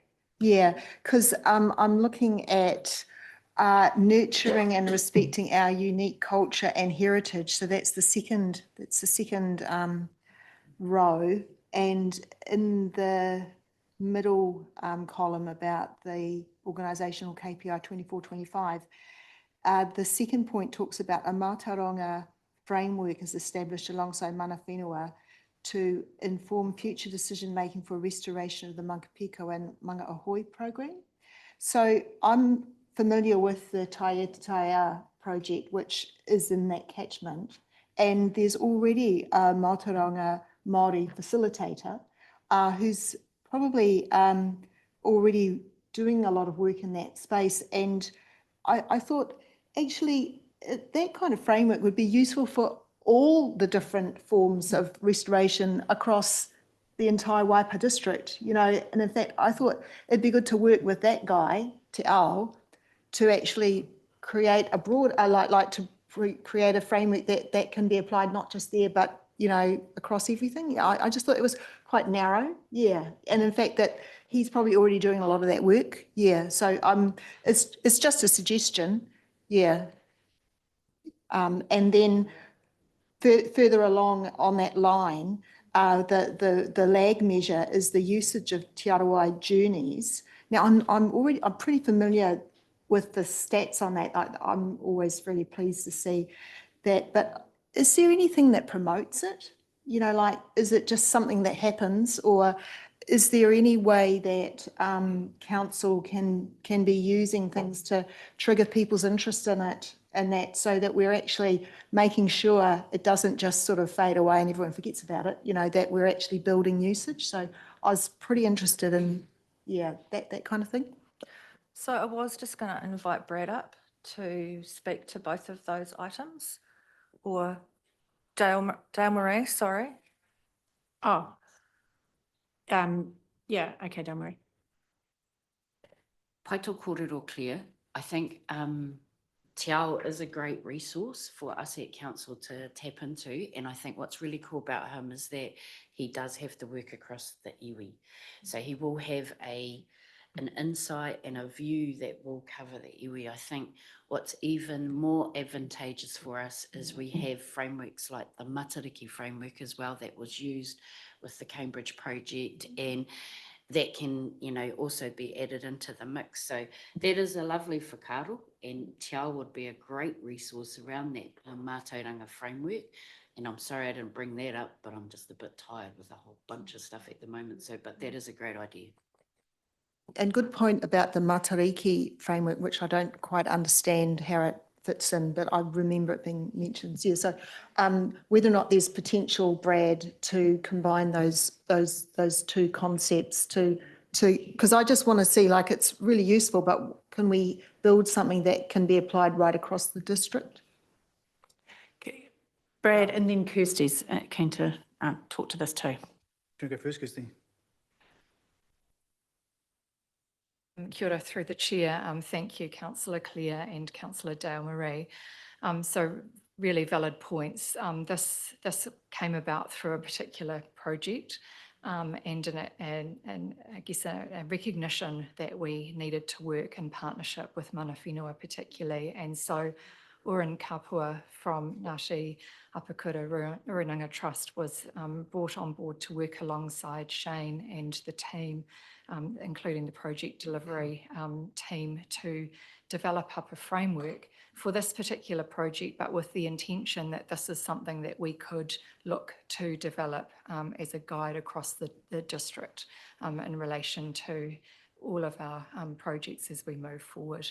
So very much has been, well, I guess we've learnt and championed the work that has been undertaken at the Cambridge Wastewater Treatment Plant in respect of that work and how we can, you know, aim to achieve that across the district. Thank you. Yeah, just to supplement that, for this particular project, we've engaged Oran Kapua from Ngāti Apakura, and I'm sure we'll be building on those other pieces of mahi that Te Ao and others have done previously as well. To a second point there around Te Arawai journeys, it never came with a marketing budget, with the sense that obviously Te Arawai would have been the main driver for that. There's been a few pauses across the last 10 years or so, so we've never, I suppose, realised that full potential of the Te Arawai journeys, and we use our own internal promotion at the moment, mainly through our Te Amutu and Districts Museum, but also other avenues through some of the activations we do through libraries and things like that. So just doing what we can with our available resource. Any other points of discussion? No.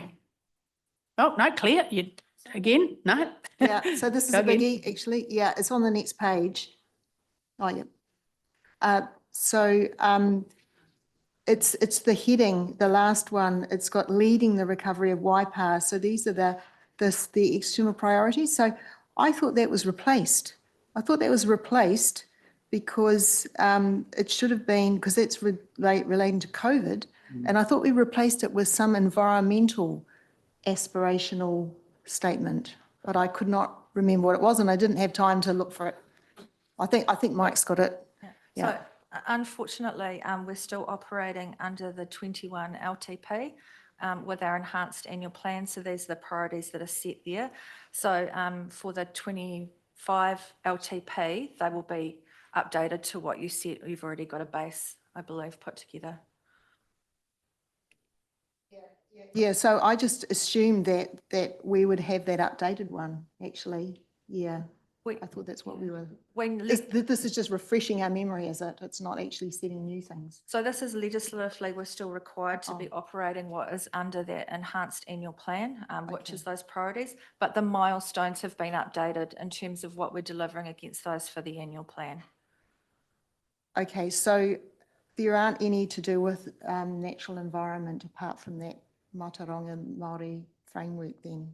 So like there's the biodiversity strategy and stuff like that. So is there going to be a big gap? And I thought that the idea of starting this LTP process afresh was that we set a new framework and we might add new things in, like we did that environmental one last year. Yep, so this is the 24-25 KPIs. So that process of adding in new things and changing them will be part of what you're working through now for the 25 to 34 LTP. And unfortunately, we can't change what is set here for the 24-25 year.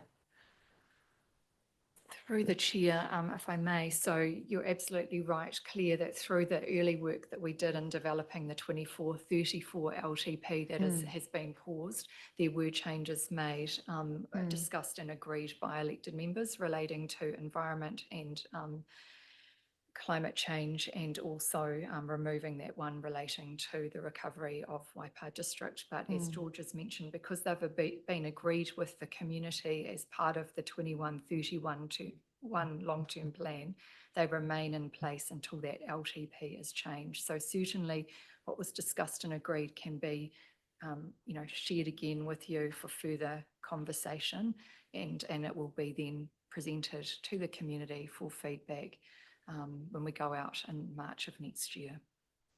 So just to be clear, the enhanced annual plan that this relates to didn't get to have another go at the strategic framework. We're operating on a 4-year-old strategic framework, right? Yeah. We never got an opportunity. It's not we missed it. Yeah. Yeah, but I thought that like that's the enhanced annual plan process, but we're now in an LTP preparation process. And I thought the whole idea of these workshops is for us to formulate how we want these changed. Absolutely. So, but through it the- sounds like we're not going to do that until we actually consult with the community on it. Through the chair, so, I mean, George, this presentation that you're making is not part of the LTP workshops. I think that's possibly where I think there's. I've spent a day on LTP, this one It's isn't an add-on. about. Yeah. Yes. So, sorry for the confusion, Councillor Pierre. This is not an LTP workshop. This is a briefing of the, briefing of the organisational KPIs. Yeah. Andrew? Look, I really like this. I think it's smart anyway, so it's really good. But just one.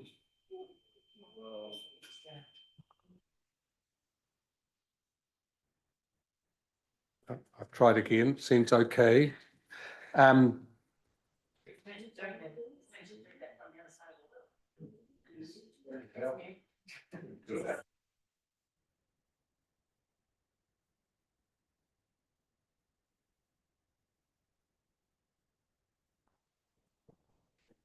That's better. The page under our strategy, how we achieve it, internal strategic priorities. The one thing in there that's it probably means plenty to the internal staff, and it's all about our people. To me, that sounds quite like wishy-washy. What the hell does it mean? But there was a piece of work I had access to, and the phrase there that I really liked was finding purpose and alignment in my role at Waipa. And I think if in a big organisation, a complex organisation like this, it's very easy for an individual doing a role that is actually really important, but to get lost and to lose their way, and focusing on that purpose and alignment for the individual roles, to me, is really important. So I'd love to see that, you know. So, thank you. So, just to reiterate, I guess, I feel like a bit of a school teacher, but I'm gonna hold it up. I guess. You want a ruler as well. No, Nazil. okay. So I guess what you're speaking to is exactly why we've done this, because our staff have said we're not completely sure how our roles fit in. So, you know, our parks people, our, you know, people who might be on our IT service desk, etc. Like, how do they contribute to this? And so that's why, as a leadership team, this has been developed, which says why we exist, goes down in terms of down to the business planning and the individual roles. So that's the key purpose of this. So what we will be doing is using this to support an internal campaign as we launch the business planning process for this year. So we'll be asking people to tell their stories internally of how their role fits into achieving those KPIs and that vision for council, to really try to help them understand exactly how important every single individual is. Monty? So this is a workshop you're presenting to us. Do council approve the external KPIs or not? I can't remember. Yes, historically you have. I guess things are in a little bit of flux at the moment, so I might just ask Gary to provide some guidance on that. So the external KPIs drop out of the LTP. You've also got some particular things that you want me to focus on that sit outside this process, and so that's the stuff of which the chief executive's key performance indicators are made. But essentially, these are the indicators, the internal ones, that through working with other managers and the exec and getting the staff surveys, the ratepayer surveys, all of the other intel, that this is the stuff of which we think the organisation needs to focus on in order for us to deliver those external KPIs, which you will adopt in the next LTP. It's unfortunate we're working under year 4 of the old LTP for this year. So we're delivering year 4 of last year's. So do I take out of that we've already approved these external KPIs by virtue of the fact that we're in year 4 of an LTP that has been approved? Is that what you're saying? Right. So we won't do another approval of these. That's it. And you've used them to formulate your internal KPIs. Yes, this is what we're contractually obliged to deliver for the community.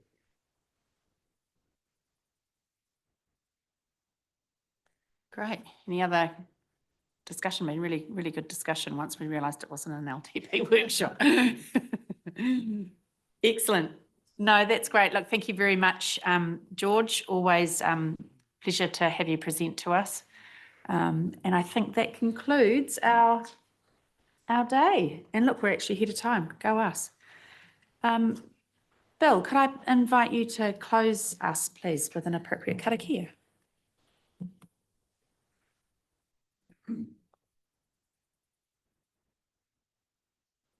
I might just apologise for this morning. I didn't mention the recent mate of Barbara Sarank, George Sarank's wife.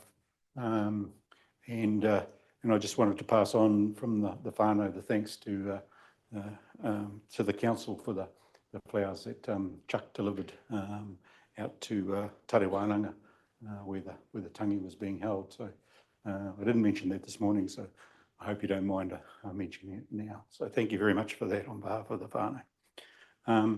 Kei noa tātou. Te ata whai o tātou ariki, kingi tahi te pautatou te wherawhero. Me te arawa te atua I o karaiti, me te whiwhinga tahitanga te wairua tapu, ake, amene.